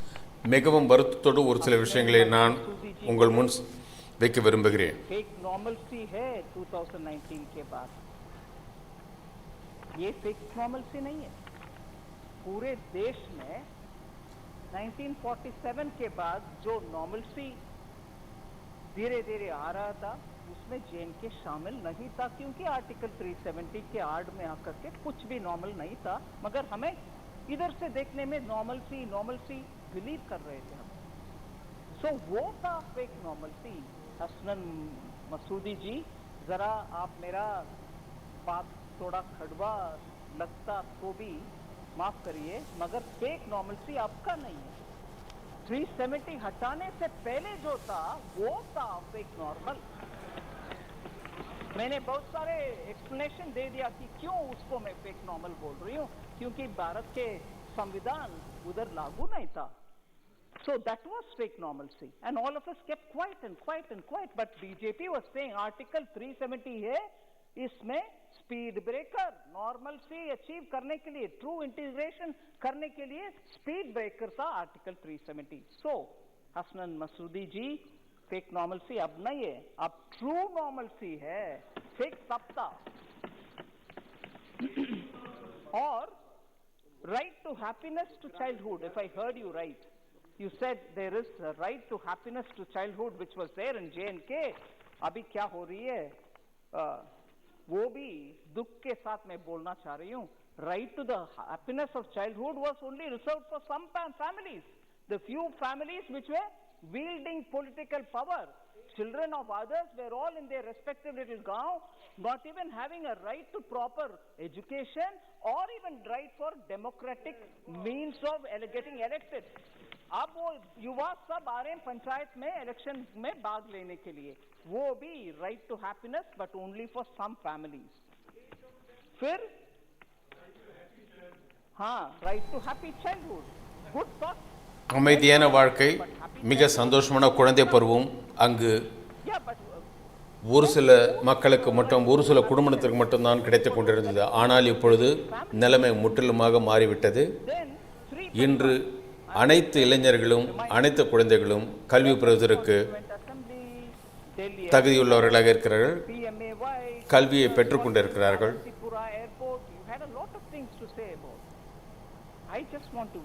பல புதிய திட்டங்கள் உருவாக்கப்பட்டிருக்கின்றன, விமான நிலையங்கள் உருவாக்கப்பட்டிருக்கின்றன. अभी प्रश्न हमसे पूछ रहे कि टीचर्स के लिए क्या कर रही हो, कॉलेजेस के लिए क्या कर रही हो, ये सब आप करते तो हम 2019 முன்பு நீங்கள் இதெல்லாம் செய்திருக்க வேண்டும். ஆனால் நீங்கள் எங்களை கேள்வி கேட்டிருக்கிறீர்கள், ஆசிரியர்களுக்காக என்ன செய்திருக்கிறீர்கள், கல்லூரிக்காக என்ன செய்திருக்கிறீர்கள் என்று எங்களை கேள்வி கேட்கிறீர்கள். இதை நீங்கள் 2019 முன்பு செய்திருக்க வேண்டும். मैं जब एम्प्लॉयमेंट के बारे में बात कर रही थी, बार फेयर एंड ट्रांसपेरेंट का शब्द को मैं उपयोग की. வேலைவாய்ப்பு பற்றி கூறும் பொழுது வெளிப்படைத்தன்மையை பற்றி நான் அதிகமாக கூறிக்கொண்டிருந்தேன்.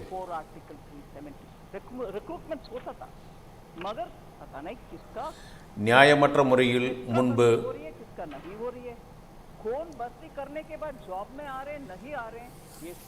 பணிக்கு ஆட்களை நியமித்திருந்தார்கள்.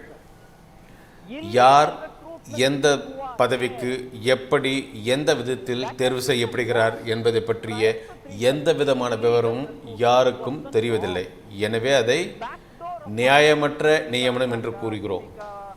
ஆனால் இப்பொழுது ஒவ்வொரு நியமனமும் முறைப்படி வெளிப்படையாக நடந்து கொண்டிருக்கிறது. After the abrogation of Article 370, sir, recruitment, जिसका नंबर मैंने पढ़ा, जिसमें जो वर्ग अभी तक वंचित रहे उन सबको जॉब मिला. ये ट्रांसपेरेंट तरीके 370 விளக்கப்பட்ட பிறகு இதுவரை வஞ்சிக்கப்பட்ட அனைத்து பகுதியினரை சேர்ந்தவர்களுக்கும் வேலை வாய்ப்பில் முன்னுரிமை அளிக்கப்பட்டு கொண்டிருக்கிறது.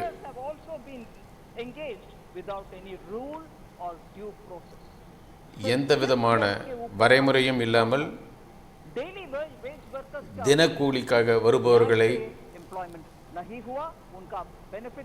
வேலைக்கு நியமிக்கிறார்கள்.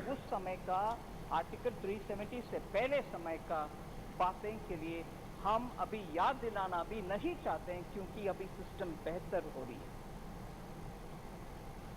सर अभी 2-3 दोबारा थोड़ा कड़वा सच को बोलना चाहते हैं.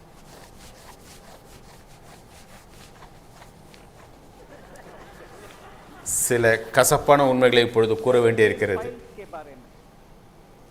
उसके बारे में बात करने वाले, उसका खिलाफ बात करने वाले, नहीं 100-200 इतना ही हुआ, आप इसके ऊपर क्यों इतना चिंताजनक बात कर रहे हैं? सर उस समय का 2-3 सच्चाई हम याद करना चाहिए. जब इतना 2-3 உண்மைகளை நாம் புரிந்து கொள்ள வேண்டும். हिंदुओं के ऊपर इतना हो रहा था और लोग कैसे बाहर निकले वो भी उनको मालूम नहीं था. இந்துக்கள் மீது எப்படிப்பட்ட ஒரு வன்முறை கட்டவிழ்த்து விடப்பட்டதோ, அவர்கள் எப்படி தங்களை பாதுகாத்துக் கொள்வார்கள், அவர்களை பொறுத்தவரை தாய் மகள் எந்த வேறுபாடும் கிடையாது. கணவர் முன்னால் மனைவியை நீங்கள் புரிந்து கொள்வீர்கள். இதை என்னால் கூற முடியாது. நீ மதம் மாறு, இல்லை என்றால் நான் கூற விரும்பவில்லை. ஒவ்வொரு முறையும் உண்மையை வெளிவராமல் செய்துவிட்டார்கள். இன்று கூட அவர்கள் அதை மறுத்து கொண்டிருக்கிறார்கள். ஒரு சிலர்கள் ஒரு சில படத்தை பற்றி கூறிக்கொண்டிருந்தார்கள்.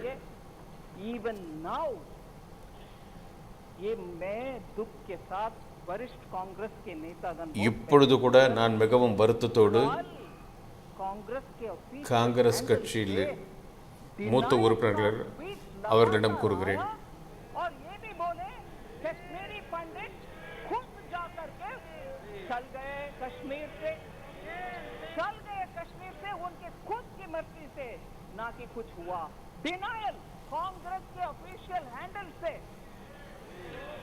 காங்கிரஸ் கட்சியை சேர்ந்தவர்கள் இன்றும் கூறிக்கொண்டிருக்கிறார்கள், அங்குள்ள காஷ்மீரி இந்துக்கள், காஷ்மீரி பண்டிட்கள் அவர்களாகவே முழு மனதோடு அங்கிருந்து வெளியேறினார்கள் என்று கூறுகிறார்கள்.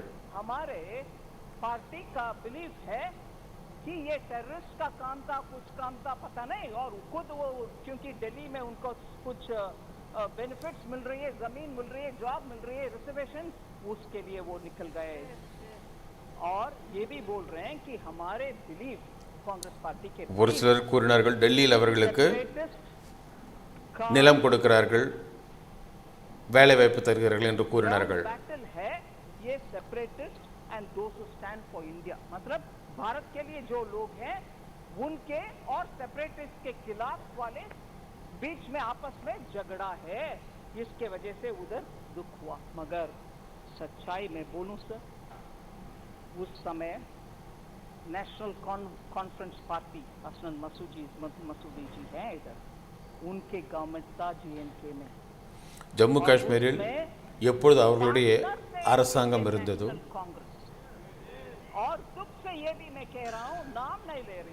நான் யாருடைய பெயரும் குறிப்பிட விரும்பவில்லை, அப்பொழுது இருந்த முதலமைச்சர் உங்களுடைய தலையெழுத்து நீங்களே பார்த்துக் கொள்ளுங்கள் என்று கூறியிருந்தார்கள்.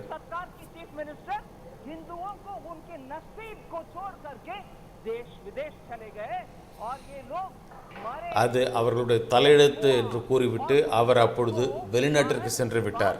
का बदनसीबी उनके ऊपर आया.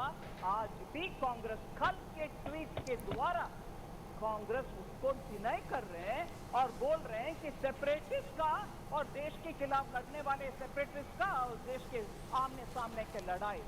अगर वो सच है सर, मैं उनसे पूछना चाहता हूँ, अगर वो बात सच है, कांग्रेस के ये बात सच है, காங்கிரஸ் கூறுவது உண்மை என்றால் நான் அவர்களை கேட்க விரும்புகிறேன்.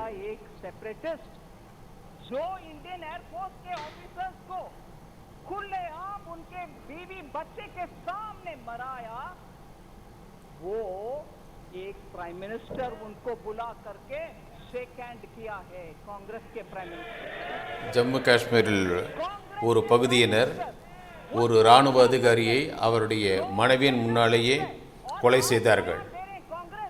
அவர்களுக்கு அங்குள்ள முதலமைச்சர் அழைத்து கை குலுக்குகிறார். तो क्यों आपने वो सेपरेटिस्ट को बुला करके प्रधानमंत्री जी के हाथ शेक करवाया, उनको इनवाइट किया? क्या सच है? आप எது உண்மை? நீங்கள் எதற்காக அவரை அழைத்தீர்கள்? दूसरा समय आपके चीफ मिनिस्टर भाग गए देश छोड़ करके, तीसरा ये लोग भाग करके दिल्ली आकर के शरणार्थी बन गए उन्हीं के अपने देश में. फिर कल सुबह तक कांग्रेस का ट्वीट में ये आ रहा है कि सेपरेटिस्ट के खिलाफ, भारत देश के खिलाफ झगड़ा हो रही है, ये सेपरेटिस्ट वर्सेस भारत देश है. अगर वो सच है, फिर क्यों सेपरेटिस्ट को आपके प्रधानमंत्री जी के पास लेके गए? जो हमारे நீங்கள் எதற்காக அப்படிப்பட்டவர்களை பிரதம மந்திரியிடம் அழைத்துச் சென்றீர்கள், அவரிடம் கை குலுக்க வைத்தீர்கள்? இதற்கு உங்களால் பதிலளிக்க முடியுமா? நான் யாருடைய பெயரையும் குறிப்பிடவில்லை. அவர்கள் பிரதம மந்திரி சந்தித்தார்களா இல்லையா? அவர்கள் ட்விட்டரில் பதிவிட்ட செய்தி இன்றும் நம்மிடம் இருக்கிறது.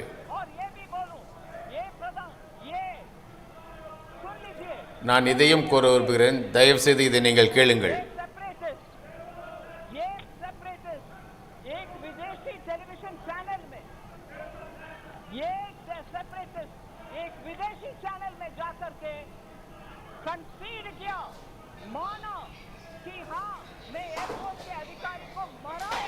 ஒரு வெளிநாட்டு ஊடகத்திற்கு அவர்கள் தங்களுடைய கருத்தை தெரிவித்திருந்திருக்கிறார்கள்.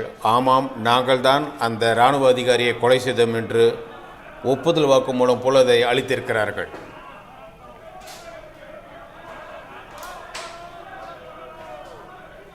இதையும் ஊடகங்கள் வெளியிட்டன.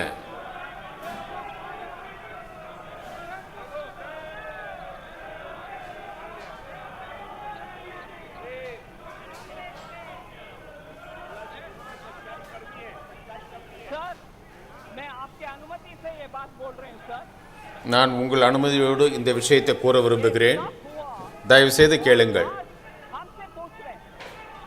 இன்று அவர்கள் நம்மை பார்த்து கேள்வி கேட்டுக்கொண்டு இருக்கிறார்கள்.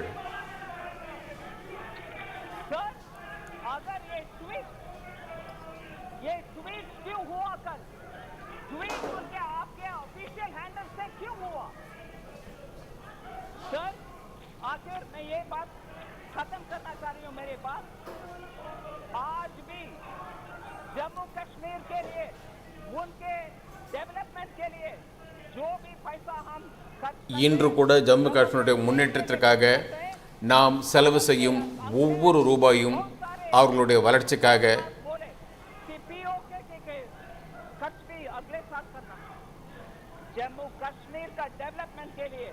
ஜம்மு காஷ்மீருடைய வளர்ச்சிக்காக நாம் முழு மூச்சோடு பாடுபட்டு கொண்டிருக்கிறோம். பிரதம மந்திரியுடைய தலைமையில் அந்த பணிகள் தொடர்ச்சியாக நடந்து கொண்டிருக்கின்றன. நன்றி.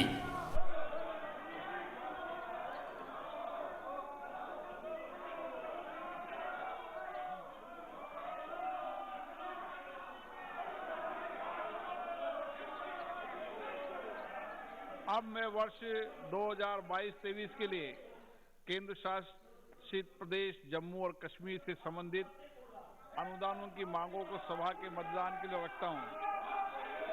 प्रश्न ये कि अनुदानों की मांगों की सूची की स्तंभ 2 में भाग संख्या 1 से 4 तथा 6 से 36 के सामने दर्शाए गए मांग के शीर्षों के संबंध में 31 मार्च 2023 को समाप्त होने वाले वर्ष के संधाय के दौरान होने वाले खर्चों की अदायगी हेतु अनुदानों की मांगों की सूची के स्तंभ 3 में दर्शाई गई राजस्व लेखा तथा पूंजी लेखा संबंधी राशियों से अनधिक संबंधित राशियां केंद्र शासित प्रदेश जम्मू और कश्मीर की संचित निधि में से भारत के राष्ट्रपति को दी जाए। जो सदस्य पक्ष में है कृपया हाँ कहें, जो विरोध में ना कहें। मेरे विचार में निर्णय हाँ वालों के पक्ष में, निर्णय हाँ वालों के पक्ष में वर्ष 2022-23 के लिए केंद्र शासित प्रदेश जम्मू और कश्मीर से संबंधित अनुदान की मांगे पारित हुई।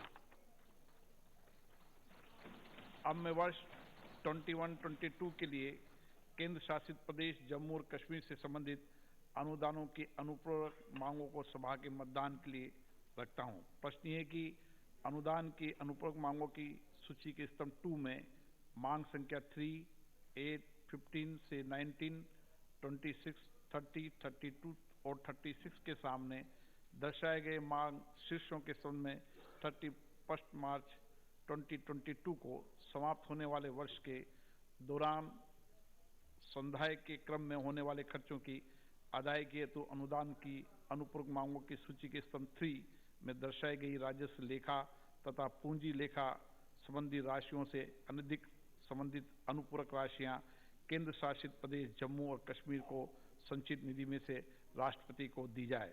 जो सदस्य इसके पक्ष में हाँ कहें, जो सदस्य विरोध में ना कहें। मेरे विचार में निर्णय हाँ वालों के पक्ष में, निर्णय हाँ वालों के पक्ष में वर्ष 2021-22 के लिए केंद्र शासित प्रदेश जम्मू कश्मीर से संबंधित अनुदानों की अनुपूरक मांगे पारित हुई। अब मैं वर्ष 2021-22 के लिए अनुदान की अनुपूरक मांगे तृतीय बेस सभा के मतदान के रखता हूं। प्रश्न ये कि अनुदान के अनुपूरक मांगों की सूची स्तंभ 2 में भाग संख्या 1 से 13, 15, 17 से 27, 29, 31, 33 से 36, 39 से 44, 46, 50 से 54, 56 से 59, 61, 63, 64, 67, 68, 70, 71, 73, 75 से 78, 80, 84 से 94 और 96 से 101 के सामने दर्शाए गए मांग शीर्षों के संबंध में 31 मार्च 2022 को समाप्त होने वर्ष के दौरान संधाय के क्रम में होने वाले खर्चों की अदायगी हेतु अनुदान की अनुपूरक मांगों की सूची स्तंभ 3 में दर्शाई गई राजस्व लेखा तथा पूंजी लेखा संबंधी राशियों से अनधिक संबंधित अनुपूरक राशियां भारत की संचित निधि में से राष्ट्रपति को दी जाए। जो सदस्य इसके पक्ष में हाँ कहें, जो सदस्य विरोध में ना कहें। मेरे विचार में निर्णय हाँ वालों के पक्ष में, निर्णय हाँ वालों के पक्ष में वर्ष 2021 से 2022 के लिए अनुदान की अनुपूरक मांगे तृतीय बेज पारित की जाती है। अब मैं वर्ष 2018-19 के लिए अनुदान की अतिरिक्त मांगे सभा के मतदान के लिए रखता हूं।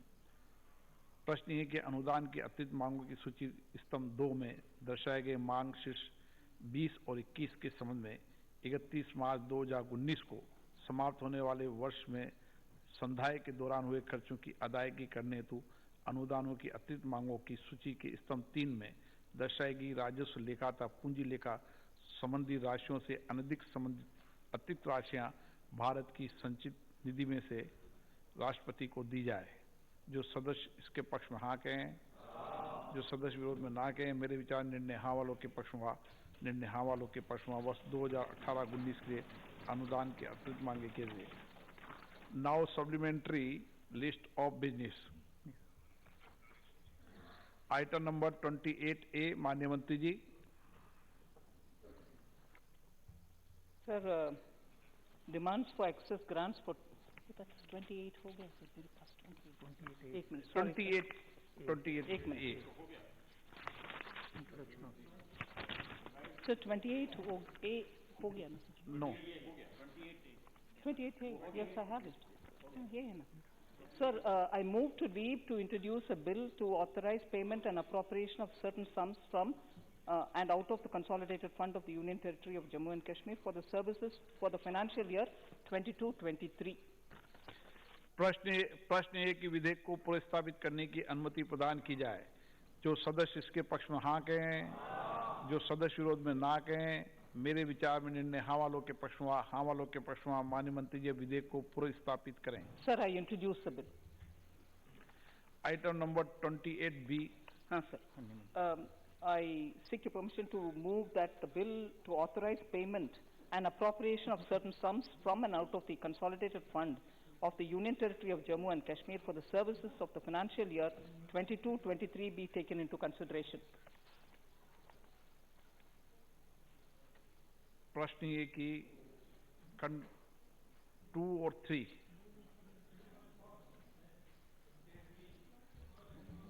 Item number 28B sir, 28B. B. Sorry. 28B.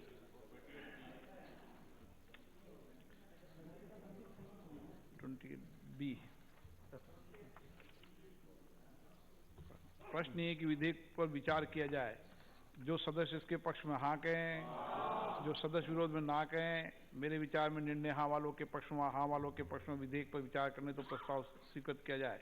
अब सभा विधेयक पर खंडवार विचार करेगी। प्रश्न है कि खंड 2 और 3 विधेयक का अंग बने। जो सदस्य इसके पक्ष में हाँ कहें, जो सदस्य विरोध में ना कहें, मेरे विचार में निर्णय हाँ वालों के पक्ष में, हाँ वालों पक्ष में खंड 2 और 3 विधेयक का अंग बना। प्रश्न ये कि अनुसूची विधेयक का अंग बने। जो सदस्य इसके पक्ष में हाँ कहें, जो सदस्य के विरोध में ना कहें, मेरे विचार में निर्णय हाँ वालों के पक्ष में, हाँ वालों पक्ष में अनुसूची विधेयक का अंग बनी। प्रश्न है कि खंड 1 अधिनियम सूत्र विधेयक का पूरा नाम विधेयक का अंग बने। जो सदस्य इसके पक्ष में हाँ कहें, जो सदस्य के विरोध में ना कहें, मेरे विचार में निर्णय हाँ वालों के पक्ष में, हाँ वालों के पक्ष में खंड 1 अधिनियम सूत्र विधेयक का पूरा नाम विधेयक का अंग बने। मंत्री जी अब प्रस्ताव करें कि विधेयक को पारित किया जाए। Sir, I also move that the bill be passed. प्रश्न है कि विधेयक को पारित किया जाए। जो सदस्य के पक्ष में हाँ कहें, जो सदस्य विरोध में ना कहें, मेरे विचार में निर्णय हाँ वालों के पक्ष में, हाँ वालों के पक्ष में प्रस्ताव स्वीकृत हुआ। विधेयक पारित हुआ। आइटम नंबर 28C माननीय मंत्री जी। Sir, I move for leave to introduce a bill to authorize payment and appropriation of certain further sums from and out of the consolidated fund of the Union Territory of Jammu and Kashmir for the services of the financial year 21-22. प्रश्न है कि विधेयक को पुनर्स्थापित करने की अनुमति प्रदान की जाए। जो सदस्य इसके पक्ष में हाँ कहें, जो सदस्य विरोध में ना कहें, मेरे विचार में निर्णय हाँ वालों के पक्ष में, हाँ वालों के माननीय मंत्री जी विधेयक को पुनर्स्थापित करें। Use the bill. Item number 28D माननीय मंत्री जी। Sir, I rise to move that the bill to authorize payment and appropriation of certain further sums from and out of the consolidated fund of the Union Territory of Jammu and Kashmir for the services of the financial year 21-22 be taken into consideration. प्रश्न ये कि विधेयक पर विचार किया जाए। जो सदस्य इसके पक्ष में हाँ कहें, जो सदस्य विरोध में ना कहें, मेरे विचार में निर्णय हाँ वालों के पक्ष में, हाँ वालों के पक्ष में विधेयक पर विचार करने तो प्रस्ताव को स्वीकृत किया गया। अब सभा विधेयक पर खंडवार विचार करेगी। प्रश्न खंड 2 और 3 विधेयक का अंग बने। जो सदस्य इसके पक्ष में हाँ कहें, जो सदस्य विरोध में ना कहें, मेरे विचार में निर्णय हाँ वालों के पक्ष में, हाँ वालों के पक्ष में खंड 2 और 3 विधेयक का अंग बना। प्रश्न ये कि अनुसूची विधेयक का अंग बने। जो सदस्य इसके पक्ष में हाँ कहें, जो सदस्य विरोध में ना कहें, मेरे विचार में निर्णय हाँ वालों के पक्ष में, हाँ वालों के पक्ष में अनुसूची विधेयक का अंग बनी। प्रश्न ये कि खंड 1 अधिनियम सूत्र विधेयक का पूरा नाम विधेयक का अंग बने। जो सदस्य इसके पक्ष में हाँ कहें, जो सदस्य विरोध में ना कहें, मेरे विचार में निर्णय हाँ वालों के पक्ष में, हाँ वालों के पक्ष में खंड 1 अधिनियम सूत्र और विधेयक का पूरा नाम विधेयक का अंग बने। मंत्री जी प्रस्ताव करें कि विधेयक को पारित किया जाए। Sir, I move that the bill be passed. प्रश्न है कि विधेयक को पारित किया जाए। जो सदस्य इसके पक्ष में हाँ कहें, जो सदस्य विरोध में ना कहें, मेरे विचार में निर्णय हाँ वालों के पक्ष में, हाँ वालों के पक्ष में प्रस्ताव स्वीकृत हुआ। विधेयक पारित हुआ। आइटम नंबर 28E माननीय मंत्री जी। Sir, I move for leave to introduce a bill to authorize payment and appropriation of certain further sums from and out of the consolidated fund of India for the services of the financial year 21-22. प्रश्न ये कि विधेयक को प्रस्तावित करने की अनुमति प्रदान की जाए। जो सदस्य इसके पक्ष में हाँ कहें, जो सदस्य विरोध में ना कहें। मेरे विचार में निर्णय हाँ वालों के पक्ष में, हाँ वालों के पक्ष में हुआ। माननीय मंत्री जी विधेयक को प्रस्तावित करें। Sir, I introduce the bill. Item number 28F। Sir, I move that the bill to authorize payment and appropriation of certain further sums from and out of the Consolidated Fund of India for the services of the financial year 21-22 be taken into consideration. प्रश्न ये कि विधेयक पर विचार किया जाए। जो सदस्य इसके पक्ष में हाँ कहें, जो सदस्य विरोध में ना कहें। मेरे विचार में निर्णय हाँ वालों के पक्ष में, हाँ वालों के पक्ष में हुआ। विधेयक पर विचार करने तो प्रस्ताव स्वीकृत किया गया। अब सभा विधेयक पर खंडवार विचार करेगी। प्रश्न है कि खंड 2 और 3 विधेयक का अंग बने। जो सदस्य के पक्ष में हाँ कहें, जो सदस्य विरोध में ना कहें। मेरे विचार में निर्णय हाँ वालों के पक्ष में, हाँ वालों के पक्ष में खंड 2 और 3 विधेयक का अंग बने। प्रश्न है कि अनुसूची विधेयक का अंग बने। जो सदस्य के पक्ष में हाँ कहें, जो सदस्य विरोध में ना कहें। मेरे विचार में निर्णय हाँ वालों के पक्ष में, हाँ वालों के पक्ष में अनुसूची विधेयक का अंग बनी। प्रश्न है कि खंड 1 अधिनियम सूत्र विधेयक का पूरा नाम विधेयक का अंग बने। जो सदस्य के पक्ष में हाँ कहें, जो सदस्य विरोध में ना कहें। मेरे विचार में निर्णय हाँ वालों के पक्ष में, हाँ वालों के पक्ष में खंड 1 अधिनियम सूत्र विधेयक का पूरा नाम विधेयक का अंग बने। मंत्री जी अब प्रस्ताव करें कि विधेयक को पारित किया जाए। Sir, I move that the bill be passed. प्रश्न ये कि विधेयक को पारित किया जाए। जो सदस्य इसके पक्ष में हाँ कहें, जो सदस्य विरोध में ना कहें। मेरे विचार में निर्णय हाँ वालों के पक्ष में, हाँ वालों के पक्ष में प्रस्ताव स्वीकृत हुआ। विधेयक पारित हुआ। Item number 28G। Sir, I move for leave to introduce a bill to provide for the authorization of appropriation of monies out of the Consolidated Fund of India to meet the amounts spent on certain services during the financial year ended on 31st day of March 2019 in excess of the amounts granted for those services and for that year. प्रश्न ये कि विधेयक को पुनर्स्थापित करने की अनुमति प्रदान की जाए। जो सदस्य इसके पक्ष में हाँ कहें, जो सदस्य विरोध में ना कहें। मेरे विचार में निर्णय हाँ वालों के पक्ष में, हाँ वालों के पक्ष में माननीय मंत्री जी विधेयक को पुनर्स्थापित करें। So I introduce the bill. Item number 28H. Sir, I move that the bill to provide for the authorization of appropriation of monies out of the Consolidated Fund of India to meet the amount spent on certain services during the financial year ended on 31st day of March 2019 in excess of the amounts granted for those services and for that year be taken into consideration. प्रश्न ये है कि विधेयक पर विचार किया जाए। जो सदस्य इसके पक्ष में हाँ कहें, जो सदस्य विरोध में ना कहें। मेरे विचार में निर्णय हाँ वालों के पक्ष में, हाँ वालों के पक्ष में हुआ। विधेयक पर विचार करने तो प्रस्ताव स्वीकृत किया जाए। अब सभा विधेयक पर खंडवार विचार करेगी। प्रश्न है कि खंड 2 और 3 विधेयक का अंग बने। जो सदस्य इसके पक्ष में हाँ कहें, जो सदस्य विरोध में ना कहें। मेरे विचार में निर्णय हाँ वालों के पक्ष में, हाँ वालों के पक्ष में खंड 2 और 3 विधेयक का अंग बना। प्रश्न ये कि अनुसूची विधेयक का अंग बने। जो सदस्य इसके पक्ष में हाँ कहें, जो सदस्य के विरोध में ना कहें। मेरे विचार में निर्णय हाँ वालों के पक्ष में, हाँ वालों के पक्ष में अनुसूची विधेयक का अंग बनी। प्रश्न ये कि खंड 1 अधिनियम सूत्र विधेयक का पूरा नाम विधेयक का अंग बने। जो सदस्य इसके पक्ष में हाँ कहें, जो सदस्य विरोध में ना कहें। मेरे विचार में निर्णय हाँ वालों के पक्ष में, हाँ वालों के पक्ष में खंड 1 अधिनियम सूत्र विधेयक का पूरा नाम विधेयक का अंग बने। मंत्री जी प्रस्ताव करें कि विधेयक को पारित किया जाए। So I move that the bill be passed. प्रश्न है कि विधेयक को पारित किया जाए। जो सदस्य के पक्ष में हाँ कहें, जो सदस्य के विरोध में ना कहें। मेरे विचार में निर्णय हाँ वालों के पक्ष में, हाँ वालों के पक्ष में प्रस्ताव स्वीकृत हुआ। विधेयक पारित हुआ। सभा की कार्रवाई मंगलवार 15 मार्च 2022 को प्राप्त 11 बजे तक के लिए स्थगित की जाती है। சபை நடவடிக்கைகள் நாளை காலை 11 மணி வரை ஒத்திவைக்கப்படுகின்றது.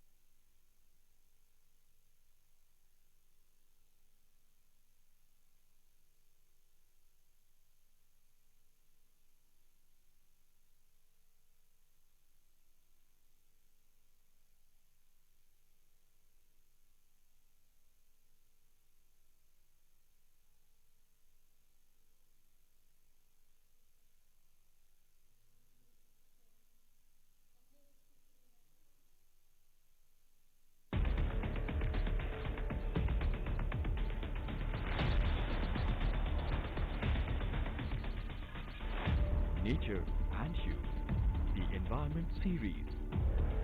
Aim is to awake and aware people to protect our environment, be it climate or wildlife crisis, depletion of ocean resources, waste management issues. Only on Thanthi TV.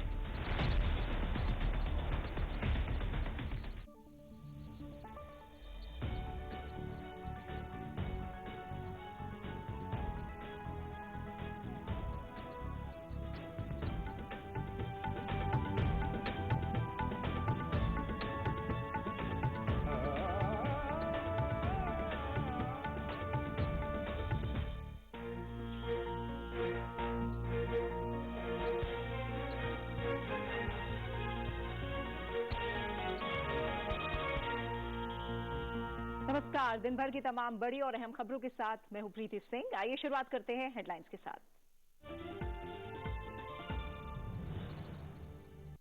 संसद का बजट सत्र का दूसरा चरण, लोकसभा से जम्मू कश्मीर के लिए वित्त वर्ष 2022-23 का बजट पारित। वित्त मंत्री ने दिया चर्चा का जवाब। राज्यसभा में उत्तर पूर्वी क्षेत्र विकास मंत्रालय के कामकाज पर चर्चा।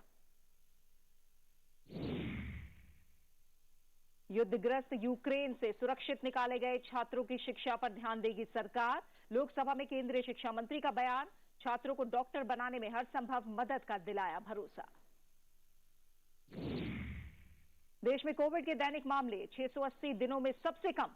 16 मार्च से 12 से 14 साल की उम्र वाले बच्चों को लगेगा कोरोना का टीका। बुजुर्गों को बूस्टर डोज पर भी बड़ा फैसला। यूक्रेन में रूस की भारी बमबारी जारी। कीव पर रूस की बढ़त के बीच दोनों देशों के बीच बातचीत। रेड क्रॉस ने की पलायन करने वालों के लिए सुरक्षित मार्ग देने की मांग। और बेंगलुरु टेस्ट में टीम इंडिया की शानदार जीत। टेस्ट सीरीज पर 2-0 से कब्जा। श्रेयस अय्यर बने player of the match. Rishabh Pant बने player of the series.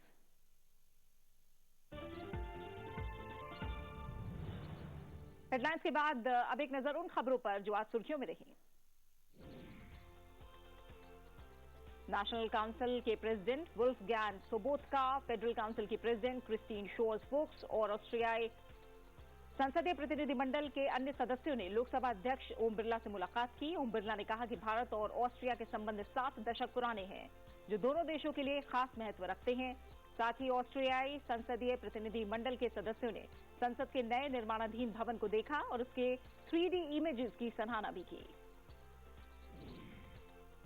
Supreme court ने कोविड-19 के कारण जान गंवाने वाले लोगों के परिवार वालों के सदस्यों को मिलने वाली 50,000 रुपए की अनुग्रह राशि पाने के लिए झूठे दावों पर चिंता जताई। कोर्ट ने कहा कि उसने कभी सोचा भी नहीं था कि इसका दुरुपयोग किया जा सकता है और उसे लगता है कि नैतिकता का स्तर इतना नीचे नहीं गिर सकता। सुप्रीम कोर्ट ने कहा कि वो मामले की जांच महालेखागार कार्यालय को सौंप सकता है। कनाडा के ओंटारियो में सड़क हादसे में 5 भारतीय छात्रों की मौत हो गई है। दक्षिणी ओंटारियो के क्विंटे वेस्ट शहर में राजमार्ग 401 पर वैन और ट्रैक्टर के बीच टक्कर के कारण ये दुर्घटना हुई। छात्रों की उम्र 21 से 24 वर्ष के बीच है। सभी ग्रेटर टोरंटो और मॉन्ट्रियल इलाके के स्कूलों के छात्र थे। चीन में भारत के नए राजदूत प्रदीप कुमार रावत ने प्रभार संभाल लिया है। प्रदीप कुमार रावत से पहले राजदूत विक्रम मिस्री ये जिम्मेदारी संभाल रहे थे। 1990 बैच के IFS अधिकारी रावत नीदरलैंड में भारत के राजदूत के रूप में सेवाएं दे चुके हैं। चीन में कोविड के अत्यधिक संक्रामक ओमाइक्रॉन स्वरूप के मामले बढ़ते जा रहे हैं। नए मामलों में से सबसे अधिक 895 मामले सुदूर उत्तर पूर्वी जिलेन फ्रांस से सामने आए। 1.75 करोड़ की आबादी वाले शहर शिंगजिंग में लॉकडाउन लगा दिया गया है। ये शहर प्रमुख तकनीकी और वित्तीय हब है जो हांगकांग के पड़ोस में स्थित है। मौसम विभाग ने कोंकण क्षेत्र और मुंबई और उसके आसपास के इलाकों में अगले 2 दिन तक तेज गर्मी की संभावना को देखते हुए येलो अलर्ट जारी किया है। केरल आपदा प्रबंधन प्राधिकरण ने राज्य में भीषण गर्मी पड़ने का अलर्ट जारी किया है। पंकज आडवाणी ने एशियाई स्नूकर चैंपियनशिप के पहले दिन 2 जीत के साथ शुरुआत की। 2 बार विश्व स्नूकर और बिलियर्ड चैंपियन रह चुके आडवाणी ने इरशाद को पहले मैच में 4-2 से हराया। दूसरे मैच में उन्होंने मंसूर को मात दी। और अब खबरें विस्तार से। और सबसे पहले बात संसद के बजट सत्र की, जिसका दूसरा चरण आज से शुरू हो गया। बजट सत्र के दूसरे चरण के पहले दिन केंद्रीय वित्त मंत्री निर्मला सीतारमण ने केंद्र शासित प्रदेश जम्मू और कश्मीर के लिए बजट पर सदन में हुई चर्चा का जवाब दिया। चर्चा का जवाब देते हुए वित्त मंत्री ने कहा कि जम्मू कश्मीर में धारा 370 हटने के बाद 890 केंद्रीय कानून वहां लागू हो गए हैं। 70 साल से अधिक जम्मू कश्मीर के लोगों को जो नहीं मिला वो अब उन्हें दिया जाएगा। इससे पहले उन्होंने सदन में अनुदान के लिए पूरक मांग, अनुदान की मांग और जम्मू और कश्मीर के लिए अतिरिक्त अनुदान की मांग को लेकर चर्चा के लिए से पेश किया। Government of India grant under MHA to J&K is 35,581.44 crores for this forthcoming year, budget year 22-23, as against 30,757 crores in the current prevailing budget 21-22. So that is a grant which goes towards activities in J&K, and in that 15.69% increase is provided within 1 year. केंद्रीय मंत्री जितेंद्र सिंह ने कहा कि अनुच्छेद 370 समाप्त होने से केंद्र शासित प्रदेश जम्मू कश्मीर को फायदा हुआ है। जम्मू कश्मीर में सीमा पार से घुसपैठ में भी कमी आई है। I think the only instance in the history of the world where a huge population of a community became homeless in their own homeland, refugees in their own country. And the biggest exodus possibly that has happened after that of the 1947 partition, when there was exchange of Hindu and Muslims and the rights followed. Lok Sabha में वित्त वर्ष 2022-23 के लिए केंद्र शासित प्रदेश जम्मू और कश्मीर के लिए पेश किए गए बजट चर्चा में विभिन्न दलों के सांसदों ने हिस्सा लिया। अगस्त 2019 में जब धारा 370 को हटाया गया और जम्मू कश्मीर को केंद्र शासित प्रदेश बनाया गया, तो पहले 4 महीने में ही जो ह्यूमन राइट्स इन J&K करके एक संगठन है, उसके हिसाब से बहुत बड़ा माली नुकसान हुआ है। क्या कहीं ये सुना गया है कि एक डिलिमिटेशन में तजवीज हो कि एक रीजन का हिस्सा दूसरे रीजन के साथ मिलाया जाए, साउथ कश्मीर को पुंछ के साथ मिलाया जाए?